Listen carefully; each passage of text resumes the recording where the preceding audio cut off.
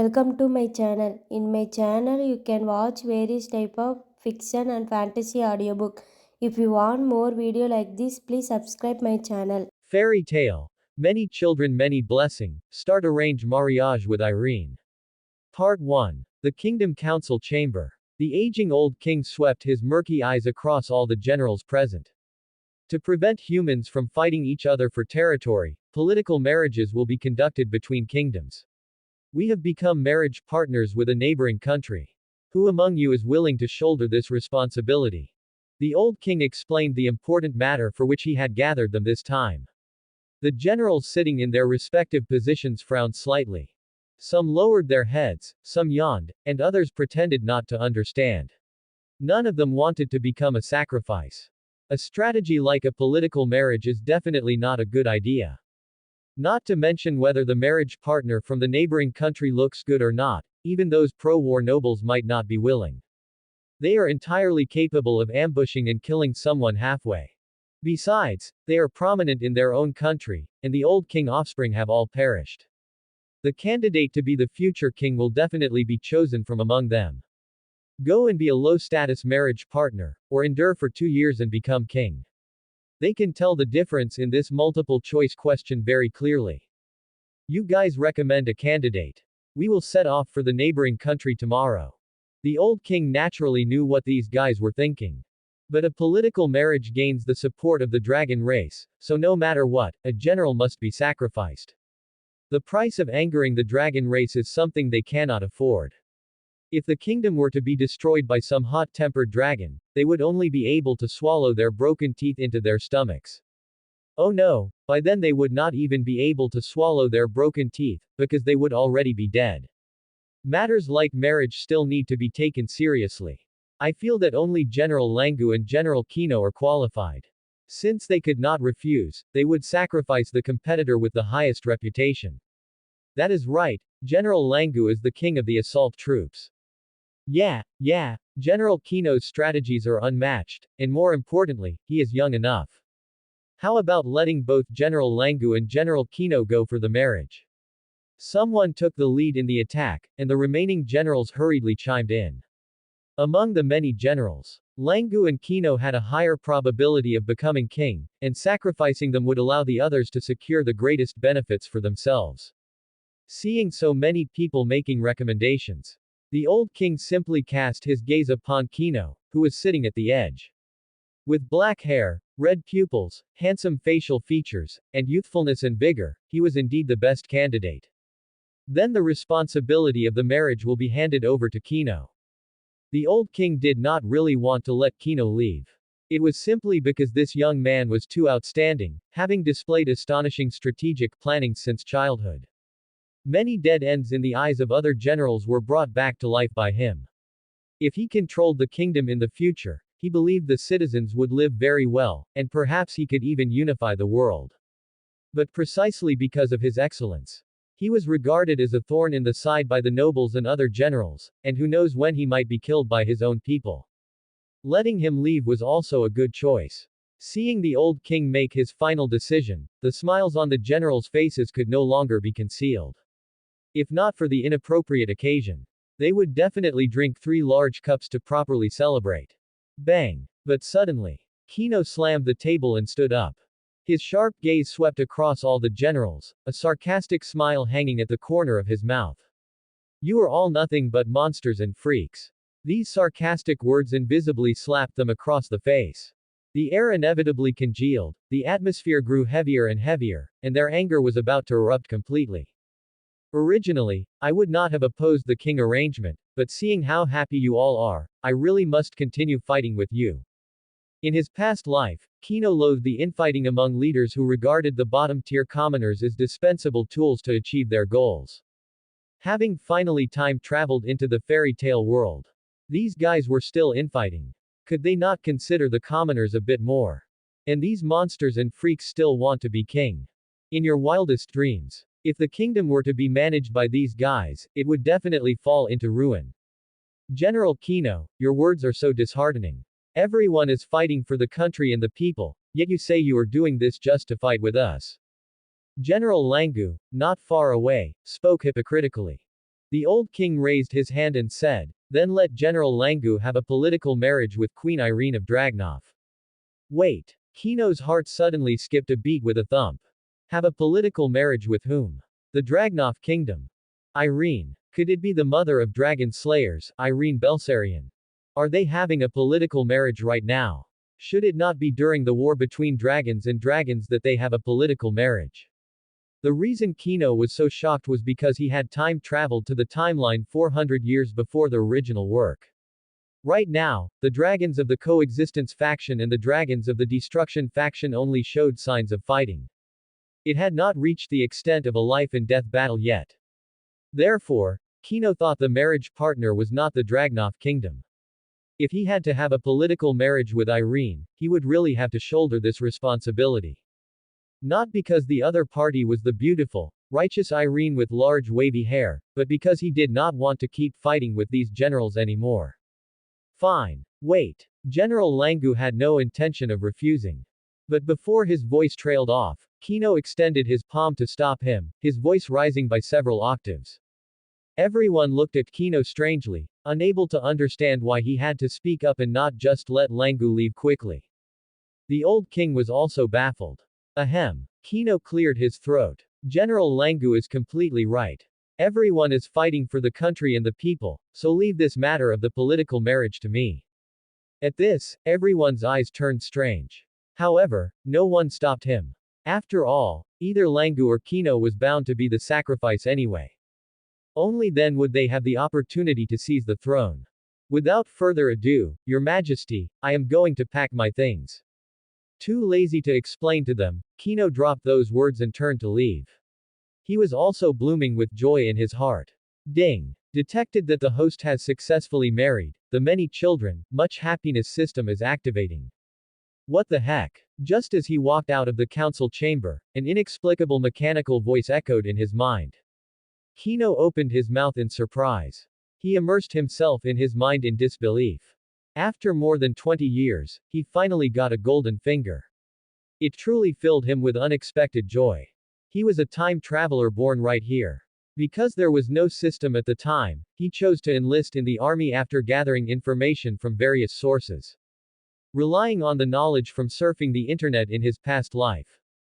He really managed to make a name for himself, and he had thought he would just spend his life like this. Never did he expect that the system would finally arrive. The many children, much happiness system, what a coincidence. He hurriedly checked the system's functions. After a moment. As the name implies, the ability of the many children, much happiness system was to have children and get rewards. He could choose his descendants, talents.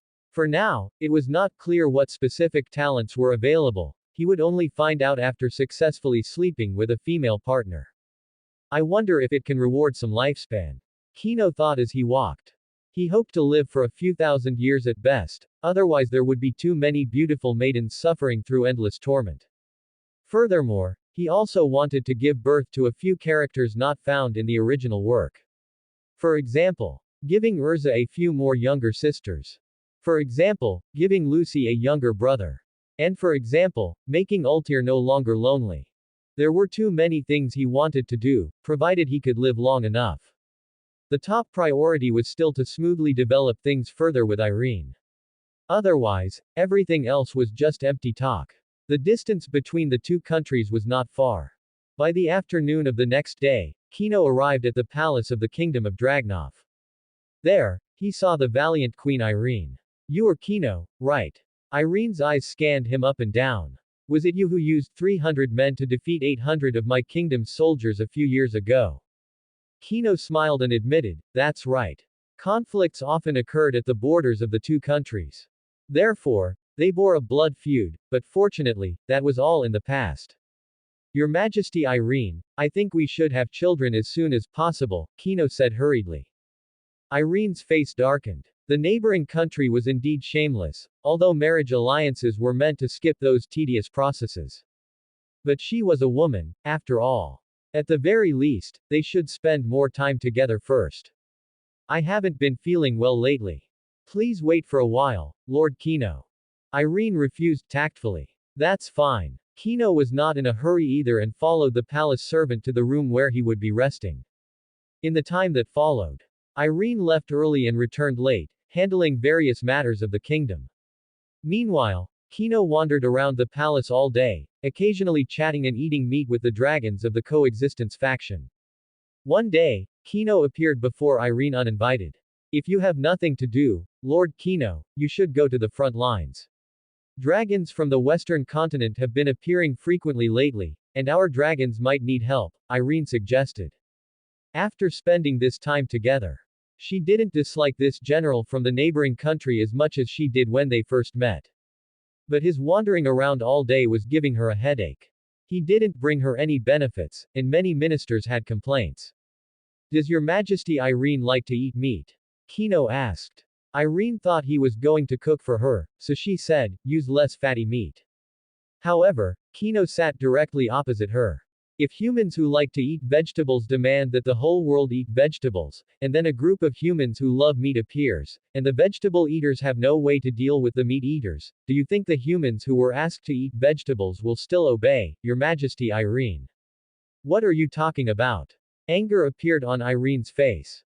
She had been troubled by the invasion of the dragon race from the western continent for the past 2 days. This guy was actually talking to her about eating vegetables and eating meat. She was in no mood to discuss such things. Just as she was about to get angry, a flash of surprise crossed her mind. Her anger was gradually extinguished. Irene then looked at Kino with a calm gaze. If the humans who ate vegetables were compared to the dragons of the coexistence faction, then the dragons of the western continent were the humans who loved meat. The current invasion from the western continent would cause divisions among the dragons of the coexistence faction. By then, they, who ate vegetables, would be the heretics. They can't be defeated at all, Kino said. The number of dragons from the western continent would continue to increase. If Acknowledge didn't appear, the ones who would eventually be wiped out would be the dragons of the coexistence faction. Then what do you suggest we do? Irene asked in return. Kino said, we just need humans who eat dragons to appear. Irene denied this. How is that possible? Human magic cannot even break dragon scales. Kino laughed. Then we must create magic capable of destroying a dragon's body. As if it were that easy. Hearing Kino's ignorant statement, Irene couldn't help but sneer and shake her head. Perhaps Kino had a talent for war. But his understanding of magic was too one-sided. How could it be so simple to create magic? Not to mention magic against dragons. I remember that Your Majesty Irene uses enchantment, right? Kino said. Irene nodded. Everything can be enchanted. Why can't we enchant the power of dragons onto humans? A shocking statement. At that moment, Irene's soul felt as if it had been struck by a brilliant bolt of lightning. An unprecedented flash of inspiration appeared. That's right. Why couldn't the power of dragons be enchanted onto humans? This way, humans could break through dragon scales and defeat the dragon race of the western continent completely. How had she not thought of such a simple method? Are you a genius? Irene exclaimed, looking at Kino. Kino smiled and replied, I'm not a genius, I'm your husband. Irene rarely didn't retort upon hearing this. Then what is the name of this power? Irene asked. Kino turned his gaze to the sky outside. Let's call it Dragon Slayer Magic. Russell, Russell, Russell tilde. Sage Dragon Belsarion flew back to the palace from afar. The atrium. This place was a sea of flowers. Dragons and humans lived in harmony, and the air was filled with a happy atmosphere. Belsarion saw Irene here. At the same time, it also noticed that the marriage partner, Kino, was by her side. Belsarion, you're back. Irene turned to greet it. Belsarion nodded to Kino and said with worry, the dragon herds from the west will hunt humans to extinction, and sooner or later, they will invade Ishgar, where we live. Irene nodded. The ideology of hunting humans has already infiltrated, and the dragon herds of the coexistence faction cannot stop it. Far-sighted. Belsarion didn't expect Irene to think so far ahead. But it could not deny it. However, it would fight to the end. Its belief in protecting humans would never change. Let us join the war too. Irene said. Belsarion refused. Human power is too weak. No matter how many come, they cannot defeat the dragon race. Irene's eyes were firm. They can win. We just need to bestow the power of dragons upon humans. It can't be done. Belsarian's first reaction was that it was impossible. The power of dragons could not be given to humans, and human bodies were too fragile to withstand dragon combat. But it could see that Irene's eyes remained fearless. It actually believed her a little bit. This method was thought of by Kino, and I think it is feasible. Irene said. Now Belsarion looked at him again. In its impression, this human, Kino, only liked to eat, drink, and have fun. It didn't expect him to have such intelligence. Enchantment can attach the power of dragons onto humans, making every human attack a form of dragon slayer magic, Kino explained. HMPH. Belsarion exhaled 2 jets of breath from its nose. Its dragon eyes were filled with excitement. Once humans possessed the power to slay dragons, then the dragon herds of the western continent would be nothing to fear. Come on. Belsarion raised its dragon body, letting Irene experiment at will. Alright. Enchantment enveloped both of them. Within 3 seconds, Irene felt an additional powerful force within her body. We still need to test exactly how it works personally. As she spoke, Irene jumped onto Belsarion's dragon head. The latter flapped its wings and left. It returned after half a day's time. At this moment, Irene's face was full of smiles. There was no need to ask to know that she had achieved amazing results. This will make it much easier to defeat the dragon herds of the West. Belsarion's voice was also full of happiness. Recalling just now, Irene had defeated the giant dragon that hunted humans in just a few moves. The effect was even better than imagined. Human potential and growth speed were indeed much faster than that of the dragon race. Next is to spread dragon slayer magic. The gloom that had shrouded her heart gradually dissipated. She believed that it wouldn't be long before the dragon herds of the western continent would flee in embarrassment. How about I enchant dragon slayer magic onto you when there is an opportunity, Kino? Having power will also allow you to protect your own safety, Irene said. Kino smiled and refused. If he hadn't obtained the system, he would definitely have agreed. Now he believed. As long as he diligently carried out the mission of more children, more blessings, the rewards he obtained would not be worse than dragon slayer magic. It's fine if you don't learn it, I will protect your safety. Irene did not force the request. She believed that as long as Kino was in the kingdom of Dragnov, his life would not be in danger. With her there, it was enough. The emergence of dragon slayer magic made humanity rejoice. Countless people whose homes had been destroyed by dragons headed to designated locations to undergo the ritual. After becoming dragon slayers, they joined the war one after another. At Irene's invitation, Kino also began to travel around with her. The relationship between the two heated up rapidly. In a valley where a town had just been destroyed, Irene floated in midair, wearing armor, wielding the enchantment empowered by the sage dragon's power with ease. Various negative effect enchantments were applied to the dragon, beating it until it howled in pain. Even if it wanted to escape, it couldn't leave due to being dragged down by negative effects like slow and weakness. Just like that, it was stiffly dragged to death by Irene. Roar. After a shrill dragon roar, the dragon fell from the sky, crashing heavily into the valley, and stopped breathing. Irene exhaled a breath of turbid air and landed on the ground. Kino immediately offered a wet towel and water. The rampaging dragons have either been dealt with or have fled, Kino said. Irene smiled and said, yes, the war is coming to an end soon. That might not be the case. Kino didn't respond. During this time, they had been clearing out dragons that were harming humans, but these were all scattered numbers.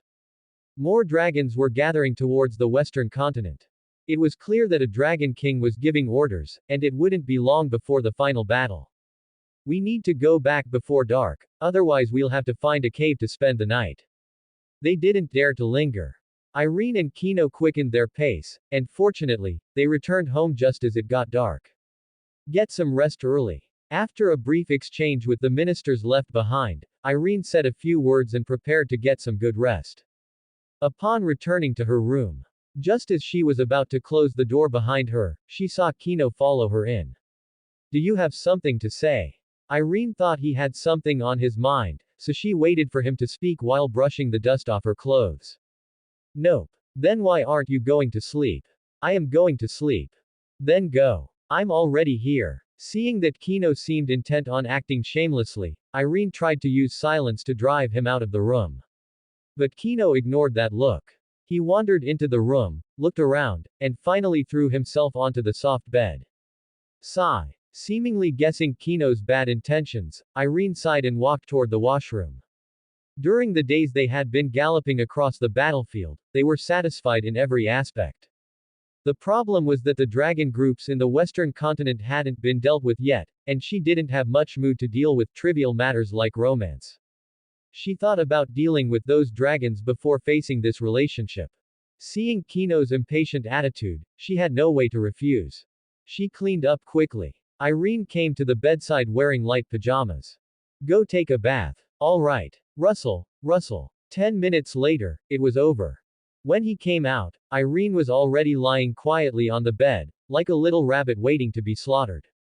When Kino lay beside her, Irene felt her heart beating fast, and her ears involuntarily flushed red. Not long after, ripples of pain and pleasure resounded in the bedroom. Ding! Host detected conceiving offspring for the first time, reward critical strike 10,000 times. Obtained passive endless life. Obtained passive always with you. Passive endless life. As long as descendants possessing the host's bloodline are not all dead, the host will not die. Passive always with you. As long as the host is alive, descendants and wife cannot be killed. Sweating profusely, Kino panted heavily, his mind immersed in the system. Looking at the rewards he obtained, he wished he could roar to the sky. When he first got the system, he was still wondering if the rewards could give him some lifespan. He never expected. The critical strike reward made him immortal directly. Even his wife and descendants became immortal too. You have to know. If these two passives appeared individually, they wouldn't be considered overpowered abilities. But what if they appeared together? If the children don't die, he doesn't die. If he doesn't die, the children don't die. Invincible. This is true invincibility. Stop reminiscing, get some rest early. Irene's voice rang out, urging him to rest early, as they had to continue to the battlefield tomorrow. Kino said excitedly, I feel terrifyingly strong right now, let's go again. Even the moon dared not show its face tonight. Ding. Target successfully conceived, please choose a talent. 1. Cute and adorable. 2. Crimson despair. 3. Eating is a blessing. Kino's movements froze, and he looked down in surprise at the exhausted Irene. He smacked his lips with a bit of regret. He didn't expect her to get pregnant so quickly, it's a bit of a pity. Then he immersed himself in the system's prompt. Choosing a talent refers to what the future child will be more compatible with after birth. This thing needs to be chosen carefully. But Kino's face fell as he looked at these three options. It was just too strange. What is that first talent? Cute and adorable. Although a cute child is endearing, this shouldn't be a talent. To lay a solid foundation for the child, Kino eliminated it directly. Then there was the third one. It was also inexplicable. While eating is a blessing, is true, he didn't want his child to have a talent in this area. Then, the second one was the answer he could choose. Crimson despair. This is Irene's future title, representing her strong power that makes enemies despair. Confirm selection. The explanation of the talent also slowly unfolded. Crimson despair. The offspring will possess the Dragon King bloodline, naturally mastering the ability to transform into a dragon and enchantment-based dragon slayer magic. Holy shit. Kino's mind was shaken. In other words, Irene's child is a Dragon King by birth. And masters enchantment-based dragon slayer magic. Insane. It's too insane. Once this child grows up, maybe they could solo Acknowledge, right? What about the other two talents? Kino suddenly wanted to see the other two seemingly comical talents. Cute and adorable. The offspring will possess the round and chubby spell. Eating is a blessing. The offspring will possess the magic of never being hungry after eating. What the hell? Round and chubby spell. Why don't you call it slippery? And the magic of never being hungry after eating, that's just a fact. When did such magic exist? Even God Anksaram would laugh his ass off. Fortunately, he didn't choose these two talents, otherwise he would have given birth to a useless waste. Deep breath. Kino closed his eyes and opened them again, turned over, lay on the side, and entered the post-coital clarity.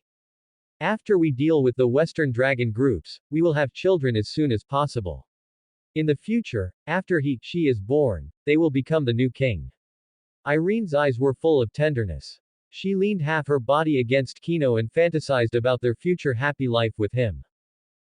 Kino responded bitterly. From the moment Irene became a dragon slayer, her future was destined to be abandoned by the kingdom. Even with passive skills, there was no way to stop her from dragonizing. It's just that by then, she would be able to freely switch between human and dragon forms.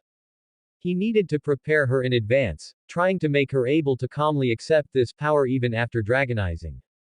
Actually, Kino felt that dragonization was pretty cool. It was just that the shadow acknowledge cast over them was too great, which made humans think that dragonization was a terrifying scourge. After their intimate encounter, Irene's gaze toward Kino was no longer so indifferent, replaced by tenderness and love. The time they spent cuddling doubled. But sweet times are always fleeting. The Western Dragon Horde suddenly launched an all-out attack. They arrived faster and more fiercely than imagined. The coexistence faction dragons hastily engaged in defense, and many dragon slayers joined the battlefield one after another. As the righteous queen, Irene could not simply stand by. Taking the burdensome Kino with her, she also began to fight. Hup. Compared to other dragon slayers, Irene's power was clearly on a much higher level. Ordinary dragons couldn't last 10 seconds in her hands. A few negative enchantments were enough to control and finish off the dragons. The surroundings of the kingdom of Dragnov became the center of the war. Who is that? After disposing of a giant dragon, Irene took some water being handed to her, drinking it while looking toward the distant mountains. Kino followed her gaze. At the top of that mountain ahead, a strange male was fighting two giant dragons all by himself. One must know that apart from Irene, all other dragon slayers had to team up in groups of 2 or 3 to take down a single dragon. Yet that male not only had no partner but was holding his own against 2 dragons without falling behind. I don't know. The distance was too great. Kino's eyesight wasn't as good as the dragon slayers. He couldn't make out the other person's appearance either. His attacks are vicious, and it seems like he's enjoying the slaughter. Irene's willow leaf brows furrowed together. In the early stages of spreading dragon slayer magic, anyone was accepted. It couldn't be ruled out that some ruthless humans had mastered this extraordinary power against dragons. As long as everyone's common enemy was the Western Dragon Horde. For the time being, she didn't seek justice for the person's slaughter, and Irene continued to gallop across the battlefield with Kino. The war lasted for many days. Because more dragon slayers kept joining their side, the number of Western dragons kept decreasing. Ha. Kill. However, the bodies of the dragon slayers began to show various strange conditions. Many were eroded by this dragon slayer power, their emotions becoming berserk, to the point where they couldn't control themselves and killed their comrades fighting alongside them. How could this be? In the kingdom's infirmary, Irene looked at the dragon slayer, who was chained up and struggling incessantly, with pain in her eyes. It's not just that simple. Many other dragon slayers are suffering from severe dizziness. The infirmary doctor reported the dire situation once again. This must be the backlash from the dragon's power, Kino said. These dragon slayers who had become berserk or suffered from severe dizziness could only be put to death.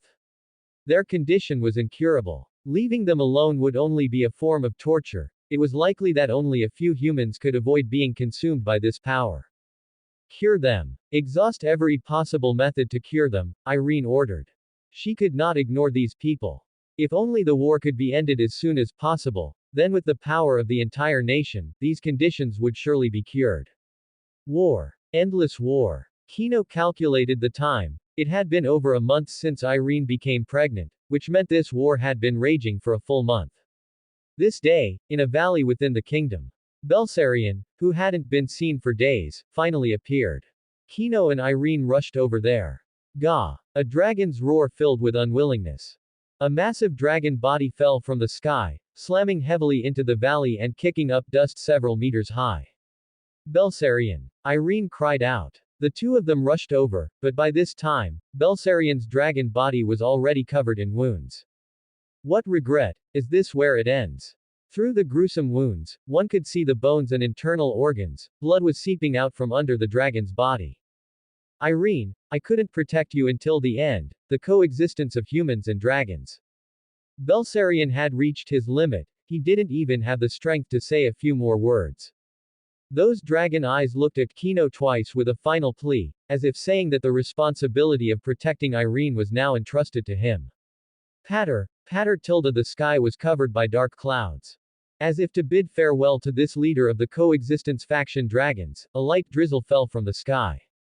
Belsarion. Woo. Irene collapsed to the ground, her emotions out of control, tears mixing with the drizzle as they slid down her face.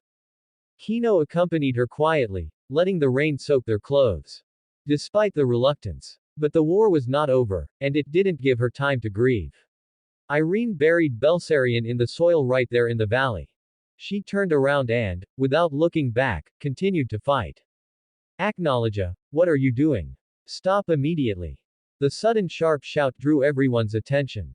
A young man was seen launching an attack against the surrounding coexistence faction dragons. Ha ha ha, dragons. Dragon Slayer. While laughing wildly, the youth killed a dragon, letting the dragon blood splatter onto his body. What are you doing? The coexistence faction dragons are our partners and allies. Irene also rebuked. Seeing her being so bold, Kino was so scared that goosebumps broke out all over his body.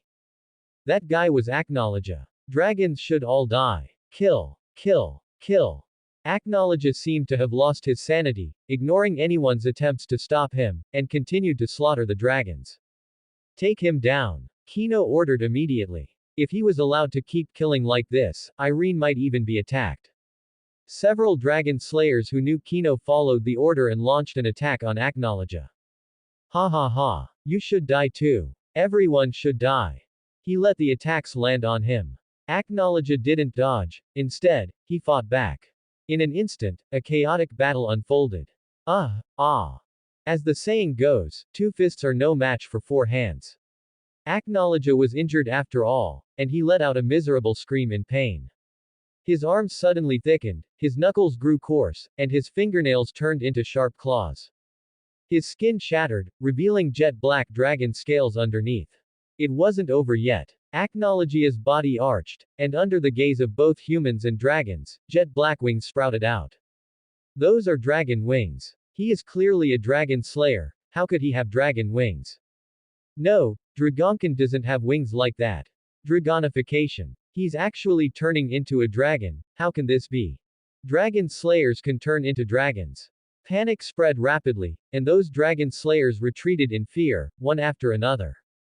Looking at the dragon blood on their own hands, they suddenly felt dizzy. Gah! Before long, Acknowledge had transformed into a dragon. And the aura he exuded was even more terrifying than other dragons. Die! Everyone die! I will exterminate the dragons! Whoosh! Whoosh! Acknowledge roared sharply, opened his mouth, and unleashed his dragon breath at his surroundings. Boom! The dragon breath destroyed the earth. The dragon slayers and dragons that were hit were actually killed instantly. Ha ha ha. Die. Everyone just go die. Acknowledge continued to laugh wildly, flapping his wings and flying toward the dragons in the sky. Whenever his sharp fangs bit into a dragon's body, he would tear it apart directly. That was a massacre. Even though Kino knew the plot in advance, he was so scared by the guy in front of him that he kept swallowing hard. Too brutal. Just based on the current Acknowledge, even several Dragon Kings wouldn't be able to defeat him. Retreat. Beside him, Irene was also frightened, her face pale. She mustered up her courage to issue an order, telling all Dragon Slayers and the coexistence faction dragons to run away immediately. She also, acting on her instincts, turned and fled with Kino. No one knew how many had escaped. Only the news of Acknowledge's endless slaughter spread throughout the world. Until the war ended. Acknowledge killed until the ground was covered in corpses, with piles of dragon and human bodies forming mountains. His eyes held nothing but bloodlust and ferocity. In the end, he bared his jagged teeth in a wild laugh, then departed with the posture of a victor. Neither the humans nor the dragons had won. Although the war had ended, the shadow Acknowledge left behind appeared in their dreams at every moment. Even Irene was startled awake from her dreams many times. Try to look on the bright side. That a dragon slayer would undergo dragonification is something no one expected, Kino said, offering comfort. Having witnessed those scenes with his own eyes, he had also been distressed for several days. Irene remained listless. Crack, crack, crack. She was sitting on the bed, staring blankly out the window, when the sound of something shattering rang out. She looked down and discovered skin flakes falling off. Rustle. As if realizing what was happening, Irene scrambled in a panic to the mirror. Through the mirror, she saw cracks appearing on her skin. Within the fallen skin flakes were, shockingly, dragon scales. No. This can't be. Her voice was filled with terror as she repeatedly grabbed cosmetics from the table, applying them heavily to that area. She wanted to cover up the anomaly that was showing. But no matter how she applied it, that spot remained clearly visible. Don't come over. At the same time, seeing Kino approaching through the mirror, she immediately raised her voice to refuse him. There's no need to be so nervous, it's just a minor issue, Kino said. That did not comfort Irene at all. Get out. After making Kino leave the bedroom, she locked herself inside alone. 7 days passed. Kino finally entered the bedroom again. He locked the door behind him and looked at Irene, only to discover that half her face had turned into dragon scales, making her look neither human nor ghost. Your seclusion during this time has already made the ministers suspicious, Kino said. Irene asked in return, are you not afraid of me? Upon hearing this, Kino looked at her with confusion. Why would I be afraid? You are my wife. Thump. These words instantly gave Irene the courage to face others. I have been researching these past few days and concluded that your current situation is the same as Acnology. The dragon seed is growing continuously within you. Those who can endure it will gradually undergo dragonification, while those who cannot end up like those in the hospital. Over the next few days, the skin all over your body will break. By then, you will first turn into a dragon woman, and then transform into a giant dragon. Kino walked to the bedside, looked into her eyes, then held her hand and said, we need to leave. In this state, the ministers will view you as an enemy. After all, the shadow Acnology cast over them is too great. Irene opened her mouth but made no sound, effectively agreeing to his arrangement. That very night, Irene, her entire body covered by a cloak, and Kino left the kingdom. As for who the new king of Dragnov was, it no longer mattered. By the side of a crystal clear lake, Kino sat calmly on the side, holding a homemade fishing rod. Ah! Shrieks came from the dense forest behind him. Roar! In less than 10 minutes, Kino's body was cast in shadow. He turned around and saw a giant dragon with red wings. He scanned the dragon's body and noticed some strange markings that hadn't been there before. Try to imagine your human form, Kino said. Irene's dragon eyes trembled slightly.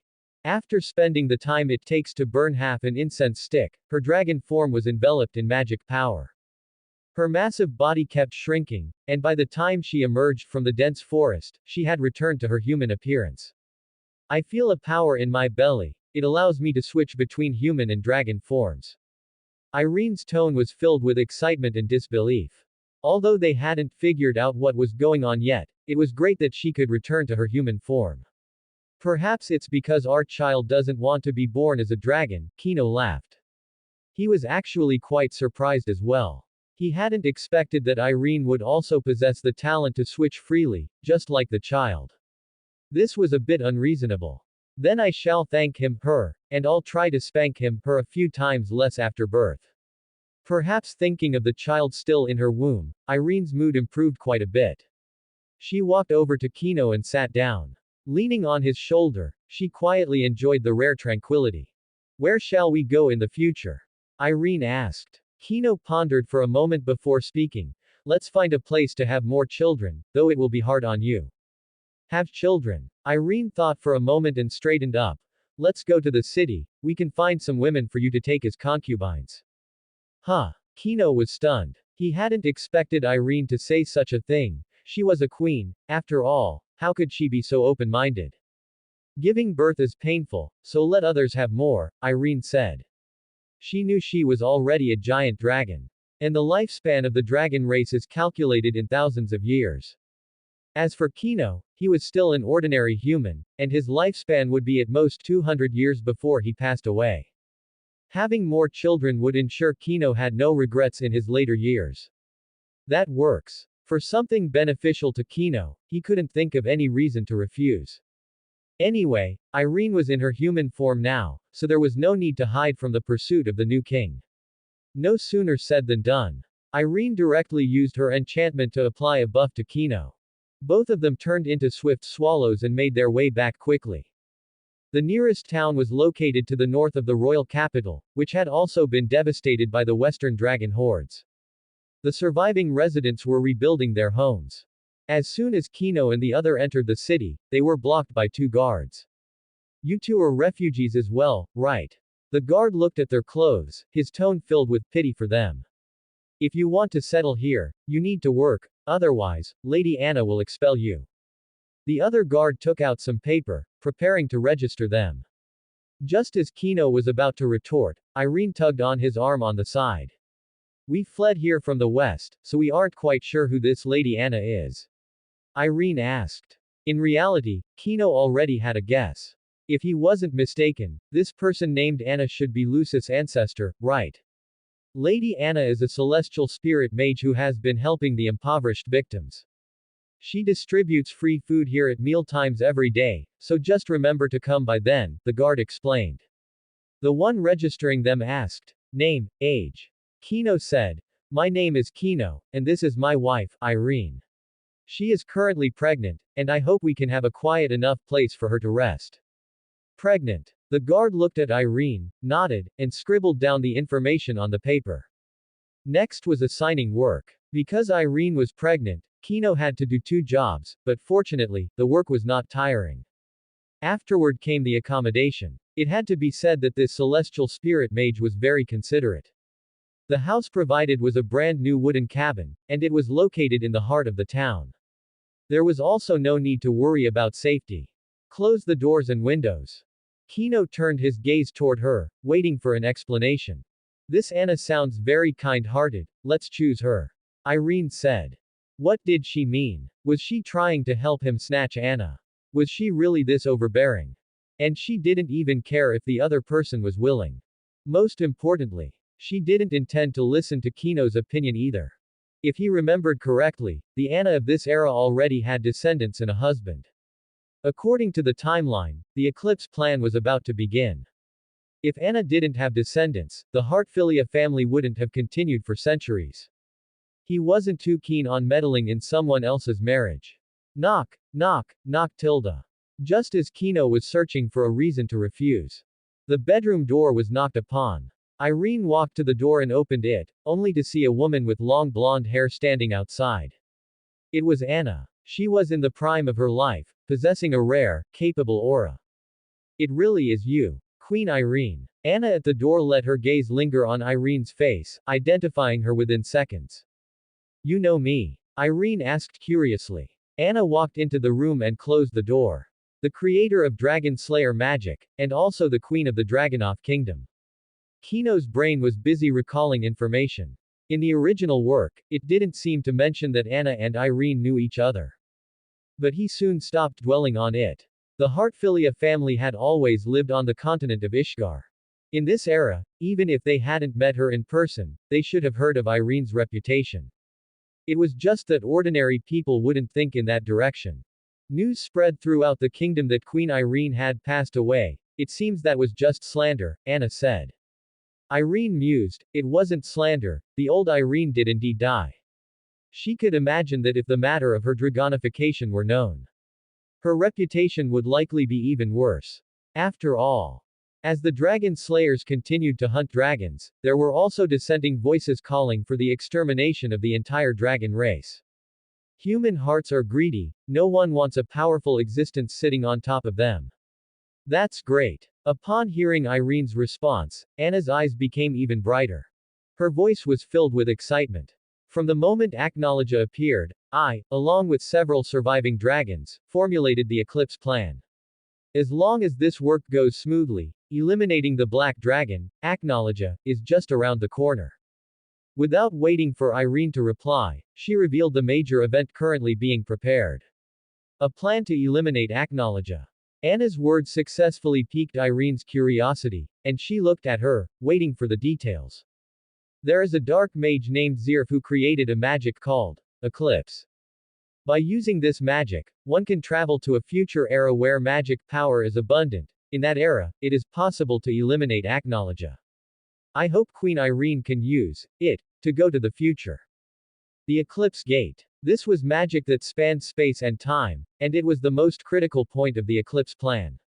Through the optimization of several dragons, Dragon Slayer magic had been completely perfected. The 5 children who were taught were the hope. Irene was puzzled. It is impossible to kill Acknowledge. That dragon does not have the Dragon Slayer attribute. In other words, in his human form, he can consume any magic power, and in his dragon form, he is immune to magic. Dragon Slayer magic is ineffective against him, and ordinary magic cannot even break through his defenses. Although I am the Queen of Dragons, it is impossible for me to defeat Acknowledge. Acknowledge's existence was unsolvable. One could only hope for it to die of natural causes. After all, even a dragon's lifespan is limited. You indeed cannot kill him, but in our plan, there are dragon kings who will accompany us, Anna said. The 5 children were the hope. The dragons existing within the children in the form of dragon souls were also hope. Pardon my bluntness. Kino, who hadn't interrupted from the beginning, spoke up at this moment. Even the dragon kings cannot beat Acknowledge. There were dragon kings who were killed back then. Seeing Anna look his way, he bluntly reminded her. He wasn't sure if Belsarion was a dragon king. But his size was indeed larger than the other dragons, and he was the leader of the coexistence faction. He is my husband, Irene introduced. She then touched her belly, saying with a face full of maternal love, I am still pregnant, and I hope our child can grow up with us in the future. Is that so? Anna pondered for a few seconds, then could only nod helplessly. Although the Eclipse Gate was safe, it was unclear whether passing through this gate would affect a pregnant woman's child. Since Queen Irene could not go, then she would have to do it herself. The 5 children would certainly need someone to take care of them in the future. Ms. Anna, are you married? Where is your husband from? Irene asked suddenly. She actually asked. Kino was even considering whether he should just leave. Anna didn't understand why she was asking about personal matters, but she still replied, my child is about 10 years old, and my husband was killed by the Western Dragon Horde some time ago. Is that so? The corners of Irene's mouth curled up slightly. The current era is still too chaotic. Why don't you have more children, Ms. Anna? My husband would be quite suitable. What? Anna was dumbfounded. She looked at the queen in disbelief. She even pinched her arm to make sure she wasn't dreaming. She felt like her worldview was being reshaped. It was as if she were hallucinating. The righteous Queen Irene wanted her husband to have children with a widow. Was she too close-minded, or had Irene been driven silly by the power of the dragon? Stop joking, Anna scolded. Irene continued, actually, my husband has a kind of magic that can make descendants stronger. Instead of placing hope in others, it is better to trust your own biological children. Shock. In an instant, Kino's eyes widened like copper bells. What did she mean? Could Irene perceive the system on him? She hit the nail on the head. He couldn't be blamed for being so shocked. He really did have the ability to make his descendants stronger. Was she just guessing? When Anna leaves later, he would have to test her properly. Make the descendants, bloodline stronger. What is the principle? It was obvious that these words had also shocked Anna, startling her into an exclamation. This time, it was Irene's turn to be stunned. Could this Ms. Anna actually believe it? How could there be such magic to strengthen descendants? She had been making it up from beginning to end. As long as she was pregnant, whether the descendants became stronger or not didn't matter at all. Believe it or not, it's up to you. Anyway, I can feel that the child inside me has terrifying potential, Irene said, speaking in riddles. She really wanted to know. Anna was on pins and needles. Her curiosity made her keep looking at Kino. She thought to herself that Queen Irene wouldn't lie to her. In other words, did this guy really have that kind of magical power? Ahem. Kino cleared his throat to remind her, this kind of thing is entirely voluntary, Ms. Anna can think it over carefully. Although he didn't really want to meddle in someone else's marriage. But then again, a widow was a different matter entirely. Besides, he did indeed need to become stronger by fathering offspring.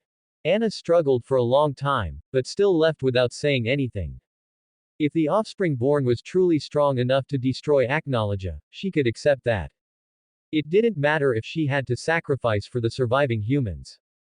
The specifics would have to wait until Queen Irene's child was born. In any case, the eclipse plan still needed a year, so there was plenty of time to verify it. After Anna left, Irene in the room rested her chin on the back of her hand. She blinked, pondering the earlier reaction, wondering if she had actually believed it. The excuse you came up with is too clumsy, Kino said. He stared intently at Irene's eyes, wanting to see how she would react. But she believed it, didn't she?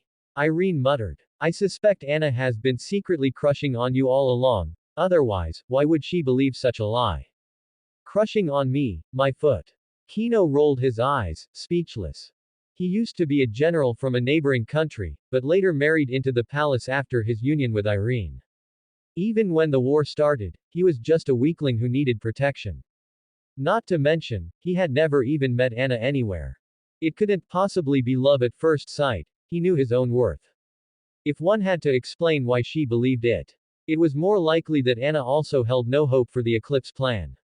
In order to destroy Aknologia, she was willing to trust Irene, the kingdom's former queen. At the same time, she wanted to grasp a glimmer of hope.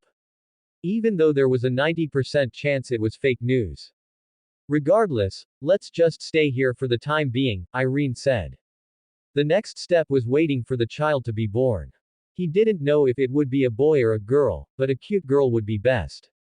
I also need to work hard for the child. It was unbelievable when he thought about it. The husband of a dignified queen was now actually going to work to raise a child. And he possessed a golden finger system. Doing the kind of work any ordinary person could do was a bit of a disgrace to the vast crowd of transmigrators. He hoped to have a second child soon. He also hoped the next reward from the golden finger would be some kind of magic that gave him the ability to fight. A construction foreman sounded very shameful. But in the eyes of many commoners at the bottom, it was considered a leadership position. Kino had the experience of climbing up step by step. Therefore, within 9 months, he had become a construction foreman for a small district, and people would hire his crew to build houses or construct things. He specifically took a day off today. He was accompanying the birth in the newly built town hospital. He had been kicked out of the room a few hours ago, and inside were the doctors and Irene, who was giving birth. Wah! Wah! Wah! A loud, resonant cry rang out. The doctors and the onlookers cheered one after another. This was the first child born in their newly rebuilt town. It carried extraordinary significance. Not long after, Kino, as the father, was permitted to enter the delivery room. On the clean and tidy bed, Irene lay there, looking slightly exhausted. Seeing him enter, she smiled. Take a look at our child, and by the way, give her a name, Irene said. He walked to the bedside. In the wooden crib sent by the residents, the chubby baby girl was staring at him with round eyes. The baby girl is very cute, but she has a birthmark on her forehead, the doctor said. Kino just glanced at the center of her forehead and dismissed the idea of it being a birthmark. Because the mark on the baby girl's forehead was a very standard diamond shape, and staring at it for too long actually caused a stinging sensation in the mind. These doctors were all ordinary residents. They didn't understand the world of magic and couldn't feel the mental suppression. She had the same hair color as Irene. In those bright, spirited eyes, there was also a sense of wisdom. Urza, let's call her Urza Belsarian, Kino said. Since he would definitely have many children in the future. If they all took his surname, he was afraid he wouldn't be able to tell which child was born to whom. Therefore, Kino decided to have all the children take their mother's surname. Besides, his surname didn't sound good, they couldn't exactly be called Urza Kino or Kino Urza. That name sounds really nice, Irene smiled. She reached out and touched Urza's little head, and the latter happily reached out to grab and kicked her legs. The hospital was full of celebration.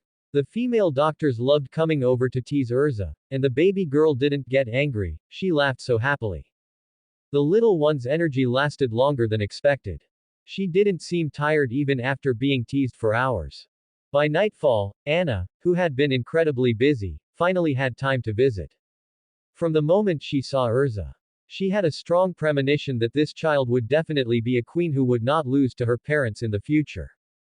Giggle, giggle. Seeing someone else come to her side, Urza happily reached out to grab again. She's so active after only a few hours, Anna said. She also took the opportunity to grab her little hand and shook it as if shaking hands. Ah, ah, ah. This shaking motion caused the keys hanging around Anna's neck to sway. Those were the keys for celestial spirit magic. The back and forth swaying made Urza feel entertained, and she reached out with her other little hand to touch them. Anna also noticed this. However, she didn't stop her. Instead, she lowered her body to make it easier for the little one to touch. Giggle, giggle. Urza was very happy when she touched the keys, waving her arms as if she were having a great time. Hum. Suddenly, the key burst into a brilliant golden light. In an instant, the entire room was enveloped in golden light. The three of them were stunned for a moment. The next second, a blue female figure with a human head and a fish tail appeared in the room. Aquarius! Anna exclaimed. Aquarius blinked, puzzled. Why are you so surprised? You're the one who summoned me out. That's not it. Anna cried out internally that she hadn't. She rarely summoned many celestial spirits, even though she had all the zodiac keys. In other words, was it Urza who summoned the celestial spirit? That's impossible. She's only been born for half a day, how could she possess the magic power to summon a golden key? And she would have to learn celestial spirit magic first. How can little Urza use celestial spirit magic? Irene asked. Even she couldn't use it. Her daughter could actually use this kind of magic. This wasn't right. As for Kino, he was stunned for a few seconds, his gaze lingering on Aquarius. Ah, the current Aquarius looked very young, roughly the appearance of a 10-year-old loli. Far from the proud figure of the future. Thinking carefully, one day in the celestial spirit world was roughly equivalent to 3 months in the magic world. 400 years was only 1600 days. Less than 5 years. Giggle, giggle. Soon, the child's laughter woke Kino up. Looking over, he discovered that Urza was actually floating in the air. Enchantment. Levitation. On the bed, Irene blankly called out the magic skill. As someone deeply versed in enchantment, she knew the ability of enchantment all too well. Just now, magic power fluctuations had occurred in Urza's body. And then she naturally floated. It was clearly the ability of enchantment. A genius. This is truly a genius. Anna exclaimed, her eyes appearing as if she were seeing an unpolished gem. To be able to use enchantment right after being born. And to be able to summon a celestial spirit, this was definitely a genius. Your Majesty, adopt your child out to me. The next second, Anna made the request with burning eyes. She wanted to snatch the child. Irene was equally shocked. Her child seemed to be a genius without precedent. But upon hearing Anna's words, she immediately pulled Urza down from the air with vigilance, clutching her protectively in her arms like a mother shielding her young. You saw it just now, this child is a natural-born genius for learning celestial spirit magic, Anna said. Although she wasn't sure how the child summoned a celestial spirit without having learned celestial spirit magic. But she was a genius regardless. She had to snatch her from Irene first. Impossible. I believe the celestial spirit from just now was summoned because Urza applied an enchantment of celestial spirit magic on herself, Irene argued forcefully. She hadn't tested if that method would actually work. Regardless, she was the expert in enchantment, so whatever she said went. I want to be her godmother. If she couldn't snatch her away, she would at least teach her celestial spirit magic. By directly asking to be her godmother, surely she couldn't be refused. If you are willing to have another child with Kino, we can be the godmother to each other's kids, Irene proposed. Wait. Kino suddenly felt something was wrong. If this happened, they would both be mothers of his children. What was the point of distinguishing between godmothers and biological mothers? No. Anna refused without hesitation. What if I can't give birth to such a cute baby girl? That would be a huge loss. Irene laughed, if you can't give birth to one, just keep trying until you do. Do you think I'm a pig? Anna was speechless, looking longingly at the adorable Urza. How could such a genius child belong to someone else? No matter what, she had to get her. How about letting Urza participate in the eclipse plan? Anna suggested. However, Irene flatly refused. This was her baby. If it were a boy, it wouldn't matter. But it was better to keep a girl by her side. Don't hesitate. My husband's talent for strengthening offspring is very limited. If you miss this chance, you really won't have the opportunity to raise a powerful child, Irene pressured her. Anna truly began to hesitate. Judging by how Urza learned to use magic in just half a day. The strengthening of offspring was real, but the problem was having to bear a child for someone else. It won't work, Anna sighed. I need to go to the future through the eclipse plan, unless I can go while pregnant. It was unknown if the eclipse gate would harm a child. As a mother, she had to be responsible for her unborn child. If something went wrong, there would be nowhere to cry. That is indeed a problem, Irene mused. The gate of space and time. It sounded high-end, but the risks were also very high. Perhaps we can let Anna live until the future. Seeing that Anna was genuinely considering this, Kino also actively proposed a solution. No matter how much magic power increases, 200 years is the limit of any human life, Irene said. The eclipse plan might not even be executable in 200 years. Not to mention the child might be too old to walk by then. I've got it. Anna's eyes suddenly lit up. Time flows very slowly in the celestial spirit world. I can live there and come out periodically to gather information. Shock. Irene's eyes widened. Not because she was surprised by the method, but because she thought about how to make Kino live longer. The child could also live for many years. Kino was also equally stunned. What he was thinking about was letting the child live in the celestial spirit world. That way, 400 years could pass, and the descendants would still be young at heart, able to join the fairy tale guild and act weak to catch others off guard. Stop dreaming. Just as the three of them were fantasizing. Aquarius, who had been summoned, said a few words that shattered their imagination. Humans cannot live in the celestial spirit world for a long time. 2 or 3 days wouldn't have an effect, but after a long time, they would be assimilated. Aquarius glanced at the little one who was playing with her tail and didn't refuse. She issued a stern warning to Kino and the others. That's right. The celestial spirit world was not suitable for long-term survival. Anna remembered this lost fact, and her sudden inspiration was extinguished just like that. Actually, what I meant by extending lifespan wasn't about going to the celestial spirit world. Kino added. Find a surviving dragon, learn dragon slayer magic, and practice dragonification to become a member of the dragon race. Humans couldn't live long, but the dragon race could. This was a suitable excuse to persuade Anna. In fact, as long as she was willing to bear his child. Even if she didn't learn dragon slayer magic. She could achieve immortality with his golden finger. Dragonify like Aknologia. Anna's face turned pale. If she had to turn into that kind of ferocious dragon, she would rather die. This method is not bad. Kino's suggestion gave Irene a new goal. If she wanted Kino to live longer, dragonification was a good choice. As long as she found a dragon, she could use her enchantment power to make Kino a dragon slayer too. Ms. Anna, don't be nervous. Dragonification isn't scary. Seeing Anna looking at him with an expression like she'd seen a ghost. Irene raised her arm, and under her gaze, dragon scales appeared on her arm, and her palm turned into a dragon's claw. The reason I fled the kingdom of Dragnov was because I also started showing signs of dragonification. I am actually a dragon now as well. What? Anna was going crazy.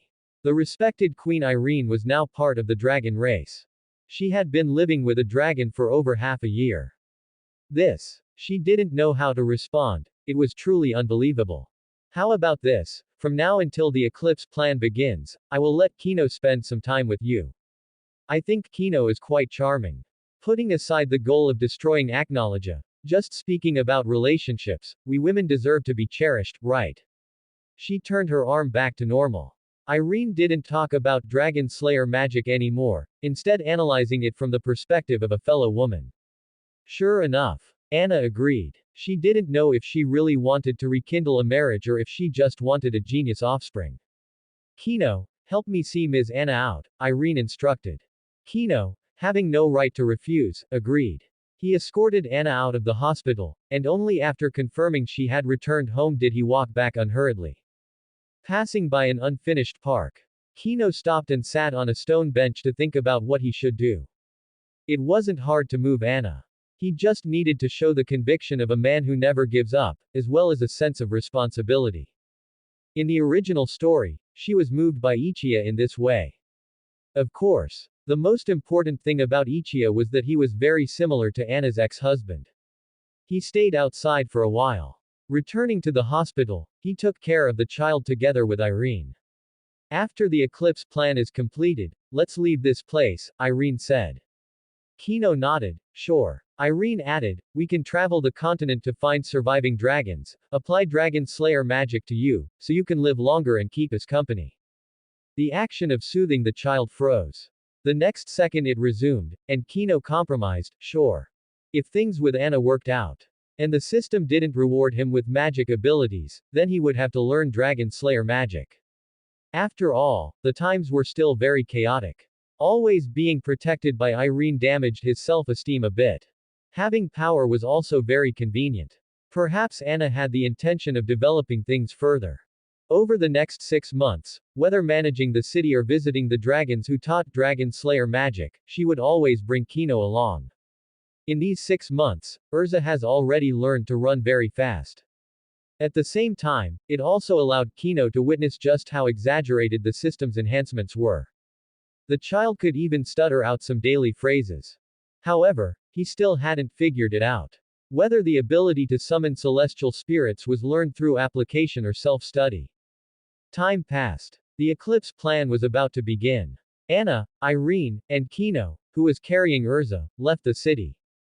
After traveling for half a day, they met with Zirf in a ruined city. Black hair and black eyes. He always looked at people with innocent eyes, as if he were suffering from a great grievance. The king of the Dragonov kingdom. Zirf immediately revealed Irene's identity. It was this person who created Dragon Slayer magic, causing Aknowledge to be born from despair.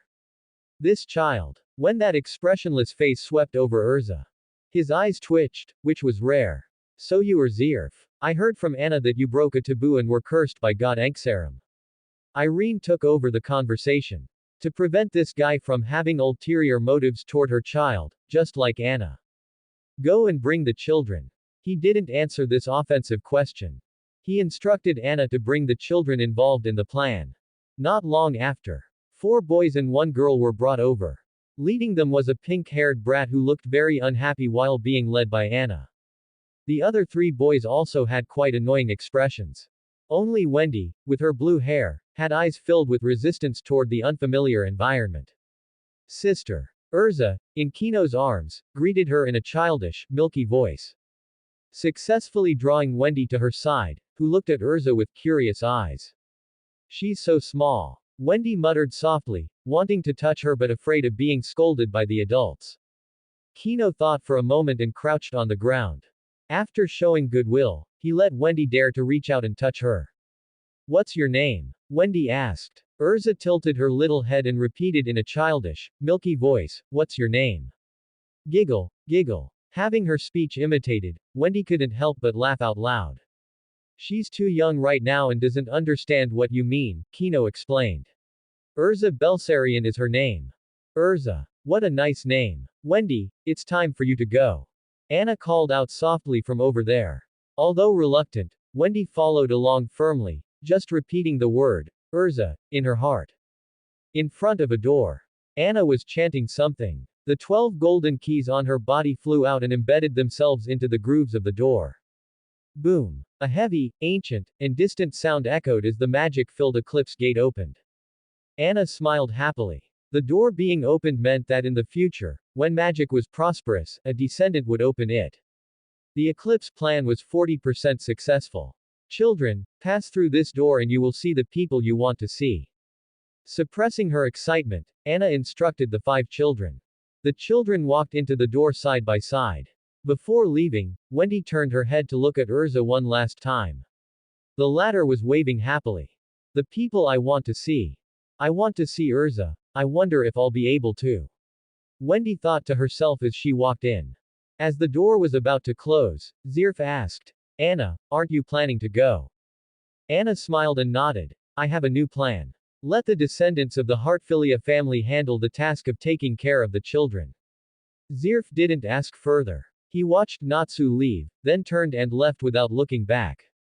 It seemed that for them, coming here was just to send Natsu away. If they remembered this in the future, they might go take a look. The eclipse plan was complete.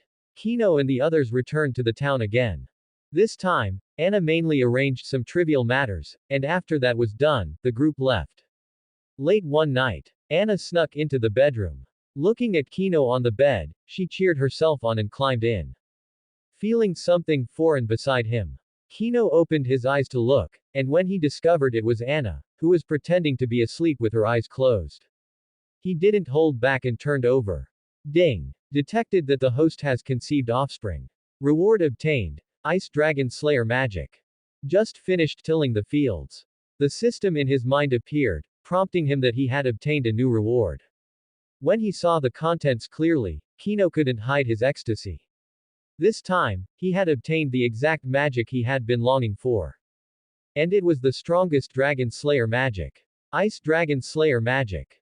This was a Dragon Slayer attribute that didn't appear in the original work, and now it was obtained by him just like that. From now on, Kino was no longer a weakling with no power.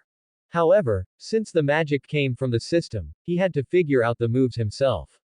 There was not even a dragon soul in his body to suppress the dragon seed. In the future, he would also undergo dragonification. Are you pregnant? This is just a transaction between us. Seeing him motionless, Anna couldn't wait to distance herself. Who knows? To ensure everything is foolproof, for the next period of time, you must come to me. If you miss a day, all our efforts might be in vain, Kino said. Hearing this, Anna had no other choice. She turned over and lay down, issuing an invitation once again. Kino didn't hold back and continued working hard in the fields, praying in his heart that she wouldn't get pregnant before he molded Anna into his shape. Perhaps his inner voice was heard. For a whole half-month, the system didn't give any prompt about a successful pregnancy.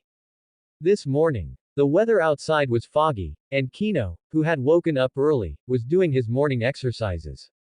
Ding! Detected that the target has successfully conceived. Please select a talent. A low growl. The system appeared just in time, and Kino hurriedly looked at the choices given this time. 1. Zodiac Guardian. 2. Emperor of the Celestial Spirit World. 3. Angel. 3 talents appeared. Although they were short names, they were at least clearer than last time. The first one was very vague. Thinking positively, it might refer to possessing the 12 talismans from a certain work. But the probability of that was very small. The highest probability was that it was a very weak ability, so he wasn't willing to take the risk to choose it. The second and third were simple. Judging by the names, Kino leaned towards the second talent because it was an emperor. The third one easily made him think of angel magic, which consumed lifespan and money. That was the magic Serrano from the Oración Cease used later on. So, the second one. After the selection was made, the details of the talent appeared. Emperor of the Celestial Spirit World. The offspring will become the Spirit Emperor. As long as there is enough magic power, all celestial spirits and their abilities can be summoned, used without keys, and the summoning command has a higher priority than that of a celestial spirit mage. Awesome. This talent was even more exaggerated than Urza's. He could use the Spirit Emperor's moves at will: water control, sand control, earth tunneling, gravity control, and super magic. And he didn't even need celestial spirit keys. He was born to restrain any celestial spirit mage. Imagine this child fighting a celestial spirit mage. The latter summons a celestial spirit, and she directly forcibly sends it back, and can even immediately turn the enemy's celestial spirit against them. What an unreasonable talent. Furthermore, since she is the emperor of the celestial spirit world, the celestial spirit king must obediently follow her commands. Summoning the celestial spirit king had no cost. Most importantly, it was summoned in its prime state. Not to mention super magic. No one knew how many super magic moves existed in the celestial spirit world that had never been seen before. When this child grows up, they will be a crushing force. All in all, the future looks promising. Kino even had a premonition that if he continued to strengthen his descendants, talents like this, his family would eventually become the strongest existence overlooking the entire world. That is a story for another time. Regaining his focus, he hurriedly checked the other two options. Zodiac Guardian. The descendant will create the 12 zodiacs, open up a zodiac world next to the celestial spirit world, and each zodiac will possess different elemental abilities. Seeing this, Kino couldn't hold back anymore. Creating zodiac magic is enough to let his child go down in history. Comparing this with the Spirit Emperor, he suddenly felt that becoming the emperor of the celestial spirit world wasn't all that great. He took a deep breath. He could only comfort himself by thinking that even if one creates zodiac magic, it doesn't necessarily mean they will become a powerful zodiac mage. He looked at the next option. Angel. The descendant can use takeover angel soul, possessing healing, holy, and light attributes. His tilde. Kino gasped. He realized he had chosen the worst talent for his child. Takeover angel. It definitely wouldn't be as simple as Mirajan's. He really wanted to go back a few minutes, he would definitely have chosen this talent back then. Don't be angry, don't be angry. His mindset was falling apart a bit. Kino decisively returned from his mental state and ruthlessly left Anna's body. The latter complained in confusion a couple of times. Let's rest for a while, Kino said. Although the passive skills granted by the system had been in effect since the moment of pregnancy, he still didn't want to continue tossing and turning. After washing up, he headed to the lakeside through the thick fog. They were in a deep mountain forest, with a huge lake in front of two wooden cabin buildings. He reached the edge and crouched down. He reached one hand into the lake water and activated the newly acquired Ice Dragon Slayer magic. As magic power was drawn from his body, the surface of the lake was visibly frozen into ice, and the surrounding temperature dropped by several degrees. Wow, ice. A soft, baby-like voice sounded. Urza trotted out from the neighboring wooden cabin and stepped directly onto the ice. Plop. Hiss. Unfortunately, the little girl was too small and couldn't control her balance at all. The moment she stepped on the ice, she slipped and fell with a whoosh. Watching this, Kino's heart trembled, even though he knew nothing would happen.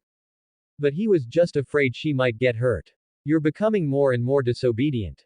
Believe it or not, I will break your legs. Irene's stern words escaped her lips.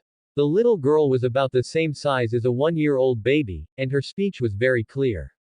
It was just that her personality was particularly mischievous. She didn't have the demeanor a little girl should have at all.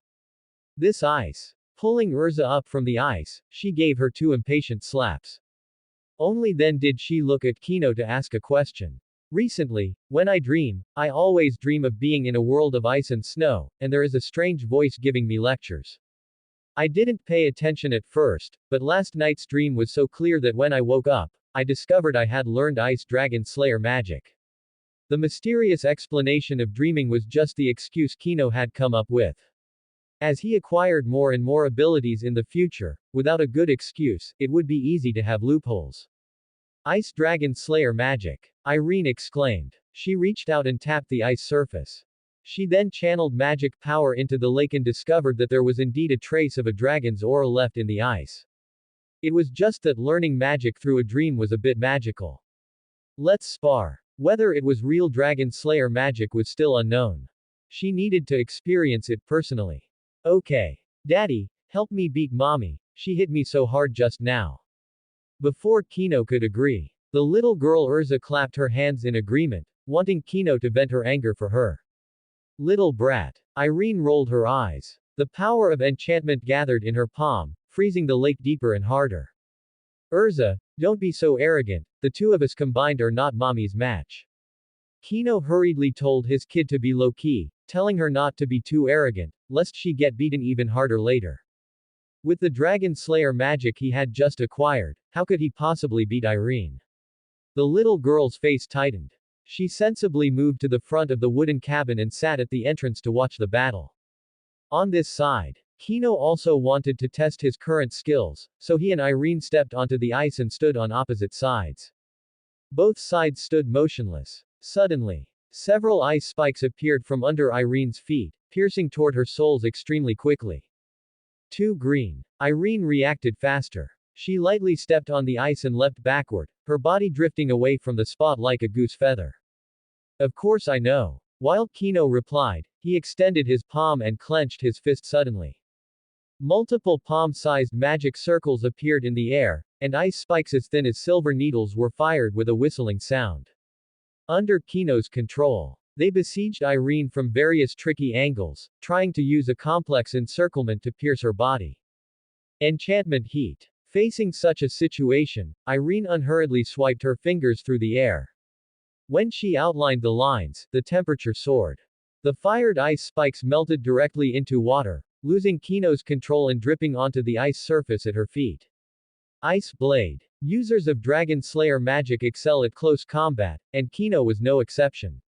Seeing that long-range attacks were ineffective, he decisively rushed toward Irene, waving his palms continuously along the way. Blades of ice supported him. Swoosh, swoosh, swoosh tilde. Facing these visible and large ice blades, Irene didn't need to use enchantment to deal with them at all. Solid magic bullets popped from her fingertips. They accurately shattered the ice blades, and she even had spare time to tidy her long hair. Ice Gauntlet. The distance was closing. When Irene was within his attack range, his left foot braked suddenly, his right fist was wrapped in ice, and he threw a punch reinforced with magic power. Bang! However, Irene just raised her palm nonchalantly. And just like that, she blocked the ice fist. Magic power is too weak, combat skills are too childish. Irene criticized his fighting style, and at the same time, her right leg gathered power and kicked out fiercely. With a bang, Kino only felt pain in his chest. His whole body was kicked high into the air instantly, with only the sound of the whistling wind in his ears. Sage Dragon's Roar. He vaguely heard Irene's low shout. Kino's expression changed drastically. This woman was going to use Dragon's Roar. Ice Dragon's Roar. He reached a sufficient height and began to fall. On the way, Kino didn't dare to hesitate at all. He took a deep breath, swallowed the water vapor in the air, and prepared his breath attack. By the time he could see the ground clearly, a raging roar technique was coming straight at him. He immediately used the same breath attack to resist. Otherwise, if he were hit, he would definitely be bedridden for 10 days or half a month. The two dragons' roars collided. A muffled explosion sounded in the air. The shockwaves they generated blew the surrounding trees until they bent down. Anna, who had just walked out of the wooden cabin, held down her hair to prevent her neatly styled hair from being messed up. Ah, you fool woman, you're trying to murder your husband. Naturally, there is a difference in strength between dragons' roars. Kino's magic power was already scarce, and this was Dragon Slayer magic he had just learned. His dragon's roar collided with Irene's, and it was ruthlessly crushed in less than 3 seconds. The unconsumed dragon's roar hit him completely. Kino screamed in pain, crashing into the ice and creating a dent. It hurt so much that it felt like all the bones in his body had been broken. It is indeed Dragon Slayer magic. Irene's beautiful eyes narrowed slightly. Although learning magic in a dream was a bit magical, she had to believe it. Otherwise, there was no reason for him to suddenly know Dragon Slayer magic. Mommy did great, I've wanted to hit daddy for a long time. The little girl's head spun fast. Before the fight, she wanted to resist with Kino, but now that she saw him beaten so badly, she immediately changed her tune. She became Irene's sweet little baby. Little Urza, you have disappointed daddy so much, Kino said, speechless. Urza sighed like a little adult, saying with a look of disappointment, who told you not to be useful, daddy? Anna. Ha ha ha ha. Irene. Ha ha ha ha. 10 months later. On the frozen ice, Kino was still being unilaterally ravaged by Irene. Ever since she found out he had learned Dragon Slayer magic in his dreams, she began inhuman training for him. In Irene's words, he needed to undergo dragonification as quickly as possible so that he could live a long life. Boom. Boom. Boom. The forest was frozen by ice. And due to their bombardment of each other, all the ice trees were completely destroyed. Thanks to this period of training, Kino progressed rapidly, having already created several Dragon Slayer secret arts based on memories from his previous life. With a human body, he was capable of sparring with Irene for several tens of minutes. Let's stop here for today. Seeing that Kino was nearly exhausted, Irene also reined in her power, ending today's sparring session. I'll look after the child, Kino said. The sparring sessions these past few days had been very short, mainly because Anna was nearing labor and needed a sufficiently quiet environment. He headed to the neighboring wooden cabin. Little Urza was furrowing her brows, lowering her head in distress as she worked on problems. On the paper on the desk were elementary school problems, various content that Kino had copied from his memories. The purpose was to make Urza knowledgeable. It is worth mentioning. Although 1-year-old Urza hadn't grown in size, her speech and walking were no different from a normal 8-year-old child. Originally, Irene wanted to teach her profound enchantment. Kino refused directly. It was really too oppressive for the little girl, it wouldn't be too late to learn magic after she turned 8. So, neither of them taught her magic. However, the little girl's talent for magic was still very strong, especially since she had already taught herself basic enchantment. She knew nothing about Anna's celestial spirit magic. After 10 months of experimentation, Irene finally determined that the little girl must have used enchantment on herself to append celestial spirit magic back then. That was how she was able to open the celestial spirit gate and summon the Aquarius celestial spirit. Daddy, I don't know how to do this problem. Seeing Kino enter the room, the little girl immediately pointed her finger at the paper. If you don't know it, just leave it for now. I'll teach you after you finish the rest of the problems, Kino said. The little girl didn't doubt him. She abandoned that problem and looked at the others. From day until night, Kino yawned as he walked out of the wooden cabin. Unexpectedly, he saw a starry sky that looked as if it were about to fall. Stars were twinkling in the black sky, and among them, more than a dozen stars were brighter than the rest. The next second, the stars began to rotate, and the black background changed into a blue starry sky. Wah! Wah! Wah! The crying of an infant sounded like a signal. The bright stars in the sky transformed, revealing various figures. Aquarius, Virgo, Taurus. Those figures were actually celestial spirits, and they had all appeared in the magic world. It wasn't over yet. Behind the celestial spirits, the majestic figure of the celestial spirit king appeared, standing in the void and looking down at the wooden cabin. Does he come with special entry effects? Kino was stunned. There was no such phenomenon when his eldest daughter, Urza, was born. How could Anna's child's birth cause the starry sky to rotate, with creatures from the celestial spirit world manifesting to celebrate? The celestial spirit king, Irene, from the neighboring wooden cabin, came out carrying the child. Looking at the sky, she exhaled, having thought an enemy was attacking. I sensed a thought in the galaxy and perceived that a half-human, half-celestial spirit being was born in the magic world. Upon arriving here and seeing this child, I discovered that he actually possesses a higher status than I do. This is a major event for the celestial spirit world. I hope my friend, Anna, takes good care of the child. Blessings of the stars. Woo, woo, woo. The celestial spirit king chanted these words. Finally, it explained the reason for their appearance in the magic world. And it also bestowed the protection of the celestial spirits. Lines of incantations appeared from the many celestial spirits, crossing the air and pouring into the body of the child in Irene's arms. The starry sky returned to normal. The celestial spirits returned to the celestial spirit world. Many things would have to wait for the future to be discussed in detail. That's pretty impressive. Kino scratched his head and walked over to Irene, looking at the baby in her arms. It was a pair of different eyes. The right eye was the same as a normal person's, while the left eye had no eyeball. In the eye socket, there was only a vast starry sky, manifesting his extraordinariness. This child is extraordinary, it really is as Anna wished, Irene said. Kino touched the little baby's finger, and the little one very intelligently grasped it. Gaia Heartfilia shall be your name. There was no hesitation in the naming process. Just based on the starry sky in that eye socket, it could hold down the name, Gaia. The surname followed the old tradition of taking the mother's, making it easy to distinguish whose child it was. It's a pity that little Gaia isn't like Urza, who could use magic shortly after birth, Irene said. This was a normal child. No matter how monstrous the talent, that was a matter for after the child had grown up. What was Urza's situation? A baby born capable of dragonification. It wouldn't be an exaggeration to call her a dragon, and dragon offspring would certainly be able to use magic at birth. Is it a little brother or a little sister?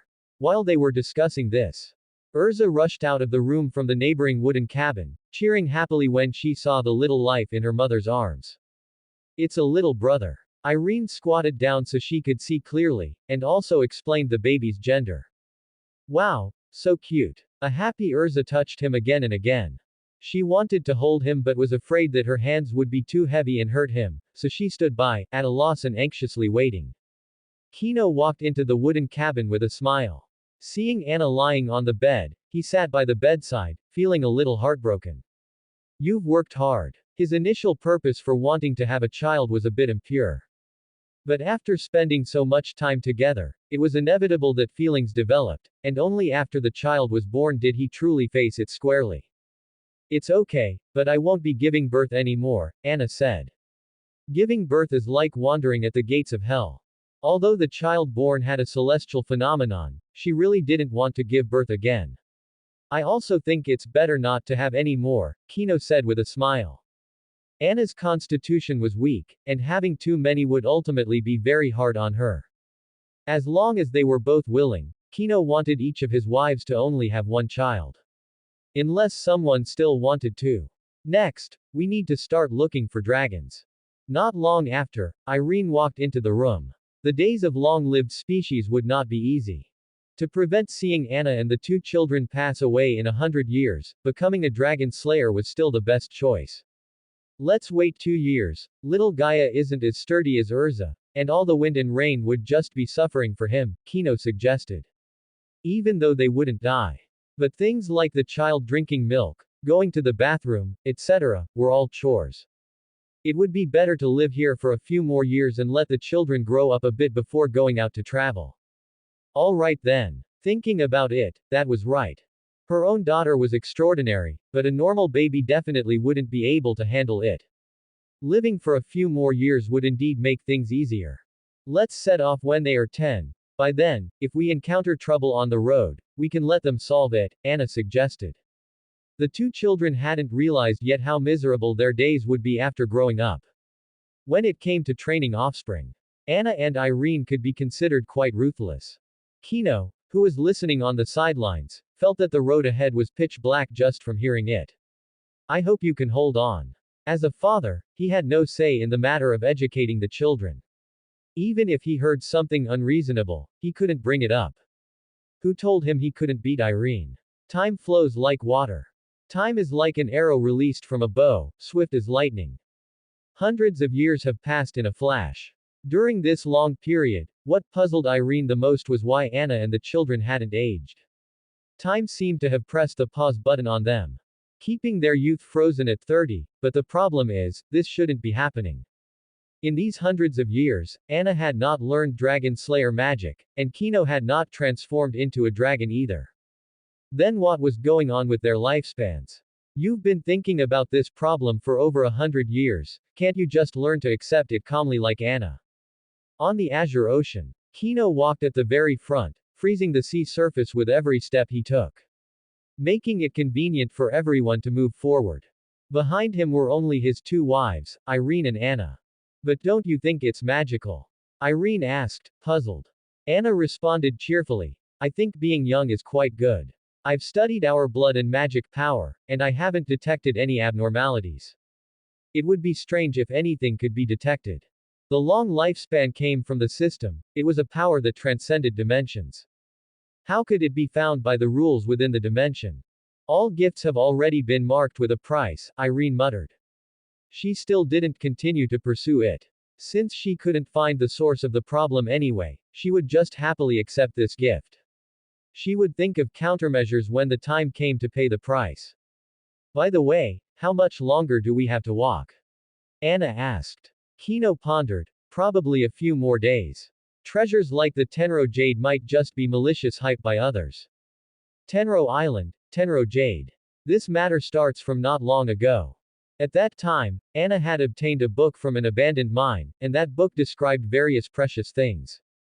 And Anna felt that traveling the continent was very boring. she decided to go treasure hunting.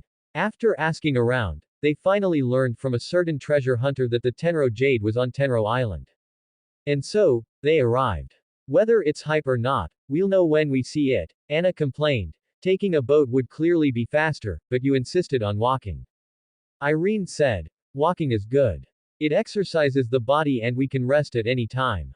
Exercise my foot. After hundreds of years together, Anna knew well that a dragon slayer would get motion sickness from all modes of transport. Taking a boat would be like being a sitting duck. Considering that the minority must obey the majority, even though she had complaints, she could only follow along. Speaking of which, Urza and Gaia haven't been in contact for 20 years, right? Kino asked. The training difficulty from the two mothers was very high. And so, the kids couldn't take it anymore at the age of 20, leaving a few letters at night and flying far away. Saying they wanted to explore the magic world. Anna and Irene were naturally unwilling, saying they were going to find the two children.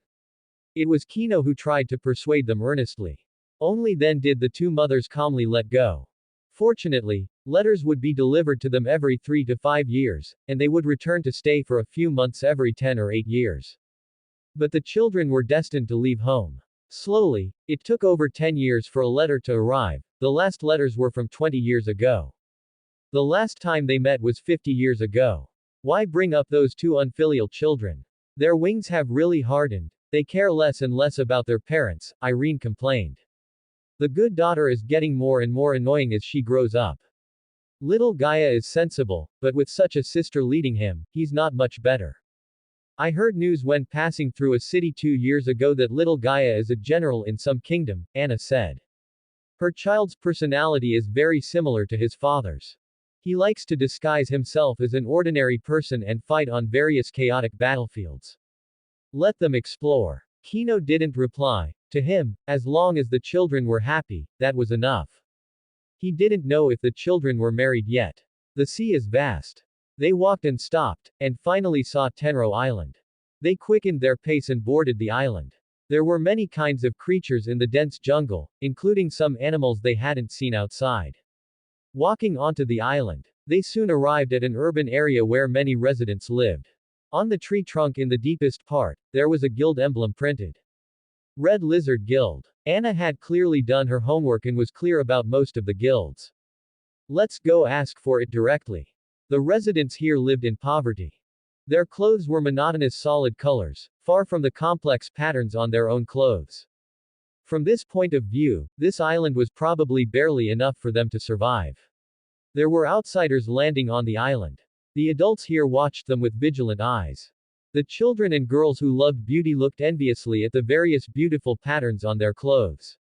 Before they had even walked into the Red Lizard Guild, several members blocked their way, their eyes full of greed and lust. Kill the man, bring the women back for everyone to have some fun. Ha ha ha. Several members attacked with weapons, leering. There was no intention of polite reception at all. This vulgar behavior made all three of them look grim. This era worships violence, Anna replied. Before she could make a move, Kino in the center exhaled. The plummeting temperature swept past quickly. Several guild members were frozen in their forward-charging posture, turning into lifelike ice sculptures. So strong. The newcomers are not friendly, run. Notify the guild that strong enemies have invaded, all children hide back in their rooms. Grab your weapons and stop them. The residents saw the guild members being instantly killed. Someone shouted immediately, and all the residents followed the arrangements. In a few seconds, they were surrounded. They were all ordinary people who hadn't mastered magic, yet now they were willing to pick up weapons for the Red Lizard Guild. How about summoning a meteor to destroy Tenro Island? Irene looked up at the sky. Pulling a large enough meteor from space would be enough to destroy this island and all living things on it. That's not necessary, Kino stopped her. There is still the cute Mavis on Tenro Island. If all life were killed, the fairy tale guild might not even be able to appear. He still wanted to go to the guild to pick a wife. Clatter, clatter. They wouldn't harm ordinary residents. The two sides stood in a stalemate for about 5 minutes. Messy footsteps followed, and it was the entire membership of the Red Lizard Guild coming to support. They were all holding weapons, ready to go. You killed our guild members, you're courting death. The president of the Red Lizard Guild, Gizalov, shouted in a low voice. He was the first to use magic. Swish, swish. However, Kino was faster. The ground under his feet froze rapidly, spreading across the town on the island in the blink of an eye, turning it into an environment covered in frost. Gulp. Only Gizalov was not frozen. He looked around and swallowed, his face twitching uncontrollably. His heart was beating like a drum. Fear struck his heart, and his nerves kept reminding him to run away. But he couldn't leave. As the Red Lizard president, how could he abandon his members and run away alone? Not to mention his daughter who was still in class at school. Your Excellency, spare my life. Gizalov decisively begged for mercy. He didn't want his daughter to be fatherless, even if it meant submitting to the enemy. As long as his daughter could grow up happily. As a father, it didn't matter if he suffered a little. Scanning the icy environment, Anna felt relieved that the frozen humans were still alive.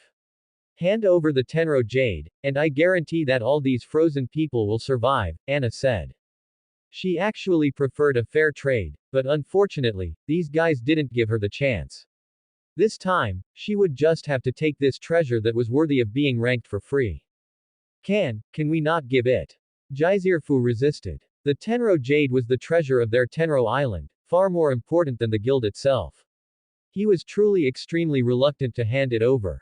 Then we'll just freeze Tenro Island into Ice Wolf Island. Kino raised his palm high, preparing to freeze the entire Tenro Island. We'll give it now. Jizirfu immediately changed his tune. If the entire Tenro Island were frozen, his daughter would surely die. Regardless, these three were exceptionally powerful. It wasn't that he chose to submit, but rather that he had absolutely no chance to resist. It was better to just hand over the treasure and discuss with the guild members how to deal with these three later. Go get it, Anna said. Jizirfu went quickly and returned just as fast. Anna placed the item into a wooden box and nodded at Kino to indicate he could lift the freezing spell. Magic power spread to every corner. The ice was slowly dispelled, and the residents looked around in confusion. The members of Red Lizard also recovered. But no one made a move, because they could still hear the outside world even while frozen. Kino ignored them, his gaze passing over the many members to look at the big-headed doll, Mavis, in the back. Mavis also recovered from the freezing. Chatter, chatter, chatter. She shivered suddenly. Instead of fear in her eyes, there was a golden glint. She seemed to sense the wonder of magic. She looked over, locking eyes with Kino, but even then, she wasn't afraid. All that remained was curiosity and innocence. We are going to live on the west side of the island for a few years. Don't disturb us unless necessary. Getting the Tenro Jade wasn't the end of it. Anna felt they should stay here for a few years to conveniently study why this thing could be considered a treasure. The three of them headed toward the west side. The members of Red Lizard dared not object. Over there, as they walked to the west side to build a house, Irene turned her head to look back at the path they had come from. Anna and Kino both looked over as well. If you keep hiding, I'll kill you, Irene said. A little girl walked out from behind a tree trunk, her eyes devoid of any fearful expression. The children here are all malnourished. In the long run, being weak and sickly will be the norm, Anna said. When her son was 2 years old, he was fatter than this little girl in front of them. Needless to say, Irene's daughter was even bigger, enough to equal 2 of these little girls. Who are you? If you follow us, you'll die, Irene asked. Mavis introduced herself. My name is Mavis Vermilion. Was that magic that froze everyone in the guild just now? So cool. Looking at the overly familiar little girl, Irene and Anna didn't know how to respond. Aren't you afraid? Other children your age would have been scared to tears, Irene asked. Mavis shook her head with a smile. Mom and Dad once told me that fairies won't appear in front of crybabies. Interesting. Irene raised an eyebrow. She ignored the little girl and turned around, using enchantment to start building the house they would live in. Amazing. Mavis hadn't left yet. She moved closer and watched intently. Seeing that the house was built with just a wave of a hand, she couldn't help but praise them. Just like that, Kino and the other 2 prepared various living supplies on this side. Mavis looked left, looked right. From time to time, she asked questions, like a dry sponge constantly absorbing the confusion in her heart. Oh no. If I don't go back, the guild master will scold me. When Kino got the fire started, Mavis finally noticed that the sky had darkened and hit her own head in annoyance. If you go back this late, you'll be eaten by wild beasts on the way, Irene threatened her. But Mavis laughed brightly. Everyone on the island is very friendly. I've never been attacked. She was like a child waiting to be praised by an elder, her expression full of pride. Then be careful on your way, Irene said, planning to secretly use enchantment to place a defense on the little one later. Mavis waved her hand and ran off. I'll come to see you big brothers and sisters another day. A stream of light landed on Mavis. With the little one's perspective, she would only think it was a speck of moonlight shining on her. Only when she encountered danger and was protected would she be able to guess who it was. In terms of age, she should be calling us great-grandmother. The three of them couldn't help but laugh. Mavis following them was initially thought to be a minor episode. Unexpectedly, the child's curiosity was so intense that for the time after, she came here every day and stayed until dark. At first, they just exchanged a few simple words. Later, Irene seemed to find the days boring and accidentally started teaching Mavis how to refine magic power. The little girl was a quick learner, but she couldn't learn enchantment. The same went for Anna's techniques. It was as if a knife had severed her path. In fact, only Kino knew that Mavis's most compatible attribute was black magic. Irene and Anna's belonged to the light element, so they couldn't teach her. During the time they spent together, the two women went from being enthusiastic at the start to completely giving up, having guessed that Mavis wasn't cut out to be a mage. However, the little girl didn't think so. She still refined magic power every day and absorbed all kinds of knowledge about magic. That night, Mavis was fast asleep on an animal skin.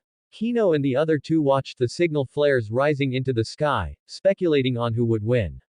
Blue Skull and Red Lizard have never gotten along. This visit was likely premeditated, Anna explained. How miserable. Irene sighed. Mages in this era love to solve problems with violence.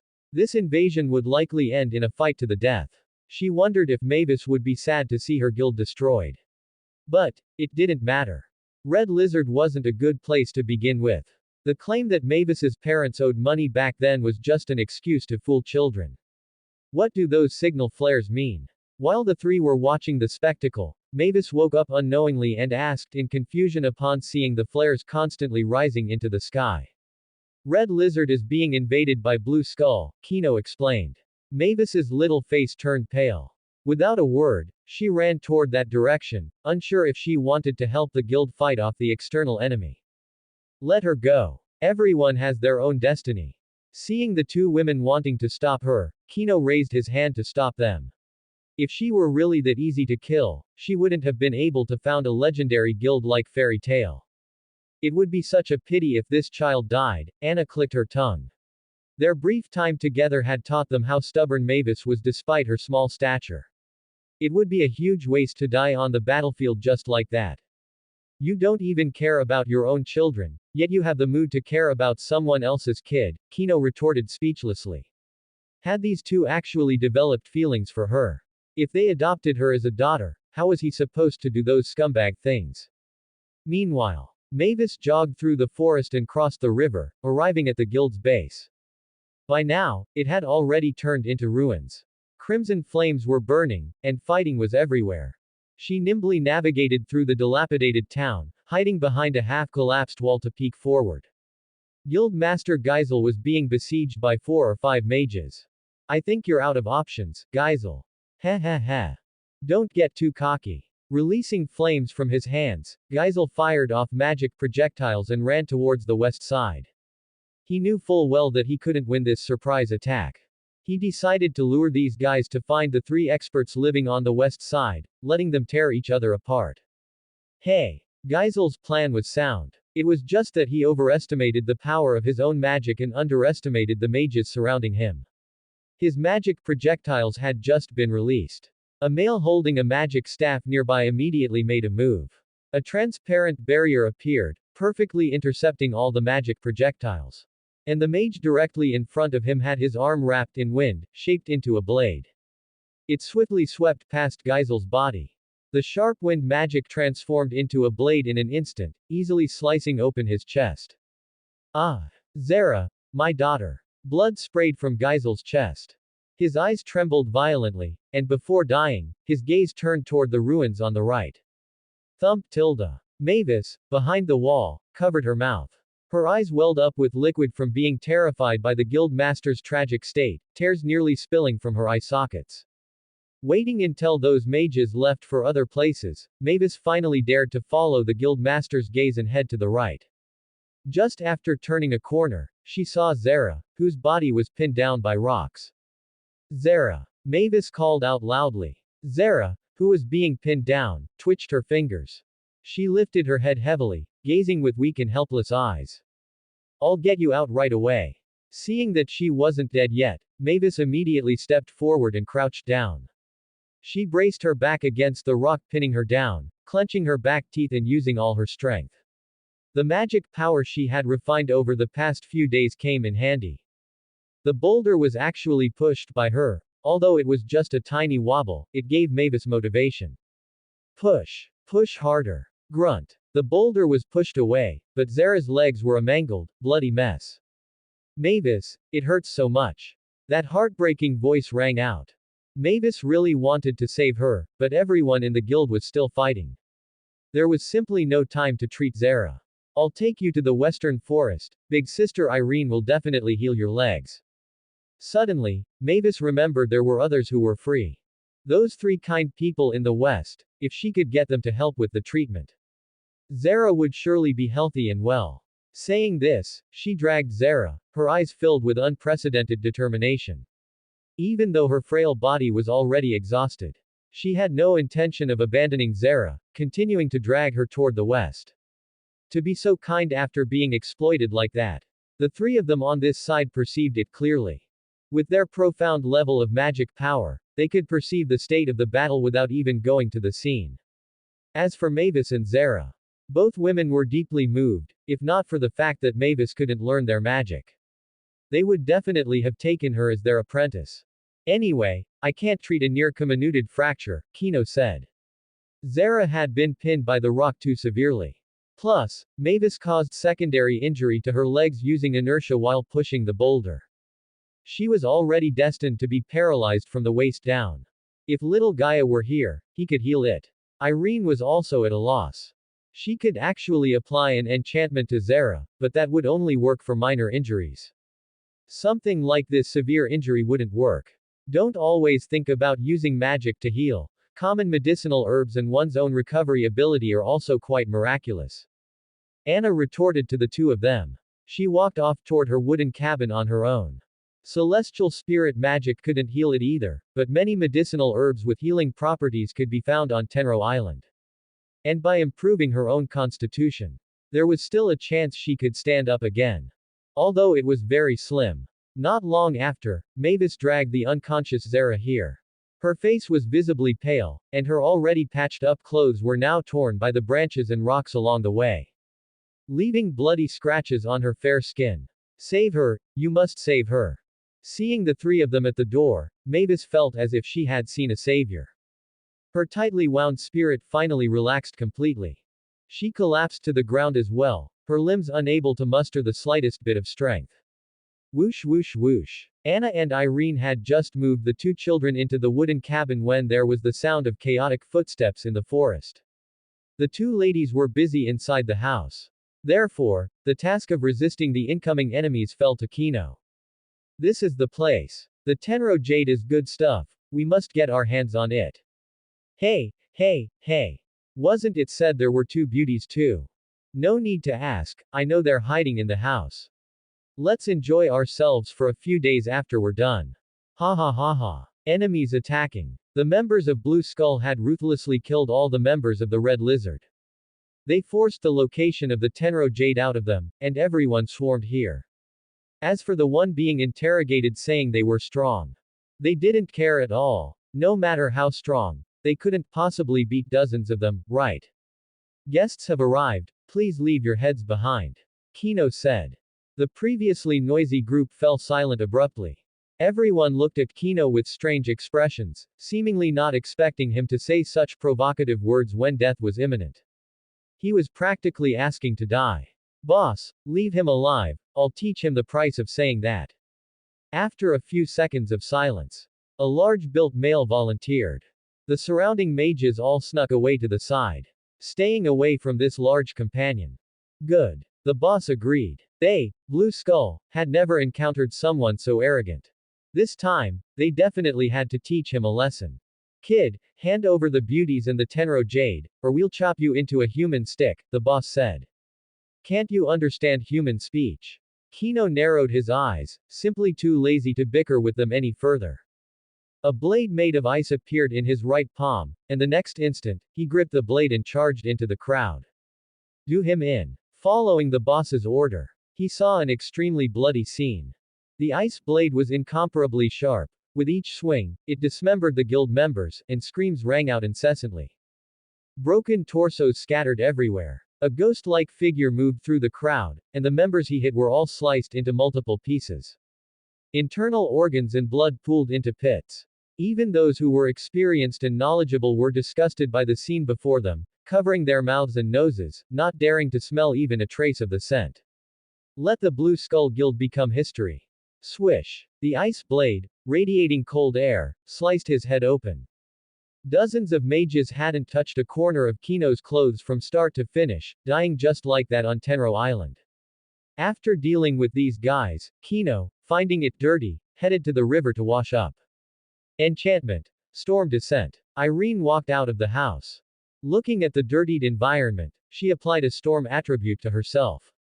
With a wave, a violent wind howled, forming a terrifying tornado in front of her, sweeping up the broken limbs and throwing them all into the ocean, becoming a delicious feast for the marine life.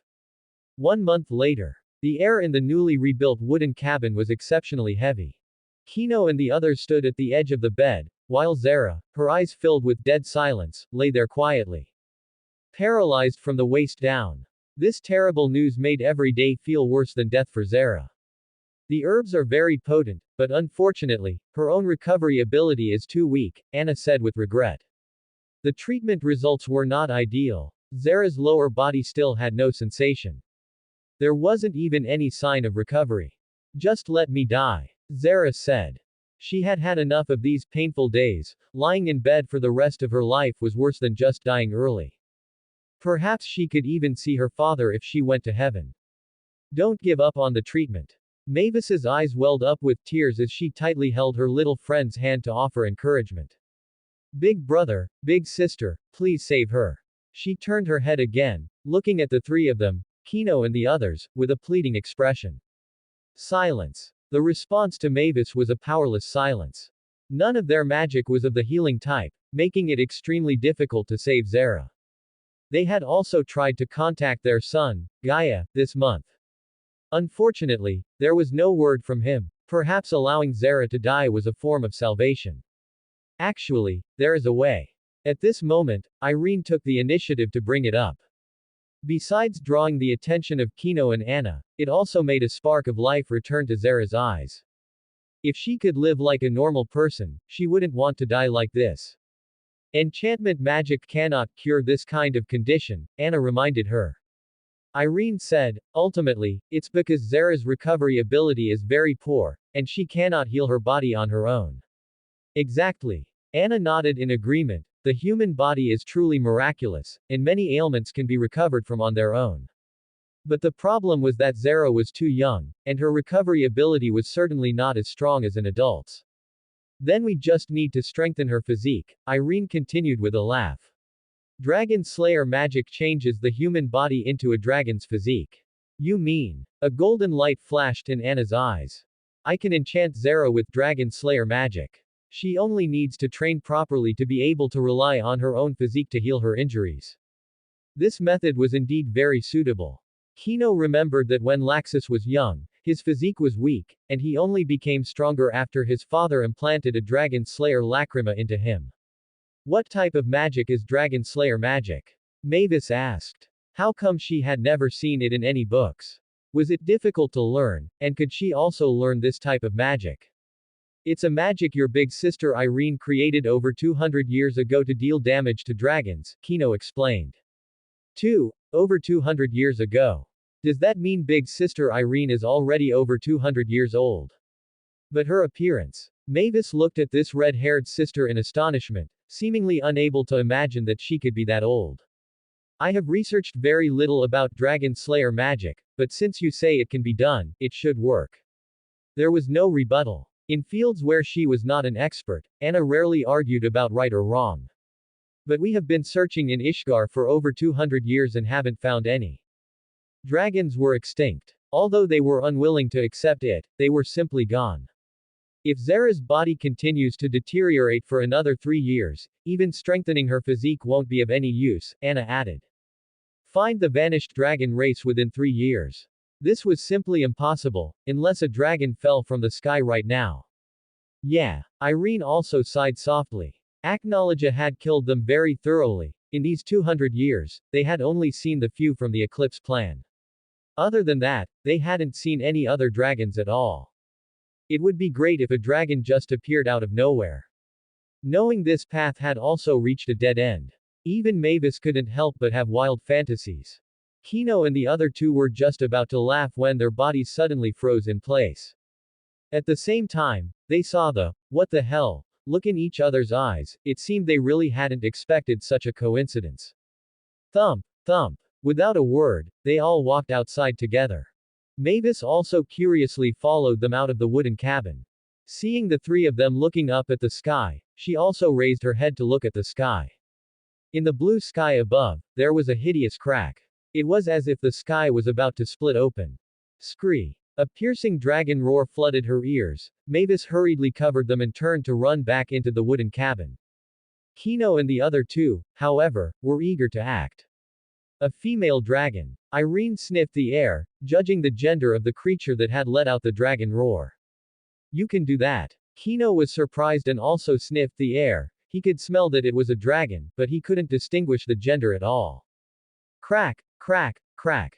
A pair of dragon claws tightly gripped both sides of the crack, slowly tearing it apart. In a few seconds, its entire form was revealed. It had a slender dragon body, and the vast majority of it was covered in dragon scales. There was also some soft fur on its neck and limbs.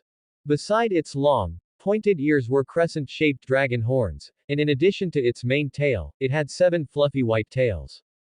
Making her look like a fox spirit that had attained enlightenment. Moon Dragon God, Selene.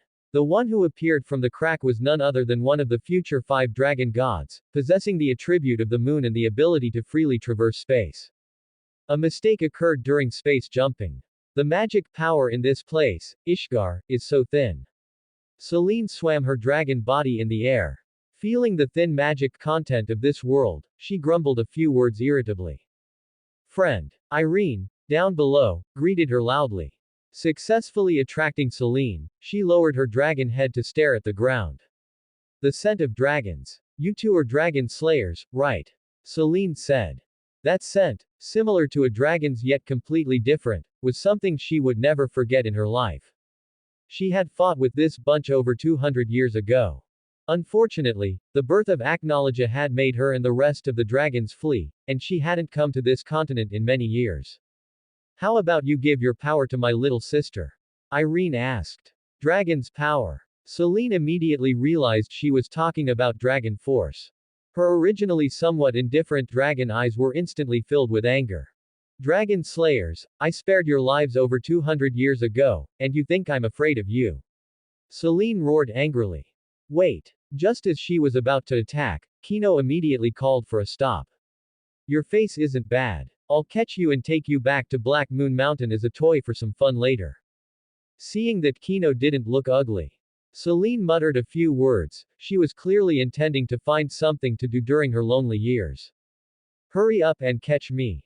Hearing that she wanted to catch him and take him back to play, Kino couldn't wait to throw himself at her.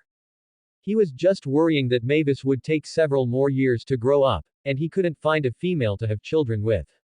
He hadn't expected this female dragon to actually have such plans. Pushing your luck. You're courting death. Anna and Irene on this side were immediately furious. How could their husband be toyed with like this by someone else, especially when the other party was a dragon that didn't even put humans in its eyes? They would not agree to it no matter what. Actually, I think it's pretty good. Kino said. He actually really wanted to be carried off as a toy for amusement. He really wanted to know what kind of talents his new children would have. It was just a pity that the two women wouldn't listen at all. Irene was even more burning with rage, her magic enveloping her body as she flew toward the sky. She was clearly going to use force to beat Celine into submission. Beat her until she's crippled and make her a maid. She can be responsible for doing our laundry and cooking. Anna, who didn't go up to help, was clapping. She even wanted to use Celine as a slave. One could say she was extremely brutal. The battle began quickly and ended just as fast. The five dragon gods, hailed as being comparable to Aknologia, couldn't even last 30 minutes against Irene. In the end, she looked like a girl who had been beaten until she cried. She curled up on the ground in her human form, not daring to make eye contact with Irene. This dragon's strength is passable. The victorious Irene stretched her shoulders. This dragon was more powerful than the vast majority of those from over 200 years ago. Combined with her good magical attributes, even she had to spend some time on this. As for not being able to beat her, Irene declared that, aside from that Aknologia, she feared nothing. She was the mother of dragons, after all. Impossible, how could I not even be able to beat a human? The curled up Celine fell into self-doubt.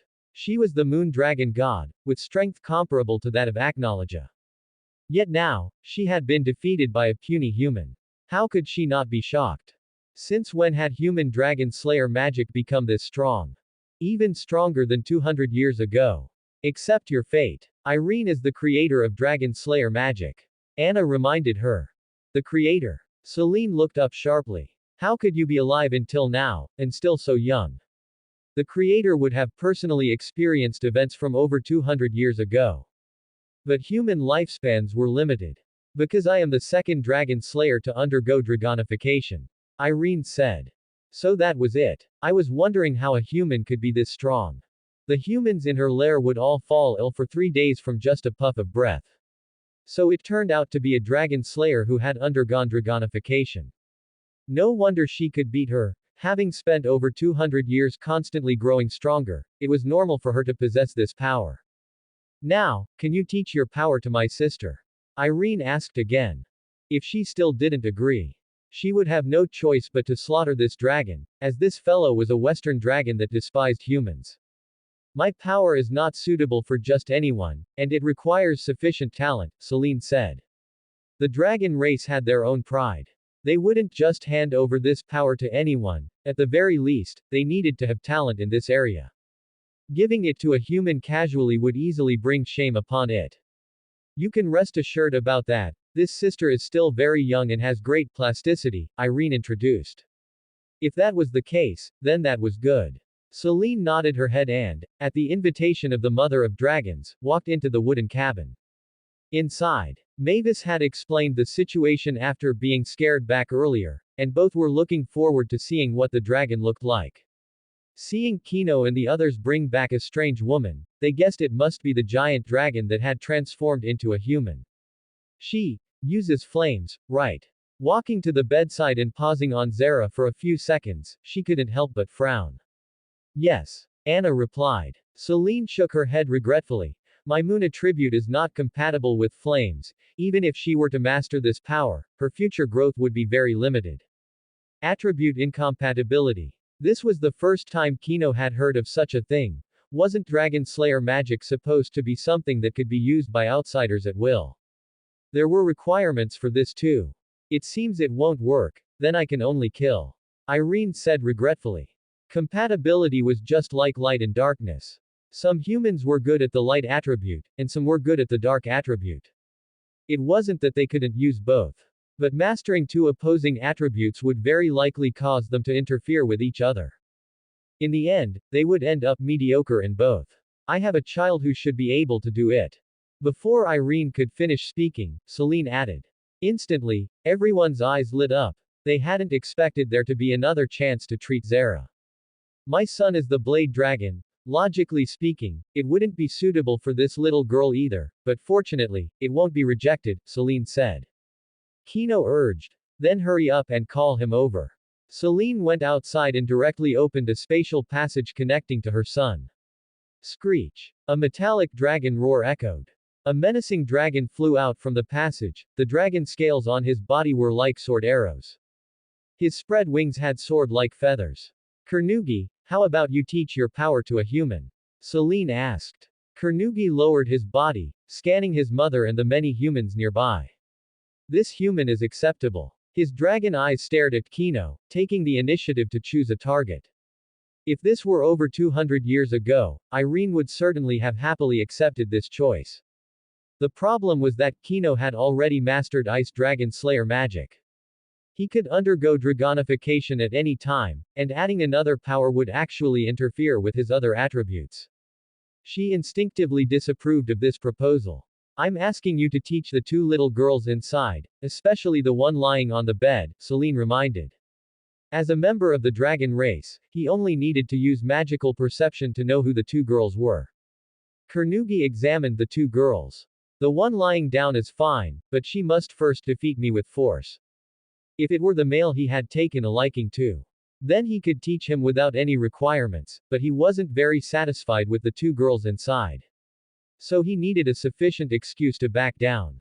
Hearing that there was going to be another fight, Irene prepared to take to the sky again to beat up this giant dragon. But this time, she was stopped by Kino. Let me try. Since learning Dragon Slayer magic, he hadn't had a proper spar with a dragon. Since he finally had a chance to practice, he had to be the one to do it. Hiss. Carnegie snorted, flapping his wings as he flew towards the distant ocean. The wind caused by his flapping howled. It blew several tree trunks until they snapped, crushing who knew how many small animals. It's good that it's on the ocean surface. If it were in the air, I'd have no way to deal with it. Kino muttered as he also rushed out quickly, arriving at the seashore and instantly freezing the surface of the sea. Not only did it provide him with a foothold, it also turned the environment into a battlefield suitable for him, slightly boosting his combat power. Screech. A loud dragon roar. Carnegie released a large amount of sword energy, slicing through the air from afar and cutting towards the ice surface here. Kino was like a skater wearing ice skates. Weaving through the ice with fancy footwork, he dodged the sword energy and continued to approach him rapidly. Blade Dragon's roar. The sword energy all cut into the ice layer without touching a single corner of his clothes. Carnegie took a deep breath.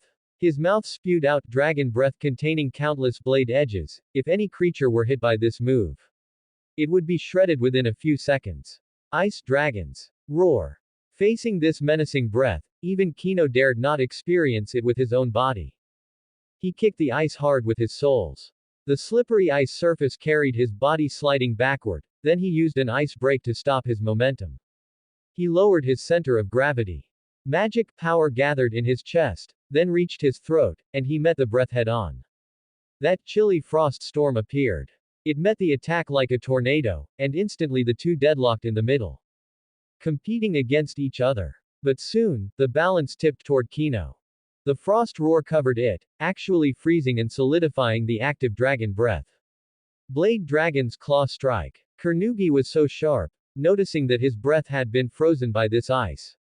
He immediately interrupted the move, turning back to use the frozen dragon breath as cover while swinging his dragon claws.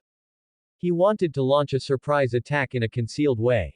Ice Dragon. Kino had long been prepared. He also ended his roar technique and used other Ice Dragon moves to go head to head. The two went back and forth, chasing each other on the ocean surface. The frozen sea constantly endured attacks, and the explosions were deafening. The two were stubbornly locked in a war of attrition. Every attack launched was fatal, determined to adhere to the principle that a hit meant the end. That's the end of part 1. Part 2 is coming soon. Thanks for watching my video. Please like and share it.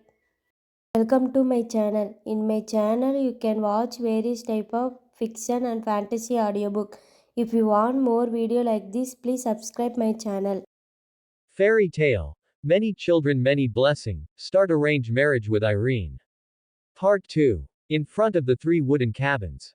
Irene and Anna brought out meat to entertain, not at all as hostile as when they first met. Perhaps because they are both mothers. They were soon chatting and laughing, understanding certain obscure dirty jokes in an instant. Mavis, who had been keeping Zara company, also sat nearby. She just couldn't understand much of what they were saying, and even felt it was baffling. After staying for a while, she found it uninteresting and went back into the house. Who do you think will win between the two of them? Anna asked. Celine spoke first. My son has average talent, he can only drag out time by relying on his thick skin. This sounded like she was saying her son was incompetent. But it actually meant that Kino's strength was limited, and he would eventually be worn down to exhaustion by her son. That's true. Irene replied with a smile. After all, they aren't mortal enemies, so they can't use those dragon-slaying ultimate techniques. Celine just gave a polite smile in response. After chatting for a while, she became a bit curious. You humans carry your offspring for 10 months, I wonder if you too. The two children in the house don't look like these two. Based on Irene's identity, she inferred that she must have been with that man for a long time. Why haven't I seen the children living with them? My son and her daughter are out adventuring. Although they are famous, the house is ultimately not very lively, Anna said. Irene dangled a temptation. The dragon race reveres strength. Miss Celine, are you interested in having a cub with my husband? This dragon lady is very beautiful. With full hips, she's good for childbearing, and the offspring born would definitely not lack food. Besides, she was also quite curious about the talent of the children born next. My daughter and Anna's boy, their talents are extraordinary, Irene said. These words would definitely attract Celine's attention. One must know. In order to make their offspring stronger, the dragon race can accept any powerful member of the opposite romance. He is just an ordinary human, right? Celine was indeed curious, but she didn't see what was so impressive about that man. Only his looks could attract her attention, but that wasn't enough to make her bear children. Then let's make a bet. If your son is more severely injured later, you will have a child for Kino. Irene said. A few more women is fine. If the children born have high talent, as the main wife, she would have no objections. Anna, nearby, was a bit reluctant. But thinking about how she had approached with bad intentions in the beginning, she had no qualifications to object. Deal. Celine thought this bet was a sure win. Her son is particularly resistant to beatings, and a dragon's recovery ability is far faster than a human's. He had almost recovered his injuries by the time he returned here from the sea, so she wasn't worried about losing. The bet was made, and the three women continued to eat meat, chat, and wait, each with their own thoughts. When the sounds of explosions from the battle on the sea ceased, the three of them stopped talking simultaneously, tacitly choosing not to use magic to sense the outcome in advance. Instead, they looked towards the ocean, waiting for the parties involved to return. Slowly, the sound of footsteps came from the forest, and two figures appeared. Kino was shirtless, his well-defined muscles covered in quite a bit of blood.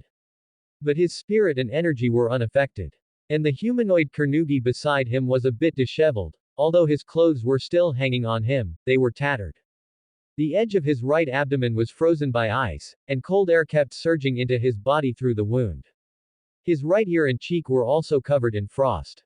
His eye twitched from time to time, which was enough to show that he was enduring this cold magic. How did you get injured like this? Celine couldn't argue at all. The difference was clear at a glance, her son was simply too incompetent. It really would be better to have another one. Lord Kino's ice is very strong, but these are just superficial wounds. A couple of days of rest will be enough, Carnegie replied. Saying such things now was meaningless. This stupid son didn't even know his mother had lost the bet and was about to be slept with by a male human. Let's quickly add the dragon slayer power. With the children nearby, Irene sensibly did not bring up the matter of the bet. Carnegie nodded and followed her into the wooden cabin. Standing by the bed, waiting for Irene to attach the Sword Saint Dragon's power to Zara. As streams of magic power were transferred, Zara became a new dragon slayer. When will I be able to stand up? Zara asked. Carnegie frowned slightly. About 10 days. For the next few years, I will teach you dragon slayer magic. Hearing the exact time, Zara couldn't help but shed tears of joy. She had really wanted to die during this time. Watching her equally small companion gritting her teeth and clumsily learning how to take care of herself, she felt especially heartbroken. That's great, Zara. Mavis was also genuinely happy for her. It was great to see her childhood friend happy. The heavy atmosphere in the wooden cabin gradually lightened. Like the sky dispersing dark clouds, revealing the bright sun once again. Little girl, would you like to become a dragon slayer too? Celine asked. Irene said. This child doesn't seem to be able to learn magic. Anna added some pleasant words. Mavis should learn more powerful dark magic. The children were still too young. Saying unpleasant things could easily hurt their fragile self-esteem. Mavis laughed happily. Thank you, Dragon Big Sister, I am already learning better magic. Of course, she wanted magic that wasn't even recorded in books. But she also knew her talent was poor. My moon attribute is more powerful at night, so it's not an exaggeration to say it is a type of dark magic. Celine said. Since she was going to have a child with Kino, she would inevitably be staying for a few years, so she might as well teach an apprentice to pass the time while she was bored. That would be best if that's the case, Anna agreed. Mavis's eyes became extremely bright. Deep down, she was so happy she almost lost consciousness. She could also learn magic. Come on. A mother's magic is definitely going to be much stronger than a son's. Celine said.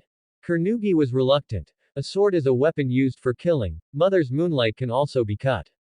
Celine said. Then let's make a bet. 7 years from now, let them spar. If you lose, hurry up and find a wife to have 2 kids. Carnegie asked back. Then what if mother loses? Celine showed her neat teeth. Mother will beat you up. Carnegie. This kind of bet was simply unfair. Why is it that when the mother loses, he still suffers? Is the son supposed to just take the loss? HMPH. Even if I have to get beaten up, I must make my apprentice win. Carnegie's inner monologue was very rich. He sat directly on the ground and started organizing the lecture content. The argument between mother and son was also quite interesting. Kino smiled and left the wooden cabin. He didn't expect Zara to survive. And he didn't expect that Mavis, who was supposed to be cursed, would also become a dragon slayer by chance. Even if she leaves Tenro Island 7 years later, she won't need to learn unfinished black magic. The curse of God Anksaram will never appear. Kino. While he was thinking, Irene also walked to his side with a smile. Celine agreed to have children for you, aren't you very happy? Irene said. What? Kino widened his eyes, looking at Irene, his main wife, with an expression of disbelief. Happiness came too suddenly. He didn't know what expression to use for a moment. Over these years, I have guessed that since the children's bloodline talents are so powerful, it must be because you yourself are not ordinary. So I decided to have more children. How smart. Kino looked at her with new admiration. There are no fools among those who can become kings, it stands to reason that she could guess such things. Then as the main wife, shouldn't you lead by example? Kino directly embraced her body. He leaned his mouth to her ear, breathing into her ear with a magnetic voice. Wait a bit. Of course, having another child is no problem.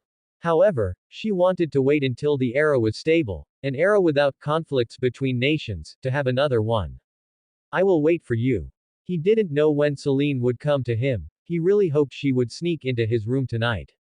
Kino, with a feeling of anticipation, was lovey-dovey with Irene. In the blink of an eye, 7 years had passed. Mavis and Zara had grown into young girls, and the two often sat on the highest branches of Tenro Island. Their gazes were filled with longing for the outside world. That's it for today. Carnegie ended today's lesson. It's time for me to leave. He had said back then that he would leave after 2 years. Who would have thought that 7 years would pass in the blink of an eye? He had nothing left to teach. It was time to end these dull years.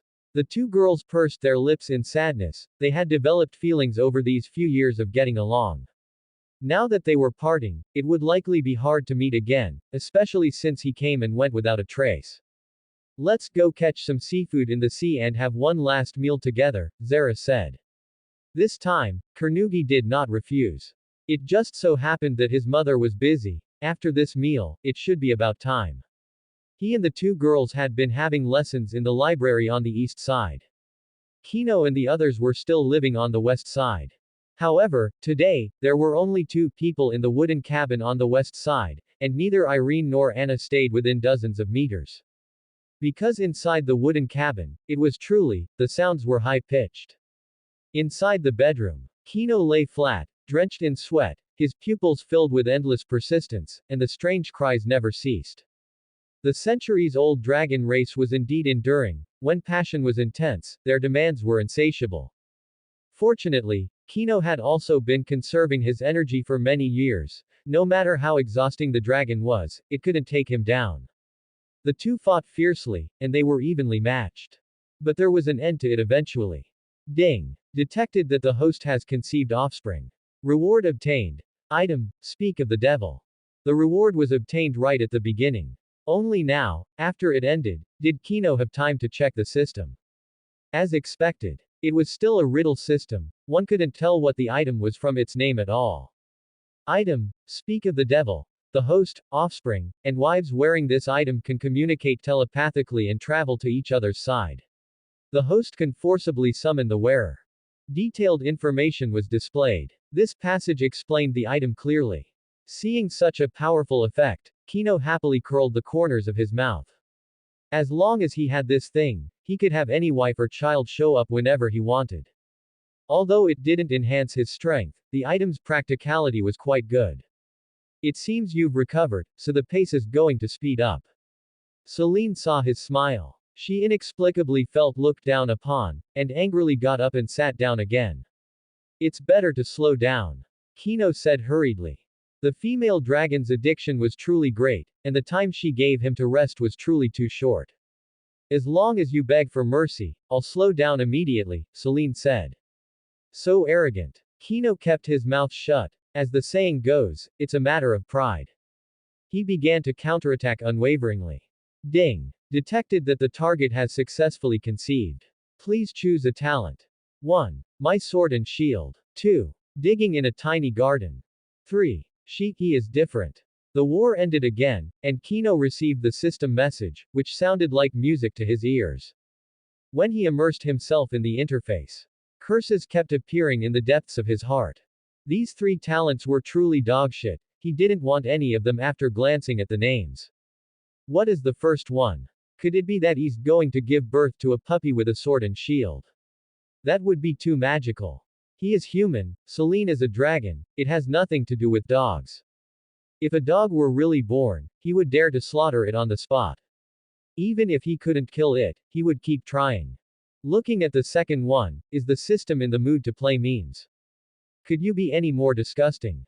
It's really impossible to tell what kind of talent it is from the name. Maybe it's an offspring that can sing nursery rhymes.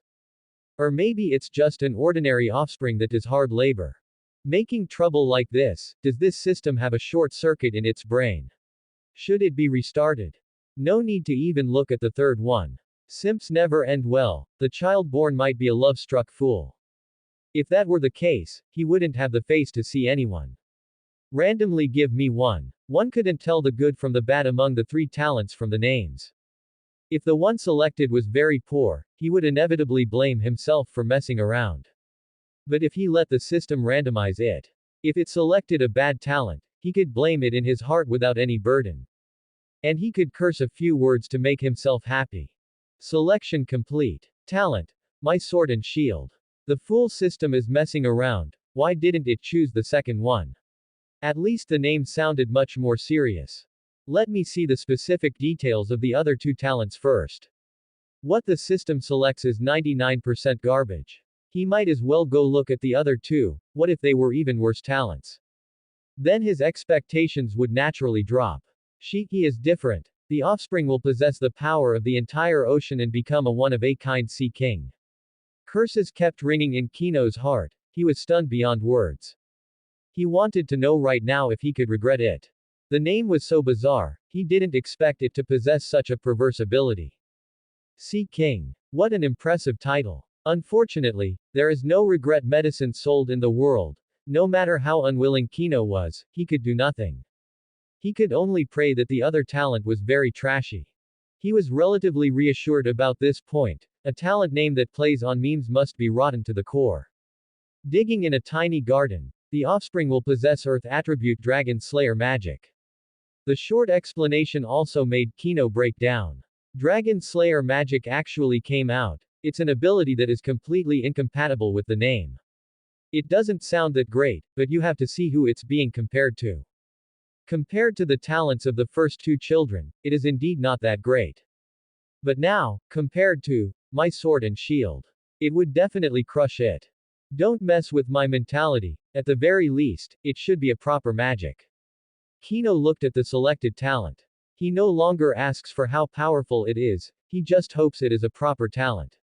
My sword and shield. The offspring will grow into a sword emperor dragon king, mastering the power of the blade.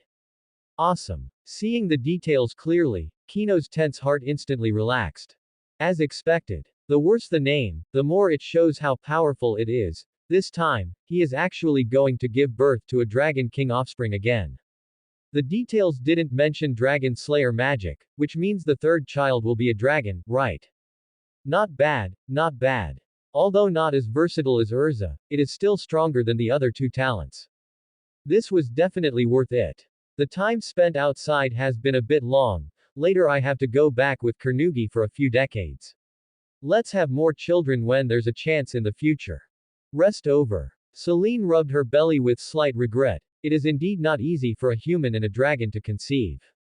And twice is indeed a bit too little. It's all her own fault for insisting on spending a few years together before sleeping together, which led to too few times.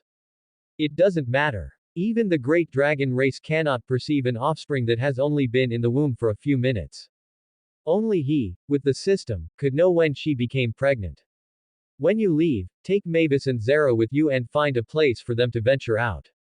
Kino instructed her. Now that 7 years have passed, the first members of Fairy Tail who founded the guild haven't come to Tenro Island.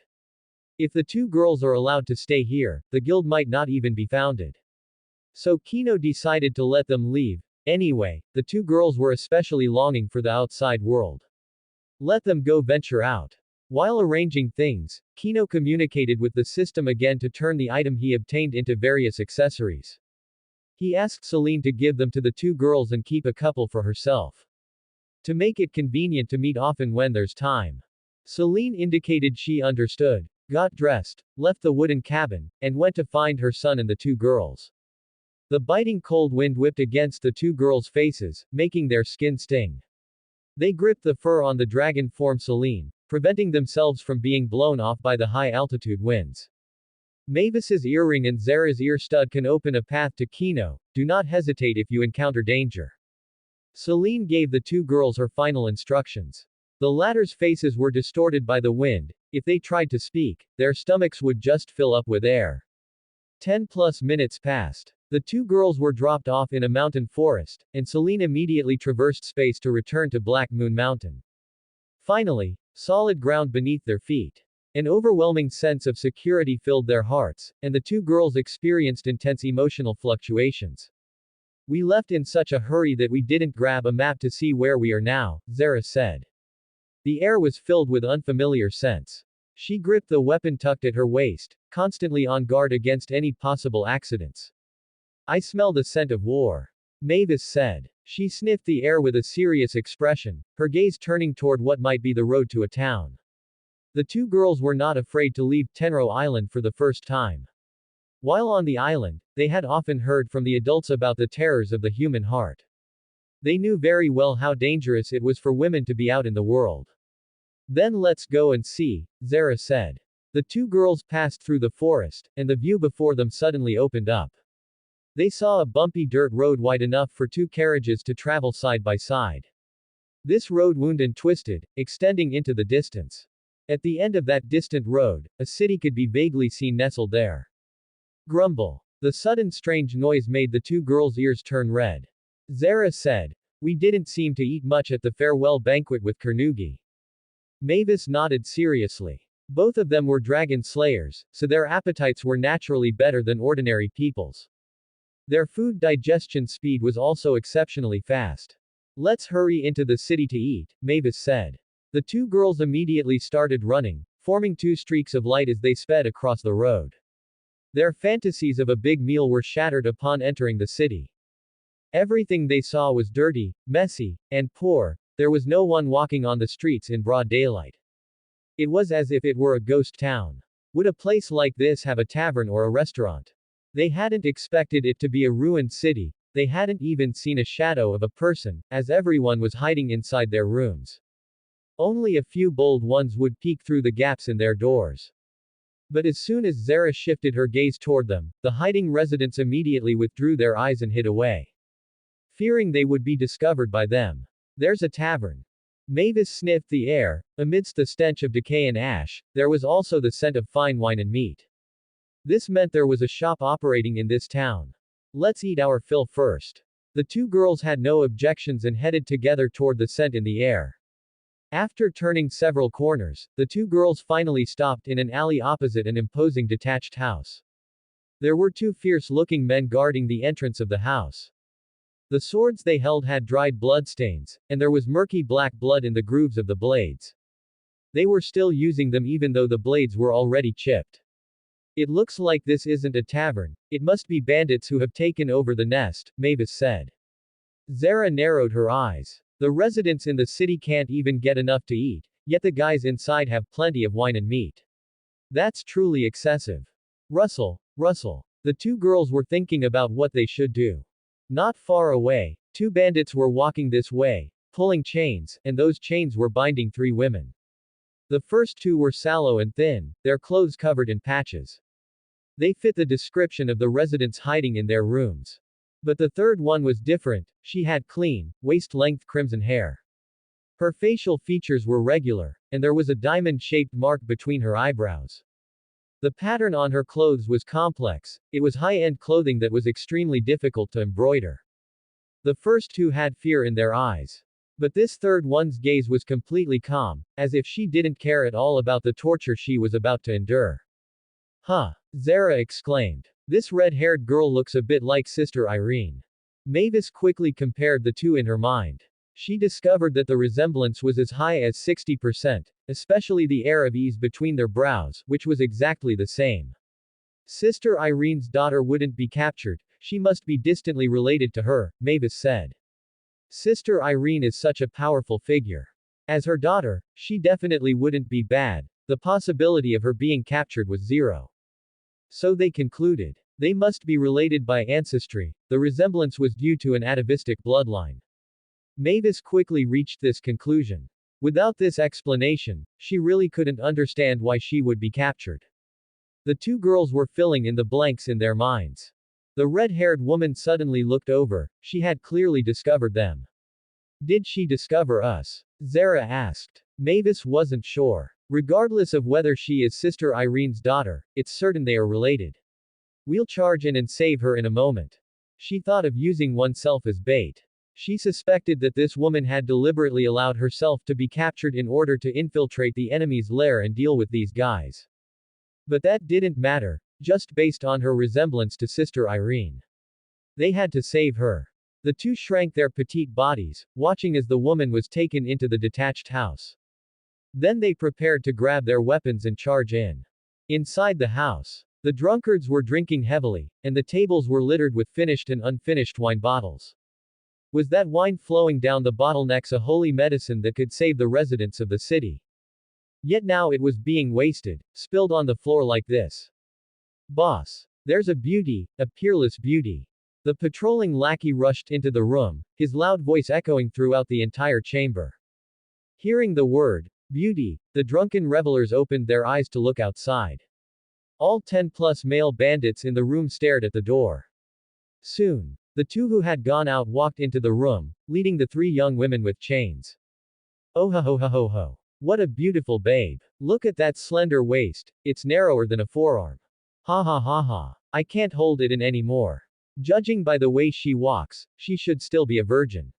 I really envy the boss's life. We get a share of such a tender babe too. This bunch of bandits were all highly excited, and some lechers even made obscene gestures. They had already imagined evil scenes in their heads. Only a dozen or so. I really don't know why my brother wanted to pay attention to you all.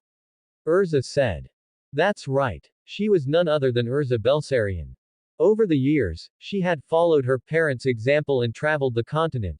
Not long ago, she met her brother, Gaia Heartfilia, in a small country. The siblings were very happy to meet and chatted heart to heart until dawn. Before leaving, her brother Gaia said that this city was ruled by bandits who were running amok. He asked her to help investigate and clean it up when she passed by. Since it was her brother's request, Urza decided to stop and investigate properly, after visiting and inquiring around. She had come here in the guise of a captive. It turned out to be just these few scumbags, and they were all just ordinary bandits. Not even a single mage among them. She's starting to talk nonsense. Boys, form a circle. After your boss is done playing with her, I'll reward her to you. The bandit leader laughed wildly. As he waved his large hand, his underlings formed a circle to prevent the target from escaping. Hey! Urza squeezed a cold smile from the corner of her mouth and was just about to move to execute these bandits, when she heard the two girls she had seen outside burst in. The bandits guarding the gate tried to block them, but they were sent flying by the two young girls, disappearing from sight in the blink of an eye. So they are mages, Urza murmured. No wonder they dared to wander outside, they had magic within them. Boss, this is bad. The bandit patrolling outside rushed back into the room, pointing outside with a terrified look on his face. Two little girls knocked our men down and are charging into the room right now. The bandit leader's expression turned ferocious. He strode over to him in a few steps and kicked him hard. The bandit stumbled, clutching his stomach with a twitching face as he fell to the ground. I let you eat the best food and play with the most tender girls, yet now you've been knocked down by two little girls. A dog would be more useful than you lot. The leader pointed at the bandit's nose and cursed furiously. He hated their cowardice, that they would be so pathetically frightened by little girls. Boys, go catch those brats who dare to provoke us. Tonight, we'll play with the two most tender chicks. The leader ordered. Bang! Before the subordinates could respond, the patrolling bandit was thrown directly into the room. He rolled across the floor a few times and stopped at the leader's feet, struggling and groaning in pain. How are they this pathetic? They don't even know magic, yet they dare to rule the whole city. The two young girls strolled into the room. They scanned all the bandits and didn't sense any magical fluctuations, suddenly feeling very bored. There is a path to heaven that you didn't take, and a door to hell that you didn't enter, yet you charged right in. What beautiful little girls. The leader stared at them with eyes full of evil intentions. He leered wantonly over their bodies, his throat involuntarily gulping. Are you called Urza Belsarion? Ignoring the bandit leader's threats, Mavis looked at Urza with innocent eyes, speaking the name to see if she was Irene's child. How did she know her name? Urza was slightly stunned, her brain racing. Those who could say her surname were few and far between, and she could immediately rule out her younger brother Gaia. After all, she had come here because of her brother's request. That only left her parents. In her days of adventuring, many knew her as Urza, but only her brother and parents knew her surname. So these two young girls must have known her from her parents. Considering their age, could these two young girls be her newly born sisters? Urza was frightened by her own bold thought. But the more she thought about it, the more possible it seemed. She didn't know if they were born from her own mother, or her second mother Anna, or perhaps a new third mother, or fourth mother. How bold! Seeing that mere bratty girls dared to ignore him, the bandit leader's anger instantly rushed to his brain. He reached out and pulled the saber from his subordinate's waist. He raised it high, mercilessly slashing toward Mavis and Zara's heads. Clang! The saber didn't cut off their heads, it was blocked by a sword halfway. Zara had learned swordsmanship. She blocked the leader with one hand, and her sword was forged from superior materials. As the two weapons collided, the leader's blade was already chipped. Mister, the quality of your sword is worrying, Zara teased. The bandit leader flushed with embarrassment, his nameless rage instantly burning away his remaining sanity. He pulled the sword back with both hands to maneuver. Then he swung it quickly. This time, he was going to use his strongest, most famous technique. Clang, clang, clang. Zara blocked his blade again, but this time, the bandit was clearly well prepared. He continued to slash even while being blocked. This was his ultimate move, seven-fold slash. It was a series of strikes performed at extreme speed. Many souls who had died by his blade could only block 3. Those who were more impressive could block 5. But no one had ever survived the 7th strike. This girl would surely be hacked to death on the ground. Die. Strike after strike was blocked, but the bandit leader believed in his victory. However, when the sevenfold slash ended, he hadn't beheaded the girl. His eyes were filled with the word, impossible. His lightning-fast combo had actually been completely parried just like that. Did you use some kind of ultimate move? Zara asked. The bandit leader roared. My sevenfold slash technique is invincible. What sevenfold slash? Zara recalled with confusion, she hadn't seen any ultimate move. You aren't saying that those 7 swings just now were your ultimate move, are you? Thinking carefully, only those fast swings met the criteria. But wasn't that just a simple sparring exchange? I admit I underestimated you, but if I do it again, you will surely die. The bandit leader charged up again. On the other side, Zara felt a bit awkward. Didn't the 3 adults on Tenro Island say that the bad guys outside were very strong? Why was this guy fighting like it was a joke? I'll play along with your act when I have time, but for now, please just lie down. She didn't have time to play with him. Zara's sword gleamed as she slashed, cutting him off at the knees in one move. Ah! The bandit leader let out a piercing scream, collapsing to the ground and rolling around frantically. The surrounding bandits turned pale. As the first one dropped his weapon, the others were so scared that they gave up struggling. They're giving up already, Zara said. She had been thinking about wiping out the bandits, but she didn't expect them to surrender so quickly. At the same time, she was even more puzzled as to how these spineless guys managed to occupy this city. So noisy. The bandit leader's screaming was harsh and piercing. Urza angrily clenched her fists and shook her body violently, snapping the chains with 2 sharp clicks. She delivered a precise hand chop. The leader rolled his eyes and fainted, no longer moving. The room was finally quiet. The surrendering bandits were stunned. They hadn't expected the beautiful girl they had captured to be so extraordinary. Clang! The next second, Urza reached out into the air, and a magic knight sword appeared in her hand. She raised it high and demanded, with this few of you, it's impossible to manage such a large city.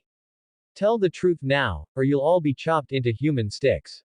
Hiss. Looking at the cold, gleaming blade, the bandits trembled in fear. The Blue Skull Guild told us to manage this city, and they come periodically to collect money. Yes, yes, yes, Blue Skull is a mage guild. They kill anyone who doesn't listen, so we have no choice but to do this. It's all Blue Skull's fault. We can help lead the way, those mages are all fools. Yes, indeed. For the sake of their own lives, the bandit closest to Urza immediately told the truth. Others hurriedly added information, fearing they would be slaughtered if they didn't speak. Just like that, Urza understood the situation clearly. The Blue Skull Guild isn't wiped out yet. They were clearly killed by our older brothers and sisters back on Tenro Island, Mavis said. Zara's face darkened, and she gritted her teeth, saying, I'm going to avenge everyone. Blue Skull destroyed her hometown and killed all the members of the guild. Her father also died at their hands. This time, she would use her own power to completely destroy Blue Skull. It just so happens that I also want to cause trouble for them. Let's go together on the way, Urza said. On the road, she could learn about the situation at home from these 2 girls, who were suspected to be her half-sisters. As for acknowledging their relationship, she chose to hide it for the time being and spend some time getting to know them first. Okay, Mavis agreed with a smile. She was quite happy inside. On Tenro Island, she had Kino and the 2 older sisters to take care of her. Now, while out training, she could also look out for her sister's children. Just thinking about it made her happy. Tenro Island Library. Kino was unusually interested in quietly reading books with his 2 wives. I wonder how Mavis and Zara are doing. Not only are they young, but they've never been out before. Irene, who was reading, put down her book. They are both quite strong. What we need to worry about is them being deceived by bad people, Anna added. Both of them raised Mavis and Zara like their own children. Naturally, they were very worried about the children's safety, especially since they were both still minors. It was a bit cruel to let them go out and venture into the world now. Let's wait 3 or 5 days before we go see them. Besides, the two girls call you big sister, so it's obvious they don't want to be adopted daughters. You two need to adjust your attitudes. Kino said. He earnestly corrected their feelings toward Mavis and Zara. He had to make them change their relationship dynamic. If they kept raising them like children, something big would happen. What does it matter? Anna and Irene didn't care at all. To them, the two girls were truly like their own daughters. Their minds were filled with their innocent and lively figures. After seeing them, we'll go to other continents. He had to keep these two away from Mavis and Zara. If they spent any more time together, he wouldn't have the heart to take action. Seemingly satisfied with this arrangement, the two women went back to reading. Just like that, 5 days passed in the blink of an eye. Magnolia Town. Urza, Mavis, and Zara, the three girls, stood on the city wall, quietly watching the burning pile of corpses. This town had been designated as the headquarters by Blue Skull. During the day, the residents dared not leave easily, and at night, they couldn't even turn on the lights in their homes. In the eyes of all the residents, there was only numbness. After learning about the crimes of Blue Skull, they decisively took out their weapons and purged all its members. Now, the town had been completely restored to normal. What are your plans for the future? Urza asked. After spending a few days together, she had learned that these two girls were not her father's children. While she felt relieved, she also felt a bit melancholy. She really wanted a few more younger sisters so she could take them around to play. Even when they grew up, it would still be fun. Younger brothers were different. Once they grew up, they had strong personalities and weren't even willing to chat with her much. The Blue Skull Guild in the town has been eliminated, but the residents are actually even more afraid because there is no guild to protect them. So, Zara and I have decided to establish a guild. The current era was very chaotic. She worried that as soon as they left, this town would once again be visited by a mage guild with evil intentions. Therefore, they had to protect the entire town. That's a very ambitious goal. Then I'll wait until your guild is successfully established before I leave, Urza said with a smile. She had never thought about establishing a guild. Mavis was braver than her, and even a bit similar to her younger brother, Gaia, both were for the people. Mavis and Zara nodded vigorously. They prepared to notify Kino and the two older sisters later and have them join their guild. The three girls confirmed that the corpse pile had burned clean, and only then did Zara let the flames extinguish. After announcing the establishment of the new guild to the town residents, they headed to a location with a lake. This was the chosen site for the guild's headquarters. This location is nice. Urza felt very fond of this place. The reason was that when she was little, her family had lived by a lake. In their spare time, they would sit by it and have fishing competitions. Mavis and Zara were very pleased with themselves. This place was a rare, auspicious spot. At the very least, they thought it was great. If they wanted to move the guild in the future, that would have to wait until she retired from the position of guild master. While admiring the scenery, Urza noticed that Mavis's earrings and Zara's ear studs were both emitting colorful light. Moreover, she couldn't sense any magical fluctuations. It's a magic item that Brother Kino gave us. Is it shining to tell us to go back? Mavis and Zara looked at each other's glowing accessories, speculating whether they were about to be summoned back to Tenro Island. This thing can pull you back to Tenro Island? Urza asked curiously. How did her parents make such a magic item? It actually had no magical fluctuations. If used in battle, it could be used to catch someone off guard. It's more than that. Zara shook her head and explained. Brother Kino said it can be used for positioning, it can pull the wearer to his side, and he can also come here through it. What? After hearing the explanation, cold sweat seeped from Urza's forehead, and a bad premonition arose in her heart. If it was just pulling Mavis and the others back, it would be fine. But if he came over, and saw her here, she would likely be subjected to family discipline. After all, as the eldest sister, she had taken her younger brother and hadn't returned for over 50 years. This was going to be bad. I suddenly have some urgent business to attend to, let's say goodbye here. Run. Must run. Urza quickly found an excuse, turned around, stomped hard on the ground, and launched herself away, wanting to leave this place. My good daughter, won't you even greet your mother when you see her? A faint, murmuring voice echoed in her ears. Urza's small face turned pale. The worst had indeed happened. She drove all her magic power to speed up again. Clang! A dull, ancient bell toll sounded, and the earth before her eyes began to distort. Is it necessary? Is it really necessary? At this moment, she felt particularly aggrieved. Her own mother, just to catch her, had actually altered the landscape of the entire town. This must have required an incredibly vast amount of magic power. Taking a deep breath, she helplessly stopped her footsteps, and a moment later, she was pulled in front of her parents. Mother, second mother, father, long time no see. Urza forced a smile. It's been 50 years, and father is still as handsome and dashing as ever. You must be frequently admired by strange women. And the two mothers are also so beautiful, even more charming than your daughter, and as alluring as flowers. Urza tried to awaken their fatherly and motherly love. My good daughter has such a sweet mouth. Mother must love you well. Irene smiled, her eyes narrowing. She reached out and grasped at the air. A slender willow branch appeared, and various added properties were applied to it. Increasing durability and strength. She raised the willow branch and lashed it toward Urza, determined to make her cry. How is Urza? After spending a few days together, they knew Urza to be heroic and spirited, someone who couldn't tolerate any sand in her eyes. But now, she was being this sycophantic, showing them a different side of her personality. However, they felt a sense of closeness, because they too had been subjected to family discipline. Thinking of this, Mavis and Zara couldn't help but cover the fleshiest parts of their bodies. Watching Urza running around nearby while being lashed, they also felt waves of pain. I didn't expect you, Mavis, and Urza to meet. Kino ignored Irene, who was busy administering family discipline, and instead looked at the two girls, smiling and chatting. We were left in the forest by Sister Celine, and as soon as we went out, we ran into Urza in the town, Mavis said. Zara proudly claimed credit. I saw her hair color and appearance were very similar to Sister Irene, and after asking, I confirmed she was Sister Irene's daughter.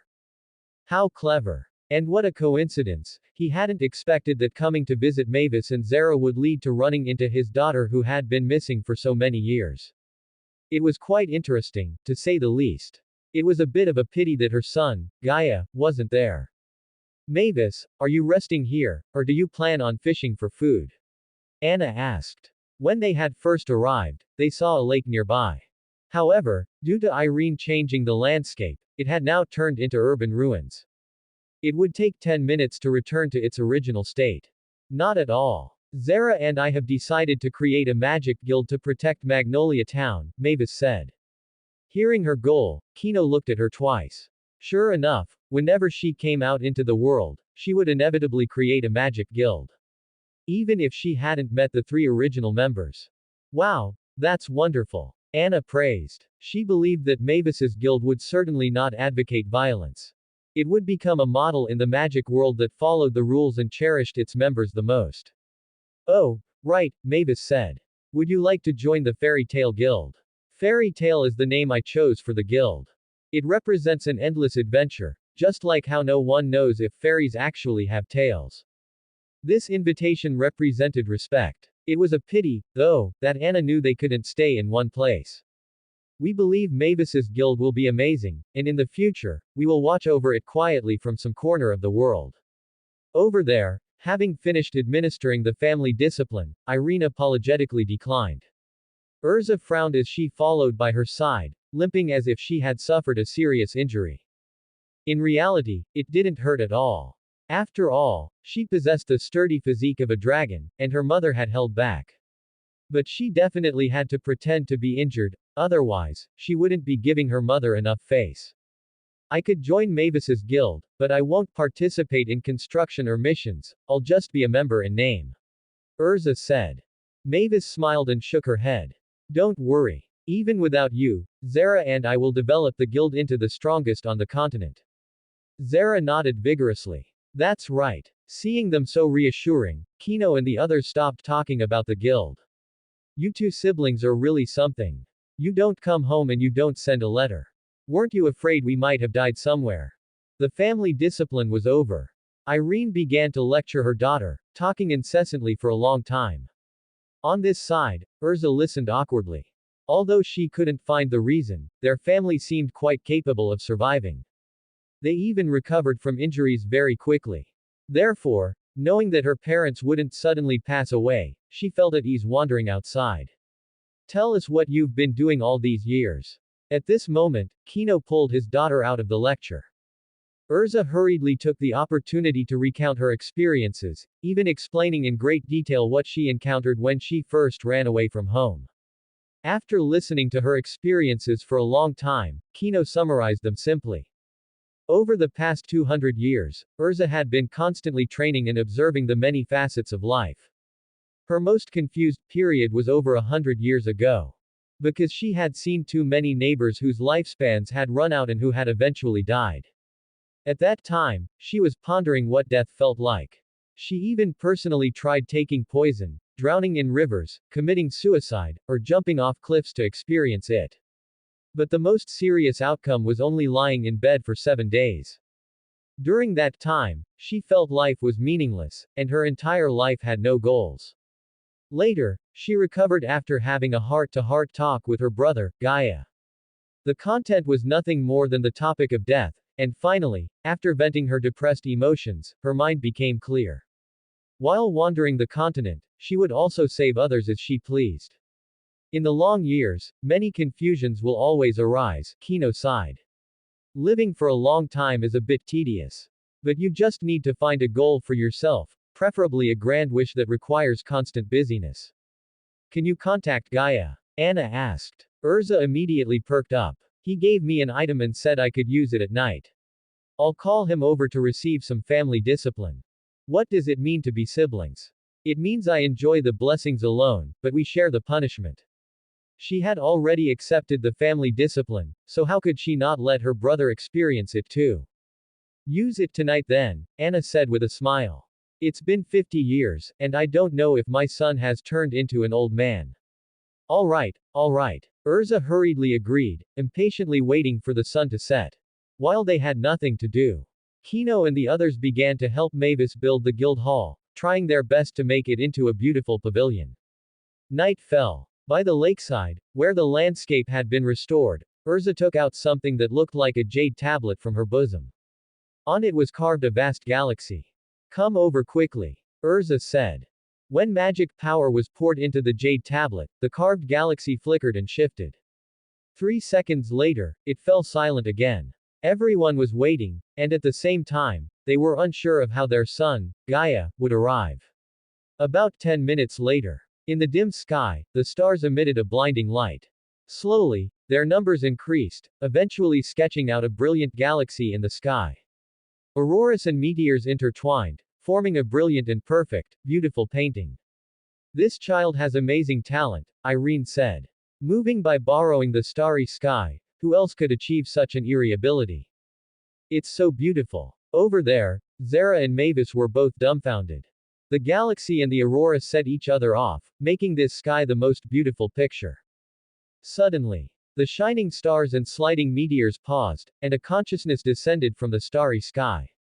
Then it slowly retracted. It seemed to intend to sneak away, as if it had never arrived. Fool Gaia, come down quickly and help me out. Urza shouted.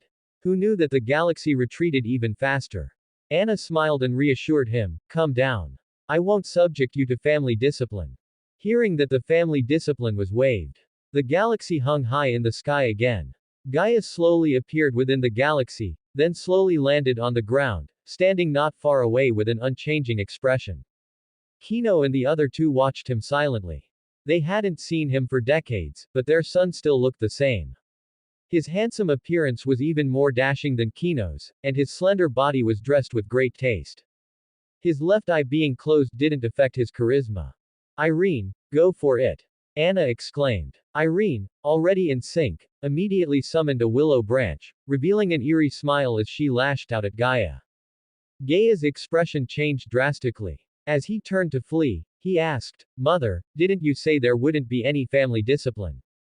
Anna put her hands on her hips and replied with a smile, Mother really isn't subjecting you to family discipline, it's Irene doing the hitting. Speechless. Gaia's face turned black. He didn't expect his mother to play with words like this. And he couldn't even fight back. Because Irene was also his mother, and a mother is fully qualified to hit her own child. He could only run away miserably. Accept your fate early, little brother. Urza laughed loudly. Watching her brother Gaia getting hit so hard, she was so happy she wished she could set off fireworks to celebrate. Worthy of being the spirit emperor. On this side, Kino was still muttering to himself. He really didn't expect his son's talent to be this formidable. Directly using the starry sky for long distance, rapid movement. Not long after, Gaia, who had also been beaten, stood beside Urza. Both siblings stood with their eyes fixed on their noses, waiting for a new verbal lecture. After chatting for a while, it's time to leave, Kino reminded them. There was no point in staying longer. After a short chat, they would have to part ways again. It would probably be many years before they met again. Good times are always short-lived. The children all have their own paths to follow. Kino can only hope they do not go astray. Before leaving, he crafted items into accessories, having Gaia and Urza keep them safe so they could return to his side whenever they wanted to visit. Kino left with Anna and Eileen. Their destination was unknown. Wherever they grew tired, they would stay for a few years before setting off again. Flying was simple for them. They continued flying westward, crossing the ocean to reach a new continent. The magic power is denser than in Ishgar, Anna said. The magic power on this continent is very active, so the mages living here must surely be stronger.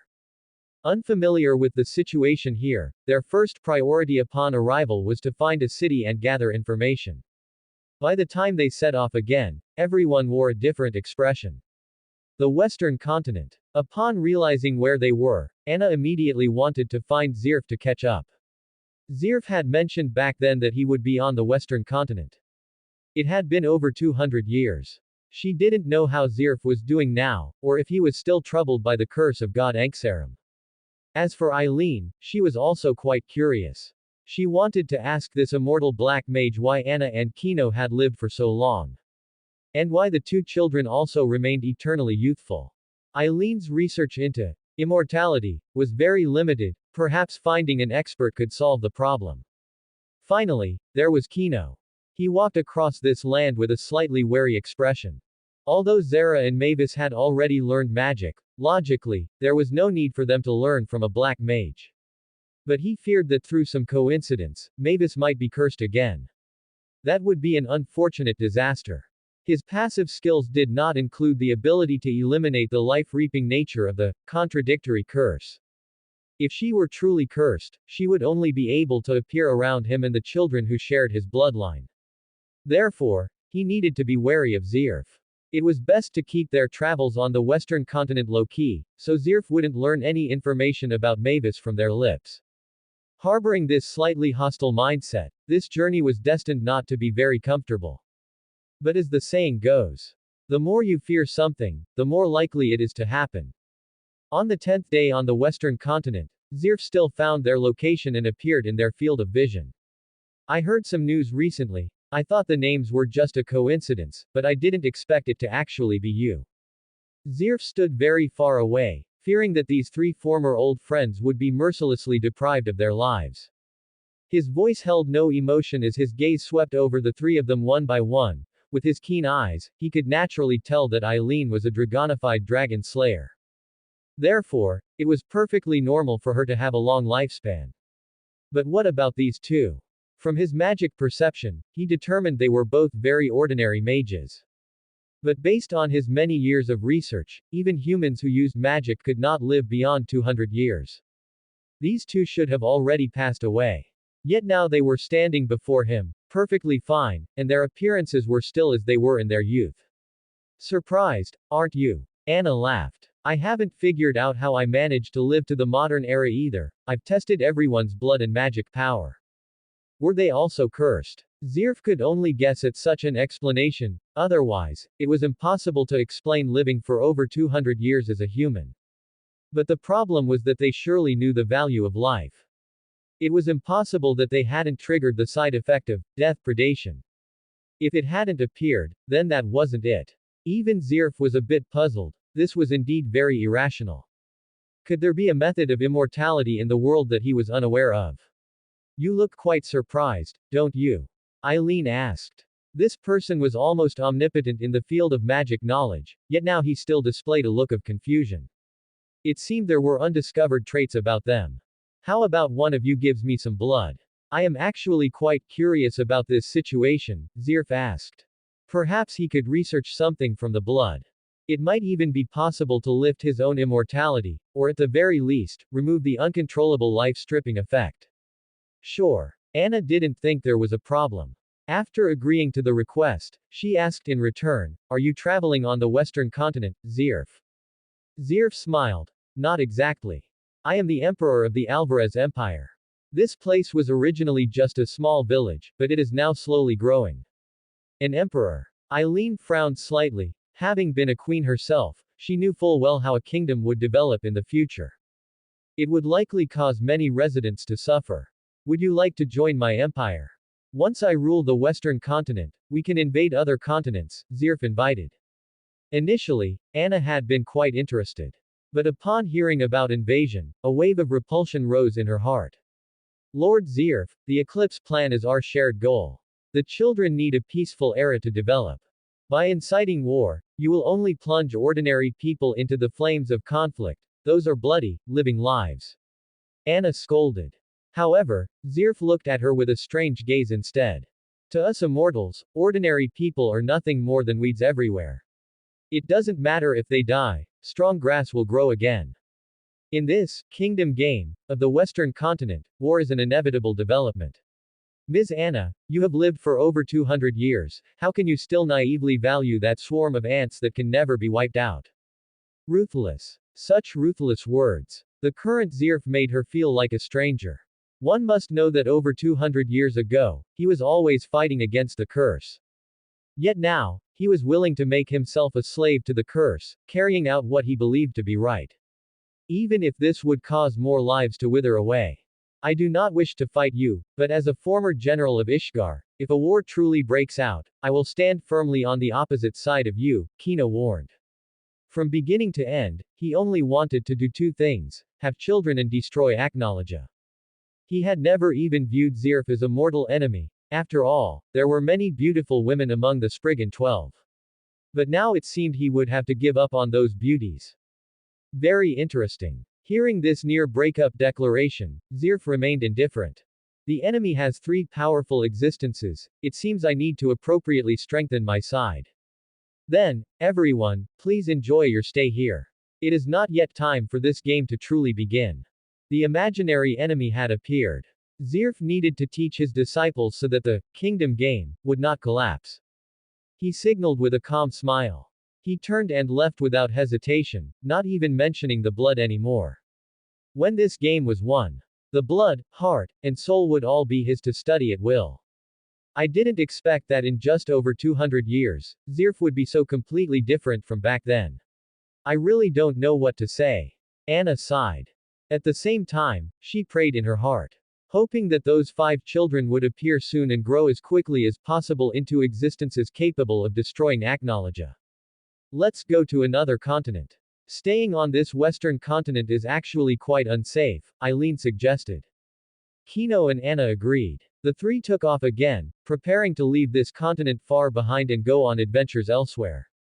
Kino and his group settled in the far north of the northern continent. This place is shrouded in low temperatures all year round. Blizzards appear frequently. One must have a strong body to live here, otherwise it is very easy to freeze to death. Time loses its meaning in the mountains. Perhaps it has been a few days, perhaps a few years. Not until Mavis and Zara appeared beside him again did he realize that 10 years had probably passed outside. Time flies. In the vast White Mountain range, there was a large area of greenery that defied the environment. Butterflies fluttered about in this area. Several wooden cabins stood in a neat row, surrounding a central lake. Every wooden cabin had its occupants. Kino, Anna, Irene, Urza, Gaia, and Celine were gathered together, which was a rare occasion. The first three sighed as they looked at the two young women who had grown up. Zara had changed the most, perhaps due to good nutrition. Her figure was vaguely on par with Irene's. Her beautiful face and features seemed naturally perfect. By comparison, Mavis was not as exaggerated as Zara. Although she was no longer flat-chested, she was only slightly developed. Her eyes still held the innocence of a child. Since you've retired, just stay here, you have nowhere else to go anyway, Irene said. The two girls had already retired from public life. Although reluctant, Mavis, who wanted to go on adventures, still chose to relinquish her power. She handed over the position of guild master to someone else. It's not exactly retirement, but I did hand over the position of guild master to Precht. I hope he can manage it well, Mavis said. From their conversation, they learned that not long after the guild was established, it had attracted those first-generation members. Subsequent development was extremely smooth. During the trade war, Mavis made a name for herself as the fairy tactician. Later, Makarov was born. This made Mavis realize that she should step down. After much consideration, she chose the reticent Precht as the second guild master. Mavis and Zara, you are both over 20 now. With so many young talents in the guild, aren't there any boys who have caught your eye? Anna asked. Irene also took the opportunity to look at Urza and Gaia. The two children immediately understood that look and turned their heads away without a trace. Boys, huh? Young men, huh? Hearing the sensitive topic, Mavis and Zara's eyes flickered. The ahoge on the former's head couldn't help but twitch rapidly. We came back from retirement this time because we want to find a man to have a child with and raise it for fun, Zara said. Came back to find a man? Irene asked in surprise. Did you set your sights on Gaia? What? His mother, Anna, widened her eyes. After the initial surprise, she felt a bit gleeful. She hadn't expected her son to get a wife for free. Even Gaia's expression changed drastically. He had no interest in romantic relationships. If he had known about this beforehand, he would never have come back to stay for a few days. He would rather continue fighting on the battlefield. Being a general is much more fun than getting married. No, no, no. Zara and Mavis both shook their heads immediately. That's not it. Anna sighed with regret. She just wanted to be a grandmother. Celine teased. If it's not Gaia, it couldn't possibly be my unborn child, right? Besides, it might not even be a boy. Everyone smiled lightly and then continued to wonder who the two girls were talking about. Irene was about to give an example, but her voice stopped abruptly, and her upturned lips slowly flattened. Her expression became extremely strange. Anna and I raised you like our own daughters, and I never expected you to have designs on my husband. Irene scolded angrily. Anna's expression also froze. Coming back to have a child, and it wasn't her son Gaia. Then it could only be her husband, but this was just too uncomfortable. The age difference was hundreds of years. Sister Irene, you're being a bit presumptuous. Mavis and I have always treated you like sisters. Zara said. This psychological entanglement of love and family affection had already appeared when they first blossomed into romance. Not long ago, the good sisters had poured their hearts out to each other. They decided to take the initiative, knowing clearly that sisters Irene and Anna were the obstacles. Therefore, they had long since formed an alliance to deal with it together.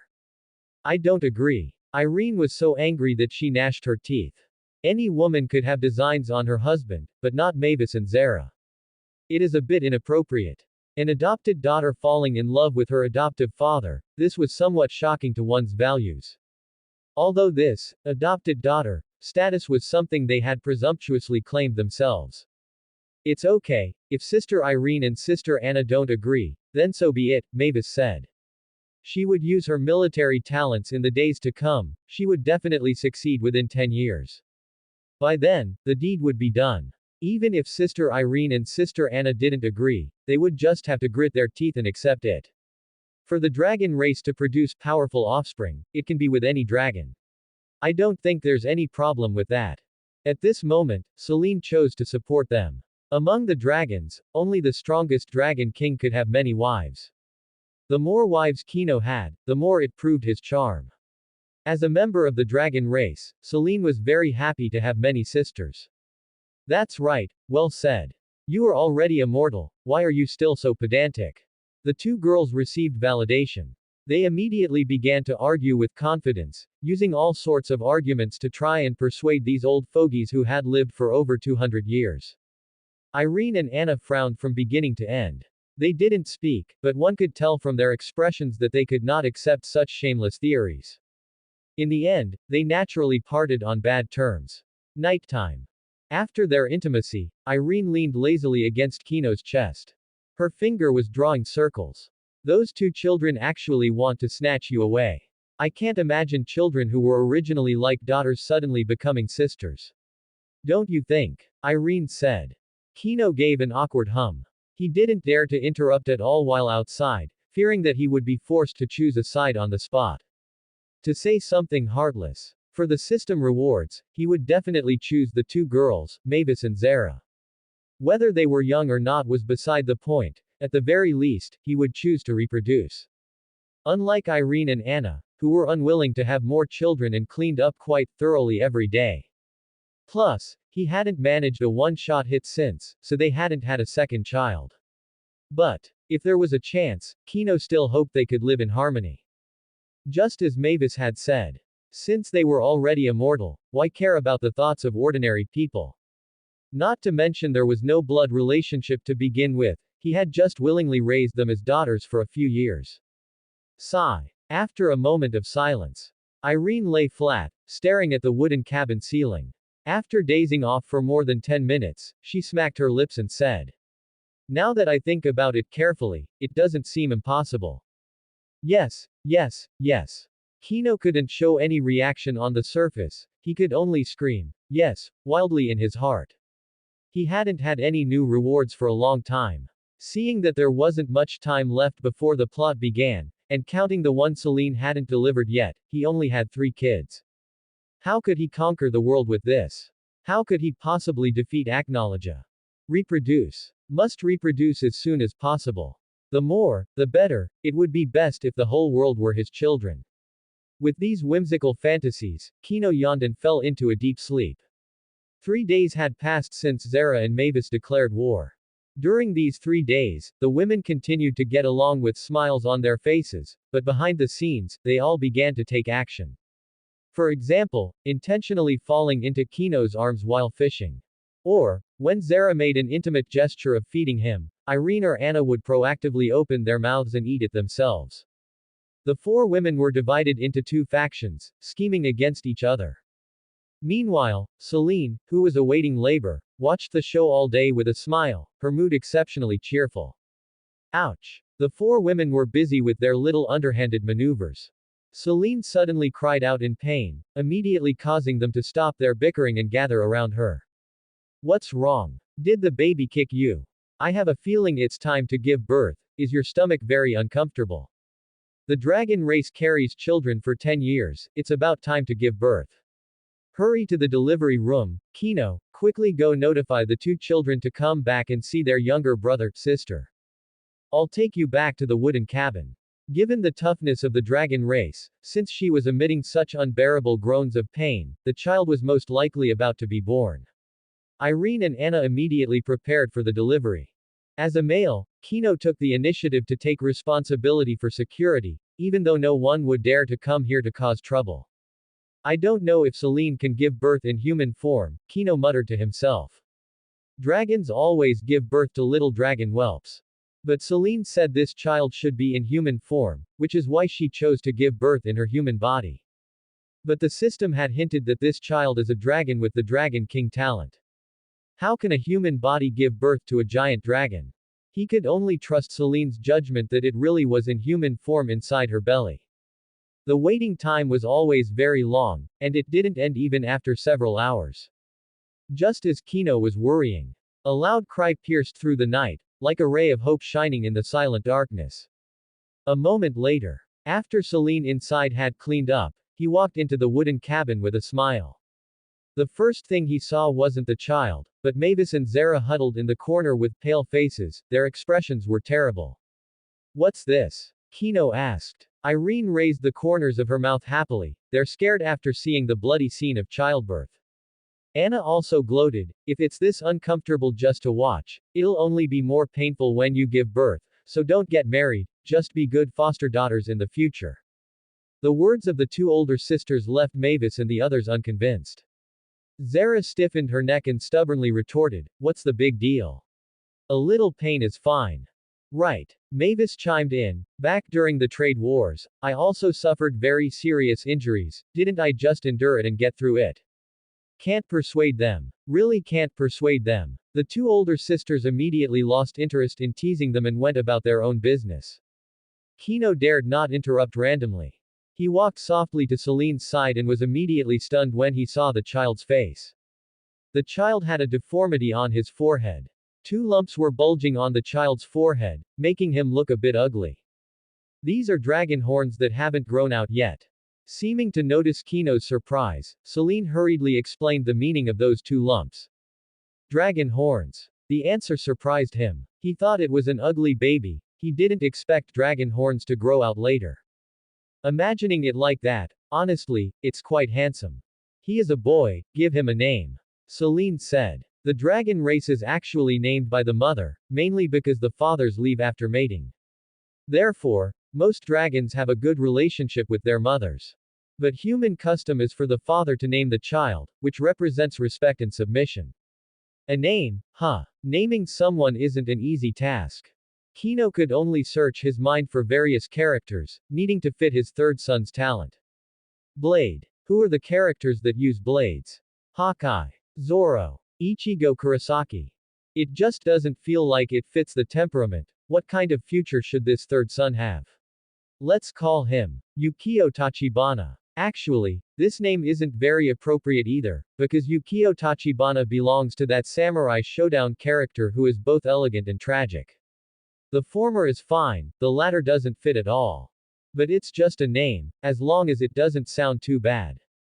This name sounds good, Irene praised. Anna also nodded in approval, looking at her own son's name, it was quite ordinary. Gaia. Sounds very strange. Celine doesn't have a surname, right? Irene asked again. At this, everyone fell silent. Not having a surname feels like an abandoned child, should a surname be added? Moon. Yukio Tachibana Moon is his full name. I hope the child grows up to be an elegant gentleman, Celine said. It is quite strange not to have a surname, might as well add her magic attribute. It sounds really good. The women all praised it, this surname didn't feel out of place and had a profound meaning. Is it a younger brother? Urza and Gaia arrived late over there. Walking up to the little guy, they weren't particularly surprised to see the bumps on his forehead. They probably guessed the reason. As his older sister and brother, you two must set a good example for him. If you take him running away from home again, you won't get away with it, Irene threatened. Both were a bit embarrassed. But that was just childhood rebellion, it didn't matter if these elders knew about it. They just hoped that when Yukio Tachibana grew up, they wouldn't bring up their embarrassing past. Go do what you need to do, let Celine and the child get some rest, Kino said. However, no one was willing to leave, everyone wanted to cuddle and play with the baby more.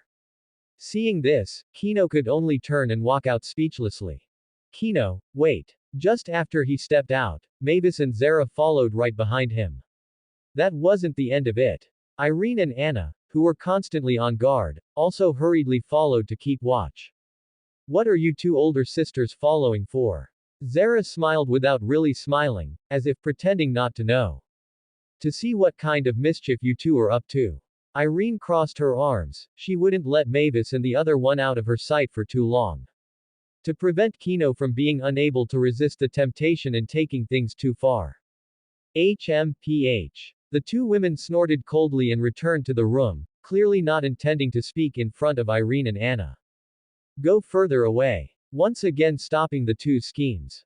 Irene felt annoyed and waved her hand to shoo Kino away, to avoid this kind of thing happening again. To this, Kino could only shrug his shoulders in helplessness. He walked leisurely elsewhere, really following Irene's instructions and going further and further away. Walking and walking. Slowly, he arrived at a crescent-shaped mountain. This used to be an intact mountain. One year, Urza and Gaia sparred. They smashed this mountain, which is why it looked like this. Overall, it could be considered a nice piece of scenery, he had built a wooden cabin here and would occasionally come here to stay for a couple of days. After all, men also have those days. Why are you here? Pushing open the door of the simple wooden cabin, Mavis was actually lying on the clean bed. But he had clearly just seen her. Does Irene think she can stop us? Mavis explained gloatingly, we just needed a diversion. What the heck? Kino was dumbfounded. Tell me in detail, how could you possibly deceive Irene's eyesight, unless you got her permission? Kino asked curiously. Mavis jumped off the bed. She came to the wooden door, pulled Kino into the room, and then firmly locked the door. Don't waste time, take it off while you talk. Her eyes were burning with impatience, clearly knowing how rare this opportunity was. Watching Mavis fumble with her clothes, Kino had no choice but to take the initiative and cooperate. If he let her continue to dawdle, things would definitely take a turn for the worse. Thinking about how Irene might discover them at any moment, Kino suddenly felt a thrill, and his emotions couldn't help but stir with excitement. The properties of the moon are magical, they can help me move quickly by borrowing the moonlight, Mavis said. Kino retorted, and then what? Speed has nothing to do with you sneaking over here. Clothes continued to be removed. At night, I can use the lunar attribute to create clones, and with the moonlight as cover, I can make them indistinguishable from the real thing. Ah, hiss. But they are still fake, aren't they? It's impossible that no one could tell them apart. Heavy breathing, powerful heartbeats. When clouds block the moonlight, or when the sky begins to brighten, my clones will start to fade, but Zara can help me cover for that. The temperature inside the wooden cabin kept rising. Mavis's expression gradually became less relaxed, and beads of sweat seeped from her forehead. Her eyes were clouded by a mist of moisture. Right now, Irene and Anna's attention is mainly focused on Yukio Tachibana, so their focus on the two of us will naturally decrease. Plus, because they just successfully stopped something, their vigilance will drop even further. That's truly impressive. Mavis had considered so many factors and had corresponding plans for all of them. However, there were still some areas that weren't rigorous enough. At the same time, she was underestimating Irene. This woman was, after all, the Dragon Queen who had lived for over 200 years. Magic power kept converging into her body, making her stronger. Perhaps she had been discovered the moment she left, but they just didn't want to bother with such matters. But it was enough. They only needed to hold out for 10 minutes, even if Irene discovered them, she would know that the deed was already done. Out of privacy, he could only grit his teeth and wait. The first battle ended for a moment. To ensure she could get pregnant as soon as possible, Mavis issued another passionate invitation. Ding! Detected that the host is conceiving offspring. Obtained reward. Item. Beep beep beep, hello. During a short break, Kino checked the reward he had obtained this time. Seeing yet another strange name, he had already become numb to it. This system loved to be mischievous, the names were always bizarre, and one would have no idea what they were for without checking their specific functions. Still, the old rule applied. Check the usage first before complaining. Item. Beep beep beep, hello. The offspring, host, or wife wearing this item can communicate individually or in groups without needing to meet, ignoring distance and planes. This item can be fused with Speak of Cao Cao, and Cao Cao arrives. Trash. It was absolutely the trash of trash. Kino wished he could drag the system out and beat it up. The reward this time was truly useless. He already had an item that allowed him to meet people, why would he need this thing to chat? If he wanted to say something, he could just summon them directly. If only the rewards from these two times had been swapped, he wouldn't have felt there was any problem. Now, trash system, a waste of emotions. Forget it, there's no point in getting angry at an AI system, Kino muttered to himself after cursing. Having something is better than having nothing. It's true the item is a bit trashy, but as long as it works, that's fine. After resting, a new war broke out again. He worked hard to till the fields, hoping to plant the crops as soon as possible. Ding! Target successfully conceived. Please select a talent. 1. If life were always like the first meeting. 2. Ill intentions. 3. What's yours is mine. Ha ha ha. Still a bunch of messy talents. There was absolutely no way to discern any clues from the names, even with an overactive imagination, he couldn't link these three choices. Should he choose a talent at random? When he couldn't make up his mind, this method of choosing popped into his head again. Because the talent he got randomly last time was very good. He was tempted this time too. Let's go with the third talent. In the end, Kino chose it himself, comparing it to the first two talents. The third one at least seemed like something substantial. Considering Mavis's child, it was highly likely to be somewhat similar to August. Then the third one would be a perfect fit. Let me see what kind of monsters the first two were first. Kino went to check the details. If life were always like the first meeting, the offspring will possess the fastest light attribute magic, so fast that any stranger will only have the chance to see it once. What kind of nonsense is this? Can light attribute magic really be forced to fit this kind of wording?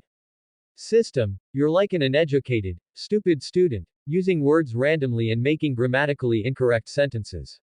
Kino grumbled to the system in his mind. His desire to complain was about to break through the sky, he had to give it a piece of his mind. In the end, Kino felt this talent should have been named Dagu boiled into soup. Because Dagu is light. Overall, this talent selection was very mediocre to Kino. Light magic was just too common. Even if one lived a long time, there was no need to continue developing this kind of magic. Because it simply couldn't beat Acknowledge. Looking at the second item. Ill intentions. The offspring will possess a heart with an exceptionally loud beat. When facing enemies, they will be overthought by the sound, believing the owner is a terrifyingly strong enemy, and thus voluntarily admit defeat. This talent was somewhat interesting. Kino finally had no energy left to complain. This talent seemed embarrassing at first glance, but it was actually very useful. When the heart started beating, it could intimidate the enemy. It was definitely destined for the battlefield. Just imagine making your heart beat rapidly in front of tens of thousands of troops, what kind of shock would that be? This could secure victory without losing a single soldier. Any kingdom that had him would sooner or later rule the world, the practicality was too high. If he had chosen this talent, it would have been quite suitable. In the future, when going to war with the Alvarez Empire, if this offspring stood on the battlefield, the two continents wouldn't even fight. Finished sighing. Kino prayed that his choice wouldn't be a mistake, as long as it was more impressive than the second one. What's yours is mine. The offspring will possess the talent of instant magic copy. Any type of magic copied can be used permanently, including Dragon Slayer, God Slayer, Devil Slayer, and the holder's magic. Expected, yet also unexpected. Because Kino had already decided that Mavis's child would be named August. So, possessing the instant magic copy was very fitting. The unexpected part mainly lay in the types that could be copied, because originally, the instant magic copy could not copy the holder's magic.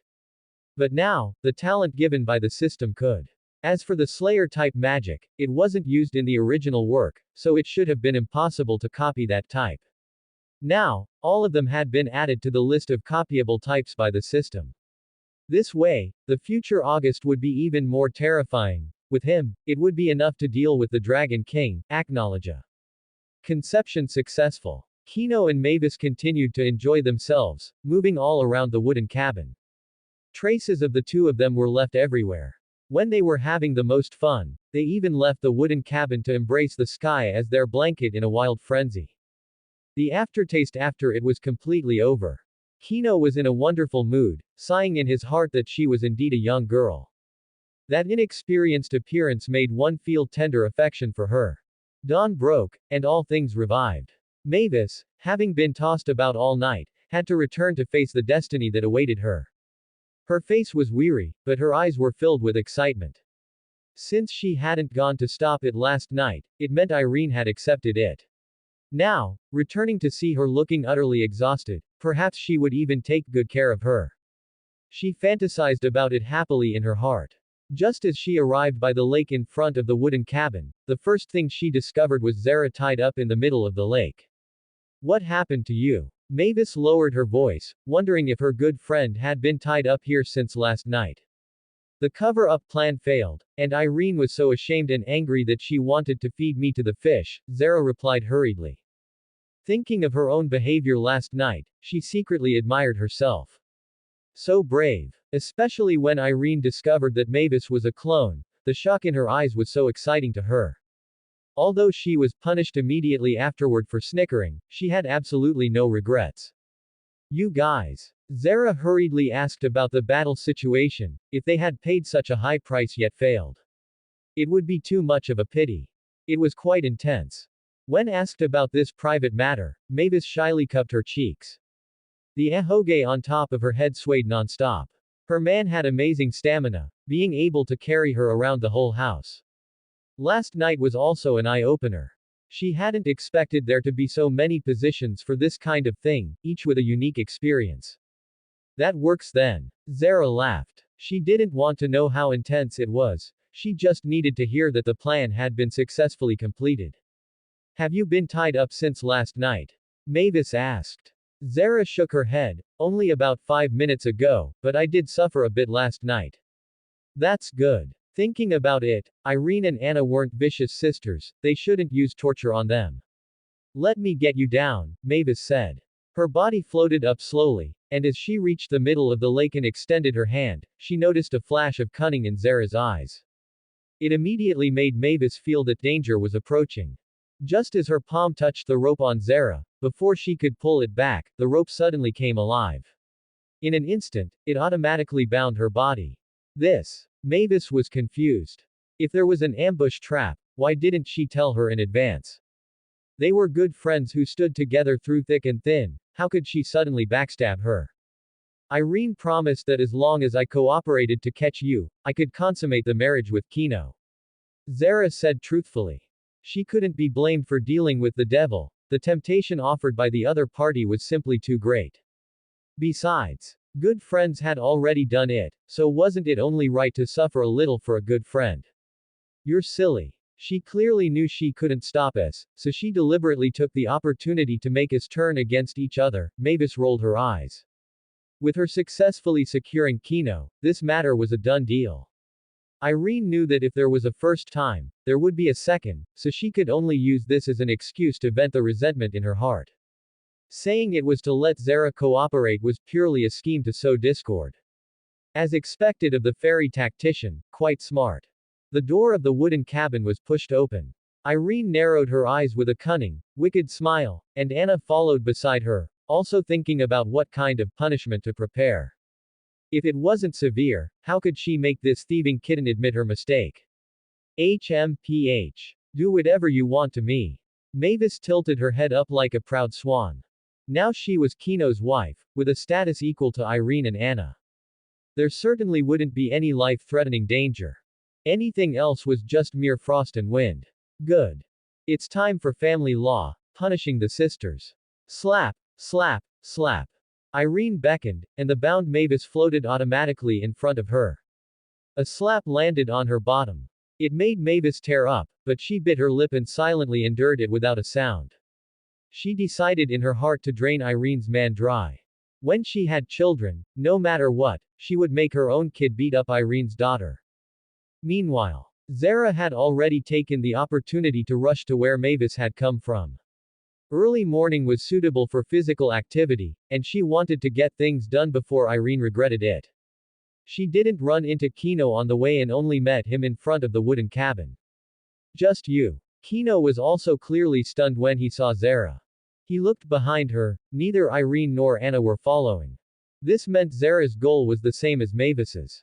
Time waits for no one, let's make it quick. Zara urged. Kino's mouth twitched, and he said speechlessly, can you let me rest for 2 days? Zara looked at him with a strange expression. You aren't failing, are you? What? How can a man say he's not capable? Kino immediately grabbed her wrist and went into the house, starting action without another word. Early in the morning, just after Mavis had left, he had tidied up the house. He had frozen and shattered the dirty things with ice and had replaced everything with brand new supplies. Therefore, it wouldn't be particularly dirty. Giggle. I want to be on top. Zara said. The temperature rose. Even Kino, who mastered ice, felt his body burning hot and sweating. Compared to Mavis's fragility, Zara was as passionate as fire, using her voice to vent the pleasure in her heart. It sounded like the chirping of a lark, melodious and pleasant. Although he had consumed too much last night, as a dragon slayer, his recovery was also very fast. Although his waist was a bit numb. It was enough to cope with Zara's demands, demonstrating a man's virility. Ding. Detected host's fifth time conceiving offspring. Reward critical hit 10,000 times. Obtained item. New world. The delayed reward gave him a surprise. He didn't expect a critical hit on the fifth time. Looking at it this way, the 10th time should also be possible, right? And the reward name was very serious. Unlike the previous 2 times, it was not casual at all, which was enough to show how rich such a serious sounding reward would be in the system settings. When he saw the item name, Kino initially thought he could travel to other worlds, but upon expanding the details, he realized he had overthought it. But this reward was also very overpowered. In a sense, it was more attractive than being able to go to other worlds. Item. New world. Obtain a desolate world. The host can freely control the time, space, entry and exit permissions, etc., of the desolate world. Awesome or what? This was like being the master of the world, where he could freely make time pass fast or slow. Ask yourself, could God Enxerum do that? He was already immortal, and now he had become even more powerful. There was no one who could hurt him. Acknowledge, not even him. He could even pull this dragon into the world, accelerate its life, and it would be enough to let it die of old age. How lonely invincibility is. This was the truest reflection of Kino's heart at this moment. Let the children fight. Acknowledge, Kino muttered. He only needed to be responsible for procreating. All matters involving war would be left to the children. He believed that with the children, it would be enough. Are you tired? Zara asked. What did that mean? Kino glared at her unhappily. Was she reluctant after just catching his breath? In this kind of matter, Kino really hadn't met an opponent. It looked like it was time to give her a shock. He wouldn't stop today until he heard pleas for mercy and crying. He was determined to train her arrogant face into one of absolute obedience. Train her until her legs went weak just seeing Kino. For the sake of conquest. Kino showed no mercy. After going full throttle, he made the domineering Zara slowly soften. From an arrogant, commanding tone, she shifted to begging for mercy with a tearful, coquettish voice. From a resonant singing voice, it turned into a hoarse whisper. Kino proved the magnificence of masculinity, unstoppable. Ding. Target successfully impregnated. Please select a talent. 1. Fear me. 3 parts or kings never meet. 2. Luck can't save the unlucky, paying can't change fate. 3. All pursuits are inferior, only studying is supreme. Something's wrong. These talents are a bit strange this time. What's up with the third option? Does it mean the offspring will be cut out for a scholar? Or just a bookworm who can only read? The phrasing is arrogant enough, but the structure instinctively makes Kino resist it. In a world of magic, what's the use of just reading books? Eliminate it immediately. Looking at the second one, his first impression is that it's a loser. The kind who gets their teeth stuck even when drinking cold water. Having a child who is unlucky all day long would be so worrying. Analyzing strictly from the literal meaning, he immediately rejected these two. He just felt it would be embarrassing to choose them. Even if there's a twist and the magic talent is good, it probably wouldn't be anything special. Look at the first talent. The arrogant phrasing has an aura of invincibility. But isn't this a line from some rapper? Why worry about that? Kino couldn't remember the specific meaning, but the name was already so arrogant. It must be some kind of powerful magic talent. I choose the first one. Kino made up his mind. He immediately checked the details of the other 2 options. He had to study exactly what kind of talent would fit such a name. Luck can't save the unlucky, paying can't change fate. The offspring will possess misfortune dragon slayer magic, which can cast misfortune on targets. However, the user is also cursed with misfortune for life. It is an intangible, conceptual dragon slayer magic. Holy crap. That's pretty badass. Kino has read many novels, and nobody has this kind of conceptual dragon slayer magic. Looks very strong. You just need to use misfortune on the enemy, and they will naturally be defeated by various unexpected incidents. And this magic is clearly more advanced than tangible attacks. Not to mention, in the Grand Magic Games arc, the White Dragon's seal could be burned away by Natsu's flames. But misfortune has no visible form. Natsu's flames have nowhere to burn, one can only endure it with their life. Naturally, there are downsides. Misfortune also has varying strengths. When magic power is weak, the misfortune at most makes the enemy uncomfortable. Only when magic power is strong enough can it cause the enemy to be killed by misfortune. But the problem is, when magic power is strong enough, physical strength alone can kill the enemy. Why wait for the misfortune to take effect? Ultimately, this talent is definitely excellent. It wouldn't have been a loss if I had chosen it. All pursuits are inferior, only studying is supreme. The offspring will possess Book Dragon Slayer magic, which can forcibly make the target red. It cannot be lifted until the set time limit is reached. It can only be lifted when the magic user loses consciousness. This is also a conceptual magic talent. The forced, indestructible nature makes it a very strong support type magic as well. The talents this time are all pretty fierce. I hope the one I chose isn't the worst one, Kino muttered to himself. He was now doubting that out of these three talents, the one he chose was the worst. Judging by past experience, this time it's really going to be bad. I feel sorry for my unborn child. The other brothers and sisters are terrifyingly strong. And this one is just trash. There's no turning back now. Show yourself, little baby. Kino said. Then, the details of the talent he selected appeared. Fear me, 3 parts or kings never meet. The offspring will possess the King of Dragon King's talent, can freely shift between human and dragon forms, master the inextinguishable black flame attribute, and simultaneously possess flame patterns that dragons do not have. Awesome. Upon seeing the 4 characters, King of Dragon Kings, Kino didn't even need to look any further. What is the King of Dragon Kings?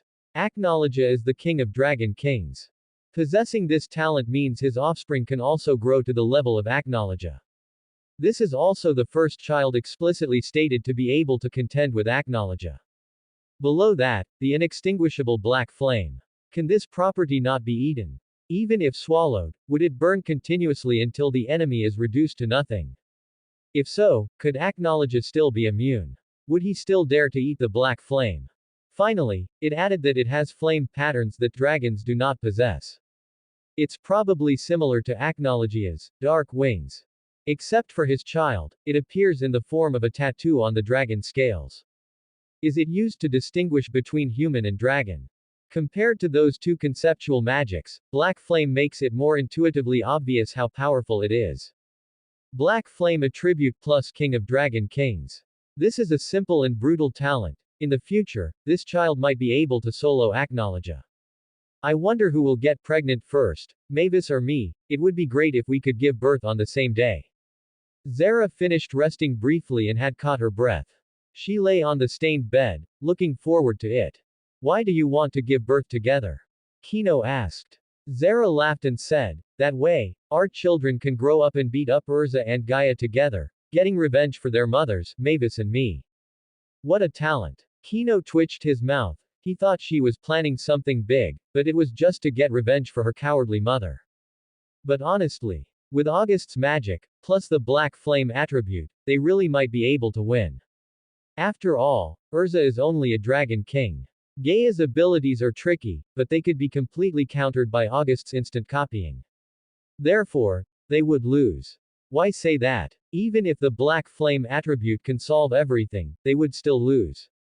The reason is simple. The inextinguishable black flame is only suitable for death matches. Once ignited, it must burn everything away. This level of sparring would not be allowed by Kino. The black flame attribute cannot be used in battle, and August, who possesses instant copying, cannot defeat the fast-paced attacks of the two working together. I advise you to be kind. Irene can easily find various excuses to cause trouble, and in the end, it's you two who will suffer. Kino said. However, Zara didn't care at all. She was already lost in fantasy, imagining her child frantically beating up Irene's child. As a mother, she felt exceptionally smug in front of Irene. Go take a bath. After Zara rested for another 5 minutes, Kino gave the order. The wooden cabin had just been cleaned and fitted with new bedding, and now it had to be tidied up again. Hurry up and go. Seeing that Zara hadn't moved at all, he raised his voice and urged her again. Be careful not to let the scent soak in, otherwise, it will smell like some kind of weird odor every day. Kino said. Zara heard how serious it was. She didn't dare to hesitate any longer. She endured the pain, left the bed, and moved slowly toward the bath area. He. Seeing her walk slower than a snail due to the pain. Kino felt a great sense of satisfaction. Being able to make his wife unable to get out of bed was also a kind of glory. The things in the room were packed up quickly.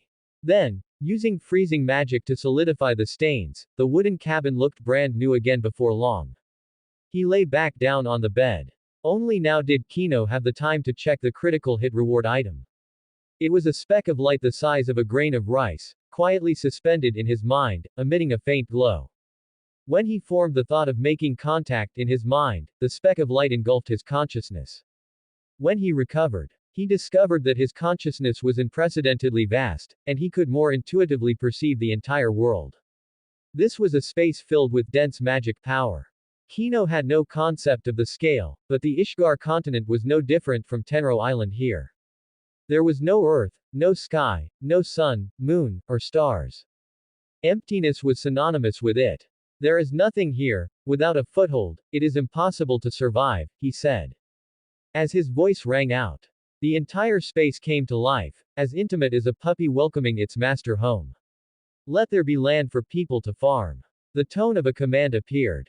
In an instant, the entire space began to undergo new changes, and the bottomless void was filled with soil. Let there be oceans to separate the continents.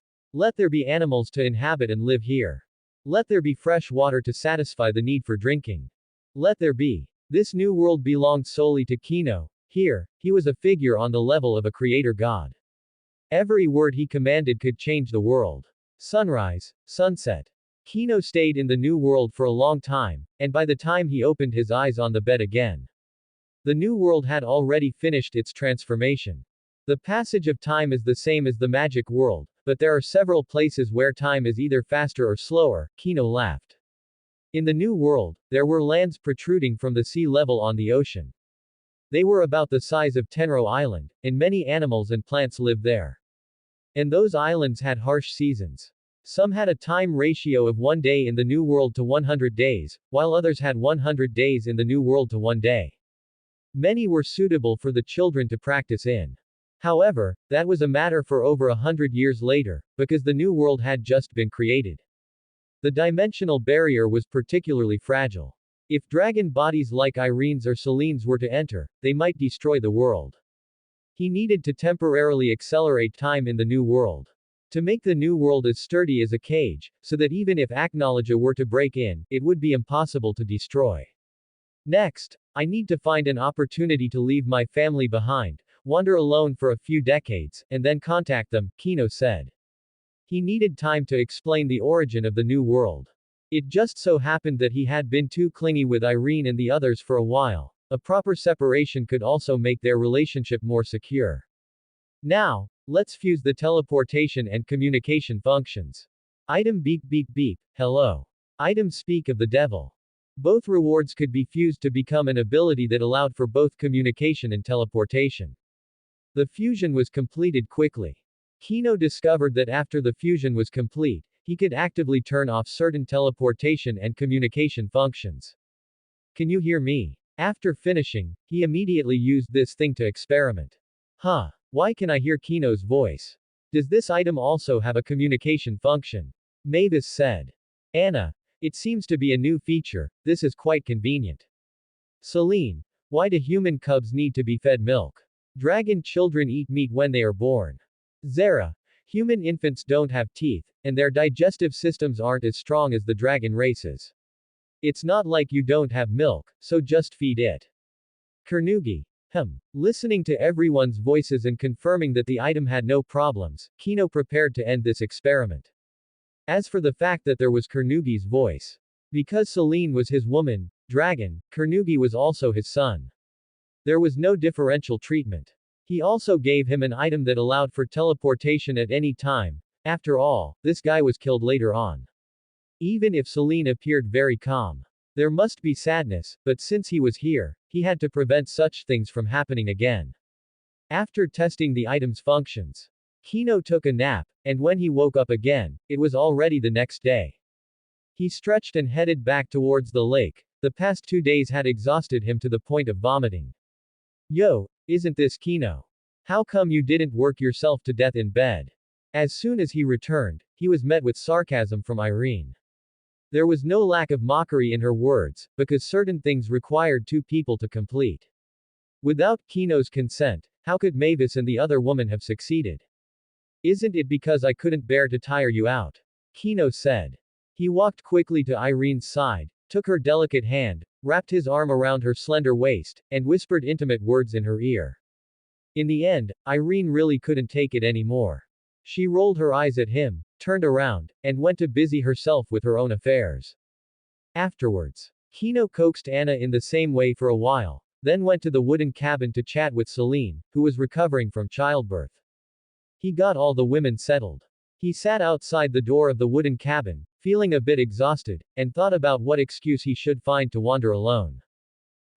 Just as he was thinking, Urza and Gaia, who had just left the day before yesterday, returned again and appeared beside Kino. Are you thinking about your little brother? Kino teased. Usually, they couldn't be bothered to come back for years, but during the time they knew Celine was about to give birth, the two of them almost settled down here. Even after leaving, they came back very quickly. It was clear they really liked this newborn brother. Not entirely. Urza smiled. Because of the existence of the Fairy Tale Guild, the rampant fighting between mages has been stopped. But because the Fairy Tale Guild upholds the belief of trying not to kill, it has led many mages to comply in public but oppose in private, and the secret struggles have become even more intense. This was a very normal thing. There was no such thing as peace, it was just that those on the surface were all kind mages. It was impossible for any era to be free of conflict. So I want to create a guild and use absolute force to deter those fools. Urza said what was on her mind. Create a guild. Kino was stunned for a moment, he hadn't expected Urza to have such a plan. But after thinking about it, it wasn't impossible. So Gaia wants to join the guild too? Kino asked. Urza smiled and answered, to be precise. I want to create a guild that only has our family members, Yukio Tachibana, and in the future, Mavis and Zera's children.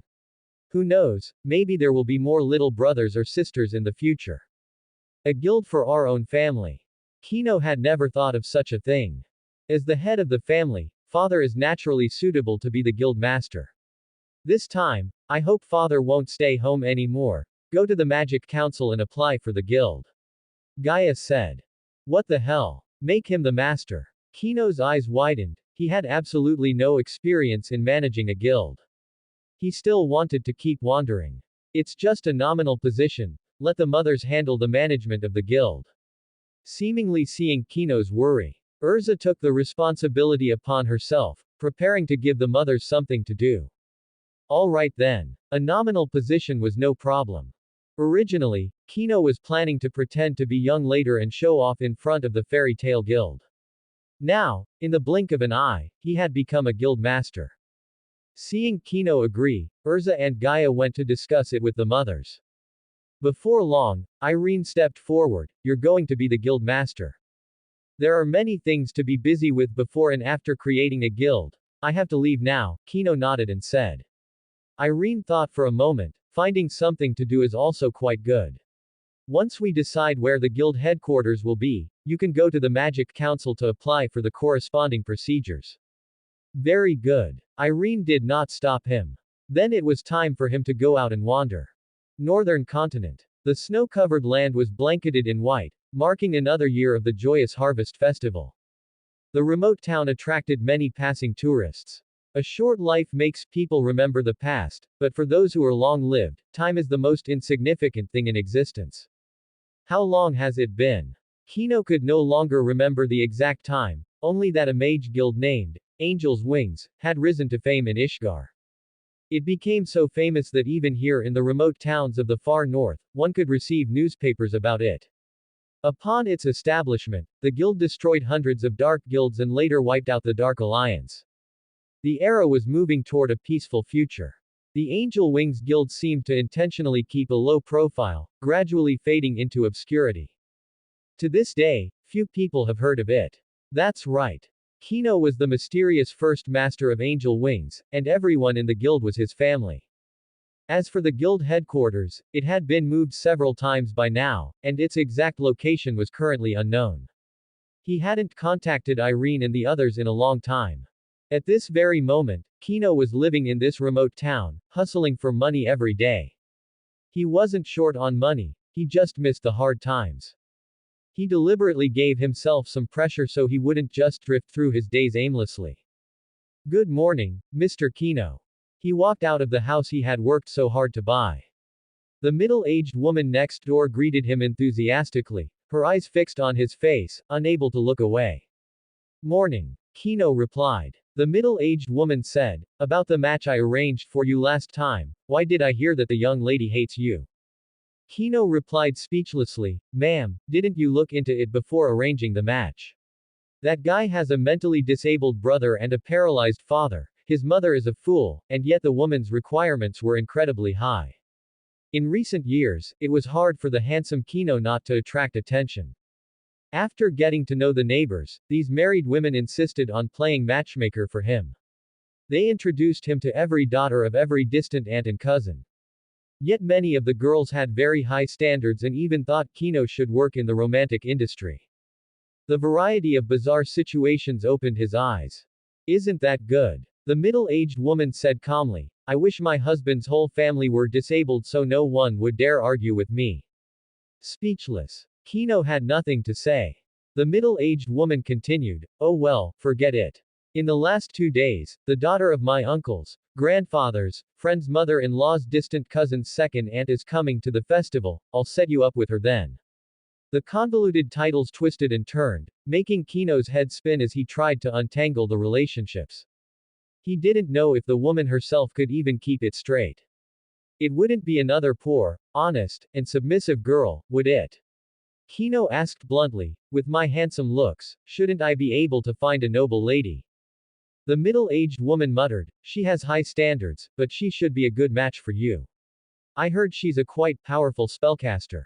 Anyway, you should just meet and see.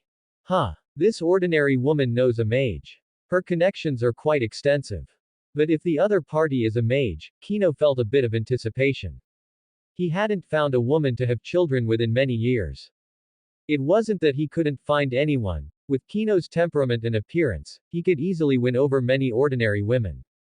There were lonely women in the neighborhood who would secretly whisper his name in their bedrooms at night, relieving their needs in such a way. The only reason Kino knew this was due to the powerful hearing granted by being a dragon slayer. He didn't look for ordinary women purely because he was worried about producing offspring with poor talent, he wanted the best. The minimum requirement was a mage, so the children born wouldn't have terrible talent. Then I'll look forward to it, Kino replied with a smile. After chatting with the enthusiastic woman for a while, he closed his door and headed to the next street. It was the harvest festival recently. Goods sold well, so he definitely needed to prepare quickly. Kino ran a medicinal herb shop. These herbs were all freshly picked by him from the deep mountains, but unfortunately, there were too few residents in town who knew their value, so his business could only maintain a normal livelihood. This time, he hoped there would be enough knowledgeable outsiders. The Harvest Festival. Every shop was decorated with an exceptionally festive atmosphere, and stalls were filled with various bright and delicious items to attract customers. Kino was the same. He sat in his shop, enjoying the lively town while waiting for a discerning customer to come and buy in bulk. He waited until the afternoon, and Kino was starting to get sleepy, having yet to meet a buyer who knew his stuff. Boss, your herbs are quite rare. While dozing in the shop, a customer entered and said this bluntly. Kino woke up immediately. Being able to spot the rarity of the herbs meant the person at least understood something. They wouldn't haggle like others buying cabbage. You have a good eye, customer. These are herbs I just got from the mountains 2 days ago. They have miraculous effects for treating internal and external injuries. It was rare to meet a knowledgeable customer. Kino immediately stood up and walked to the side of the stall, simultaneously getting a clear look at the other person. Clean, short hair, a youthful and beautiful face, with eyes that were big and bright, holding a clear, shimmering ripple. Others might not remember, but Kino remembered her vividly, because her daughter was the greatest regret of fairy tale. Ultir's mother was still very young at this time, He guessed she was probably under 20 years old. Kino hadn't expected to see her, but since he had run into her, he would definitely make up for the regret. The items are all good, I want them all. Boss, can you help me dry and grind them into powder? Asked. Oh my, she really knows her stuff. Of course, no problem. You can come pick them up in 7 days, Kino agreed. Although he could use magic to dry the herbs, he was currently posing as an ordinary shopkeeper and needed to use sunlight to draw out the moisture from the herbs. Okay. Agreed, taking money out of her pocket to pay the deposit. Are you here to attend the harvest festival, young lady? Kino asked. Nodded, and as she handed him the money, she said, yes, but after arriving here, I found it to be so lively, with all sorts of things and food I've never seen before. Kino took the money. Ha ha ha, enjoy yourself to your heart's content, young lady. Everything in our town is quite good, you'll definitely find uses for them when you take them home. After chatting with for a few more sentences, they parted ways with reluctance. Kino also began to pack up his stall. He hadn't brought much back from the mountains, and now that it was sold out, he could take a few days to rest properly.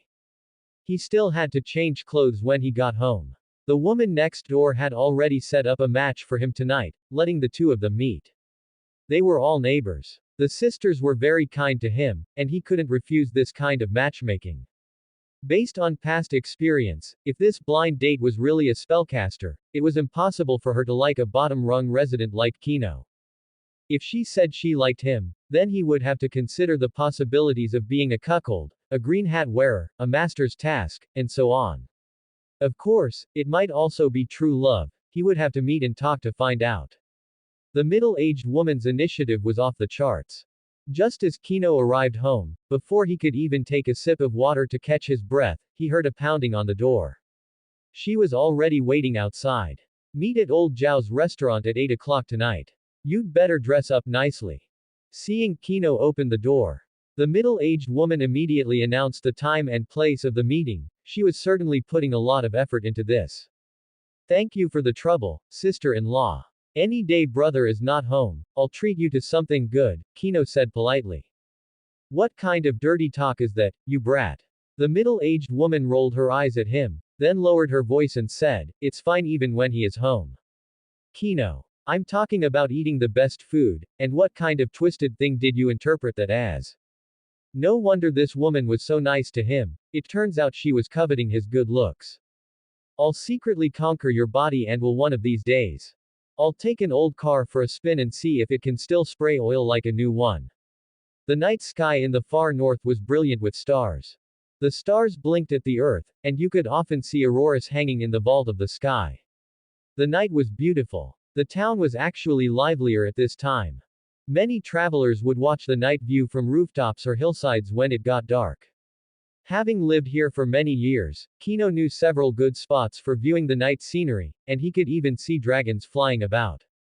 However, those places were rarely visited. Arriving at the restaurant, the woman was already waiting at the entrance, wearing expensive clothes. Her face was daubed with unknown cosmetics, and the corners of her eyes were like blooming flowers, waiting for a fated person to pluck them. Do I look good? Seeing Kino's gaze linger on her face, the middle-aged woman put on a shy expression. Bashful, as if she were a young girl who had never known a man. Ugly. That was the only word in Kino's mind. This woman belonged to the category of women with standard, decent features. Average looks. Her figure was slightly full, and her simple appearance was quite decent. The makeup she had applied only made her look worse. You look good, Kino said. Sister-in-law's beauty doesn't need any rouge to embellish it, your simple appearance is even more captivating. The middle-aged woman giggled happily. Kino hurriedly asked, has the other party arrived? The middle-aged woman finally remembered the main point and immediately ushered him into the restaurant. From a distance, he saw a young woman sitting there with her back to them. As they walked closer, Kino felt more and more familiar with her, and when he finally saw her face, his eyes went wide. The other party was clearly just as surprised. This is she just moved here recently, the middle-aged woman introduced. Kino smiled and said, so it's Ms. I didn't expect it to be such a coincidence. Also replied with a smile, indeed. She had just attended the funeral of an elderly gentleman 2 days ago, and heard from the man's children that there was a distant relative here. They asked her to deliver a letter. When chatting, they brought up the topic of marriage, and feeling obligated by the nagging of her elders, decided to just go along with it to appease them. She hadn't expected that the person she was meeting would be this shopkeeper, whose looks actually quite matched her preferences. There might be conflicts if he wasn't a mage. She could try to probe his stance. It would be good if he could understand the nature of her work. Sister-in-law, this young lady just bought out all the herbs in my shop this afternoon. We've already met, Kino said. Matchmaking with For such a good thing to happen to him, it really was quite a coincidence. Oh, what a coincidence, the woman laughed. But she felt a bit uncomfortable inside. Kino and seemed to get along better. Would her plans to secretly have some fun be ruined? Should she break them up? The middle-aged woman never intended to seriously play matchmaker, she purely wanted to spend more time with Kino. Wouldn't sparks fly with all this coming and going? If she went out to cheat, she could just say she was matchmaking if her husband asked. She hadn't expected this coincidence. If they actually got together, she wouldn't dare try to cheat, fearing she might be slaughtered by the mage. I'll chat with for a while. Sister-in-law, why don't you go home and rest? Kino said. He felt like a heartless cad. He had been thinking about interacting with this woman this afternoon, but now that he saw was the one he was meeting, he cast the woman aside immediately. All right then. The middle-aged woman agreed, feeling distressed, and slowly left the restaurant. It was as if she had just been discarded after being used. On this side, Kino pondered, not knowing how to start the conversation. His women had always come to him voluntarily. Now that he had to pursue someone, he was momentarily stumped. How many years have you lived in this place? It was who took the initiative to start the conversation. With questions came answers, and Kino quickly settled in, beginning to narrate his story. From falling on hard times to being taken in, to how he worked hard to build his house and shop. In short, the story he fabricated was seamless. What is your view on mages? Asked. Hearing this question, Kino didn't rush to answer. He picked up his water glass, took a sip, and thought about his response. As a great mage who would later rival the 10 wizard saints, her love for magic was unquestionable. He didn't know who her husband was. But he certainly wouldn't object to her performing dangerous work, so Kino needed to express both support and concern. At the same time, he couldn't be too servile, or it would easily lead to a superior-subordinate dynamic. They are great spellcasters. I once longed to learn magic myself, to protect the safety of the town and my family, even if it meant sacrificing myself. Selfless spellcasters are the most worthy of respect. This extraordinary power can stand up for the common people. If I were fortunate enough to be friends with a spellcaster, I would have no regrets in this life. When it came to acting, Kino had mastered the essence. He spoke those 2 sentences with passion, using emotion to express his admiration for spellcasters. It's not that exaggerated. Laughed. Judging by the fluctuation in her tone, this analogy had indeed struck the point she was most proud of. There are good and bad spellcasters, but a good mage is indeed respected, added. She thought for a moment and said, learning magic isn't difficult. Since I'll be staying here for a long time, if you don't mind, you can study with me. There's a chance. Kino was overjoyed inside. If he remembered correctly, ice make magic required taking off one's clothes to feel the ice and snow, right? Ms. are you going to be my master? This is my honor, Kino said. From now on, he would be the disrespectful, rebellious disciple. The town's night scenery is pleasant. Let me take you, master, to see the night view. Kino suggested. Nodded in agreement. The 2 settled the bill and left the restaurant, walking side by side through the town streets. Occasionally, he would point at a star and tell a story passed down through legends. Of course, they were all little stories about love, and happened to be at an age where she enjoyed romance. Spoken with Kino's magnetic voice, it was fully capable of stirring emotions. The 2 strolled along slowly. They circled the town again and again, finally escorting back to the inn where she was staying. The temperature has been high these past few days. The herbs can be ground into powder in 3 to 5 days. I'll bring them over to you, Master when they're ready, Kino said. Nodded. Good. Once the herbs are ready, I will start teaching you about magic. 5 years passed in a blink of an eye. Kino and had moved out of town because cultivating ice magic required feeling the ice and snow of heaven and earth with one's skin. If they were to go shirtless near town, they might be caught as perverts and thrown into jail. To prevent this, they decided to move farther away. During these 5 years, Kino studied very diligently, but he simply couldn't learn, he couldn't even sense magic power. However, did not give up and continued to patiently teach him how to perceive the ice attribute in the air. That night, went to call Kino for training, but when she pushed open the door, she didn't see anyone in bed. She wasn't surprised. She closed the door behind her and walked towards a nearby hillside. Sure enough, she found Kino there. Watching the scenery here again. Whenever he felt down, Kino would always come here to look at the stars in the sky, especially those inconspicuous celestial bodies emitting faint light. Do you see those stars that hardly have any light? Kino pointed to the sky. I'm like a star without light. No matter how hard I try, I can't emit dazzling brilliance. And you're like the bright star next to me, shining brightly without much effort. There will always be an insurmountable gap between us. This humble analogy was like Pua, trying his best to portray an ordinary person without magic talent. As for what to do if he was exposed later, Kino had other interpretations of the stars, which he would reveal later. But those bright stars never abandon the dim ones. Said. Huh. She could answer like that. Kino's brain briefly froze. He had originally wondered how would comfort him. The result was unexpected. Then, Kino had an idea that fit perfectly with the night sky and words. Then, he stood up, turned around, and then knelt on one knee. Will you marry me and become that eternally shining star in the sky? After 5 years together, Kino finally found the right opportunity. Now it was time to get to the main point. I do. This sudden proposal made secretly delighted. After 5 years of acquaintance, she had no objections to Kino's character and conduct. He was also very suitable as a partner. So, there was no problem in further developing their relationship. A kiss sealed their love. Kino and sat on the ground, hand in hand. I want to eat. Russell tilde. When it came to such matters, Kino was an old hand. The open-air hillside brought even more stimulating passion, and was too shy to even open her eyes. Ding! Detected that the host is conceiving offspring. Reward obtained. Magic. Fellow Taoist, please stay your steps.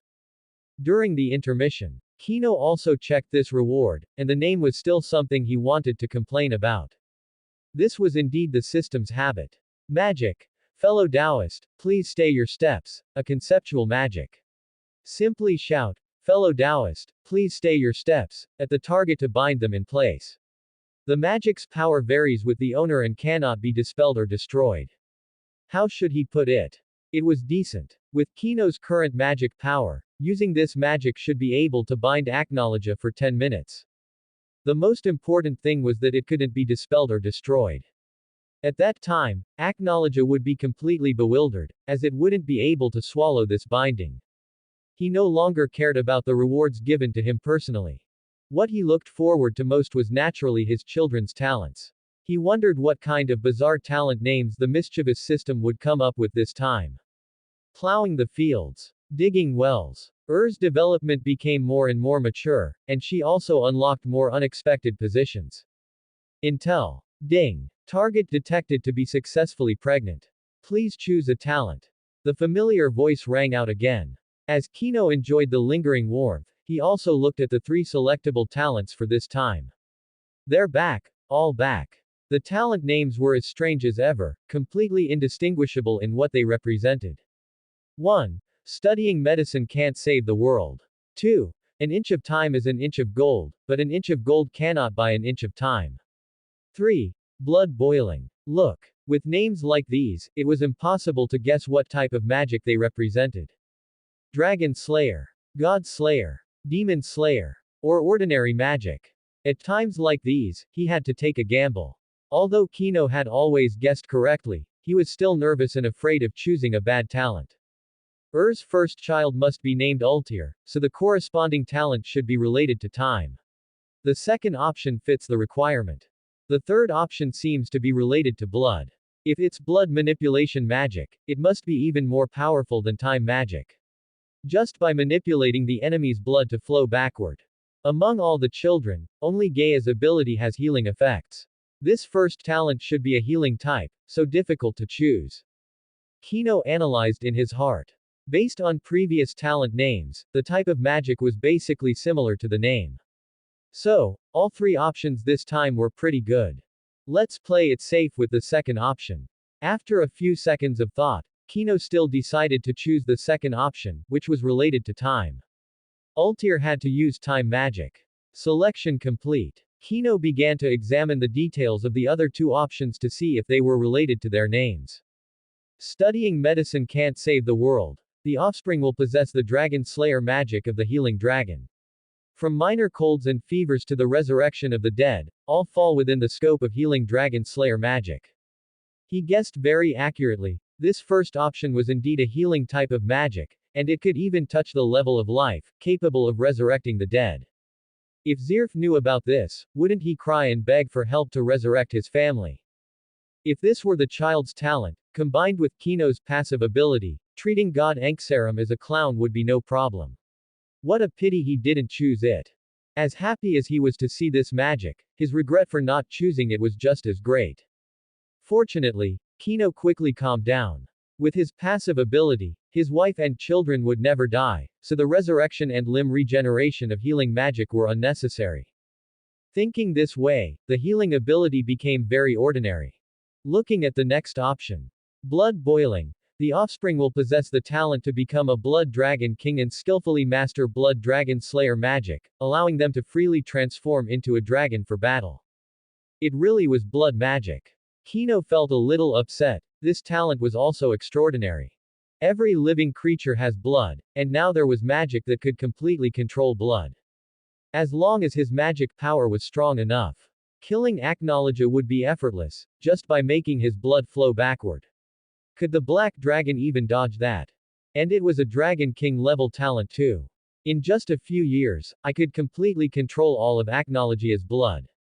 I could drain it all dry. Just ask yourself if you're scared.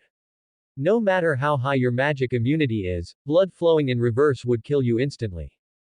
Sigh. My excitement had just reached its peak. Kino sighed melancholically again. What good is even the most overpowered talent?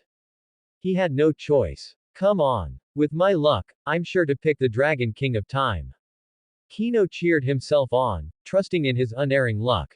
The selected talent's specific description appeared. An inch of time is an inch of gold, but an inch of gold cannot buy an inch of time. The descendant will possess time dragon slayer magic. That's it. Just one line. Kino's mind went blank. Where was the Dragon King talent he had been looking forward to? Even if it wasn't that good, it should at least be a Dragon King talent, right? At the very least, it should be a dragon slayer capable of freely turning into a dragon, but what is this thing being shown to him? Time dragon slayer magic. It's just too simple. Isn't this a bit too perfunctory? Is this a huge loss? That's right. Time dragon slayer magic has a lot of potential, but isn't the blood dragon king the same? Even the healing dragon slayer magic isn't bad. What a total loss. Kino couldn't help but blurt out. Asked in return, what's a total loss? Is your body numb? Kino hurriedly shook his head. No, no, no. Time is time, I suppose. This is Ultir's innate magic attribute. Added to the dragon's characteristics, it should be enough to help her grow strong enough. Tomorrow we're going to town to buy some things to properly thank our sister-in-law. Without her matchmaking, we wouldn't be together, said. How could that be? Even without the sister-in-law's matchmaking, Kino would have actively hit on her anyway. It might have even developed faster than it is now. Kino agreed anyway. The two lay on the snow-covered hillside, enjoying the afterglow of their intimacy. The next day, the two, full of energy, set off. Before long, they arrived in town, but the residents were rushing about, all wearing worried expressions. And Kino were confused. The last time they had gone shopping was 3 months ago, living a life outside the world's affairs. They didn't know what was going on in the city. Knock, knock, knock tilde. Carrying the various gifts they had bought, they knocked on their sister-in-law's door. Kino, The door opened a crack, and the middle-aged woman peered outside vigilantly. Seeing it was them, she pulled the door open with surprise. Good morning, sister-in-law. It's been a while since we visited, so we came to see you, Kino said. The middle-aged woman beamed. She ushered them into the house, exchanging polite pleasantries. Oh. They had just chatted for a moment. The middle-aged woman noticed unusual expression. Her eyes were not as clear as they used to be. As someone with experience, she immediately guessed what was going on. Kino and I are together now. We came here to invite you to a meal, said. It was just as she thought. The middle-aged woman looked knowing. The matchmaking from back then had truly succeeded. She just regretted that she hadn't had the chance to be intimate with Kino earlier. I noticed everyone in town seems a bit off. Kino asked. The moment she heard this, the middle-aged woman's face darkened, her brow full of worry. A few months ago, a demon called Deliora was spotted in the south, and it's constantly moving closer to us. The towns that demon passes through are all destroyed. At this rate, it will be here in a month. Many residents of the town have already moved away. After all, no one dares to stay here. You should run away quickly too. The middle-aged woman said. Deliora. Kino's eyes narrowed slightly. He didn't expect this demon to actually appear. According to this, Gray and Lion's home must be about to be destroyed, right? But that's not right. Is still very young right now. Then, would Deliora stay here for many years for some reason?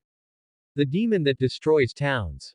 Said solemnly, I cannot stand by and watch so many people become homeless. I will go south myself in a couple of days. The middle-aged woman hurriedly stopped her. Don't do that. You two just got together, just live your own lives. That Deliora is extremely strong. What if something happens to you? Indeed. Something would definitely happen. Letting go to stop Deliora would only create even worse trouble. And she wouldn't be able to beat it at all. Sure enough, upon hearing the middle-aged woman's argument, the righteous did not retort. She had to consider the family she had just built. You won't be able to have your wedding feast here. Your big brother and I are also preparing to move. I'm afraid it will be hard for us to meet again after this parting. I hope you live happily. They still didn't get to eat. There were still restaurants open in town, but at this critical moment, the chefs were all preoccupied with heavy hearts. The food they made certainly wouldn't be prepared with care, and there was no way to be happy eating a meal. Therefore, and Kino stayed there for a while longer before leaving the town before dark. The road back was very quiet. Walked in front with her head down, seemingly deep in thought. Let's move too, heading south. Kino said. Who was ahead, stopped in her tracks, turned her head, and looked into Kino's eyes with an incredulous gaze. We're too familiar with each other. Whatever you're thinking is written all over your face, Kino said with a shrug. Said, the moment I learned magic, I swore that if I encountered people in need of help, I would help them no matter what, even if I died on that path, I wouldn't regret it. Now other towns are suffering, and I really want to go help those people, but our home has just been established. The conflict between altruism and personal love makes me hesitate. She has a strong sense of justice. The current probably hasn't been beaten up yet. Once she gets thrashed by Deliora, she might not have these righteous beliefs anymore. Where you are, is where home is. Kino's words gave unprecedented emotion, her eyes shone with a star-like light. Then let's set off now. Said. To the south. On the edge of the destroyed town. The gallant Urza scanned the ruined town, and only after confirming there were no survivors did she leave with regret. She had accepted a request from the northern continent. The mission was to eliminate the demon Deliora, but unfortunately, she arrived too late. The client had already been buried in the ruins. It's all little brother Gaia's fault. His ability is better suited for long-distance travel, yet he insisted on handing this mission to me. Urza grumbled. At the same time, she was distressed. Where exactly was her father? Back then, he said he had accidentally entered some strange subspace and would need over 100 years to return to the guild. It's been over 100 years now. She had already searched all of Ishgar and the western continent, but found no trace of her father at all. Now she had almost finished searching the northern continent as well. Only this small area in the north was left to search. Surely her father couldn't have passed away, right? Forget it, if I still can't find him, I'll just have to trouble Mother Celine to use her space-traversing ability to look for him. After sighing, Urza ran forward, pushing north. Before coming, she had been warned not to turn into a dragon, or she would be seen as an intruder by the 5 dragon gods sleeping here. And she might even be targeted by Aknologia. Therefore, moving in human form was the safest way to boldly explore the northern continent. That's the end of part 2. Part 3 is coming soon. Thanks for watching my video. Please like and share it.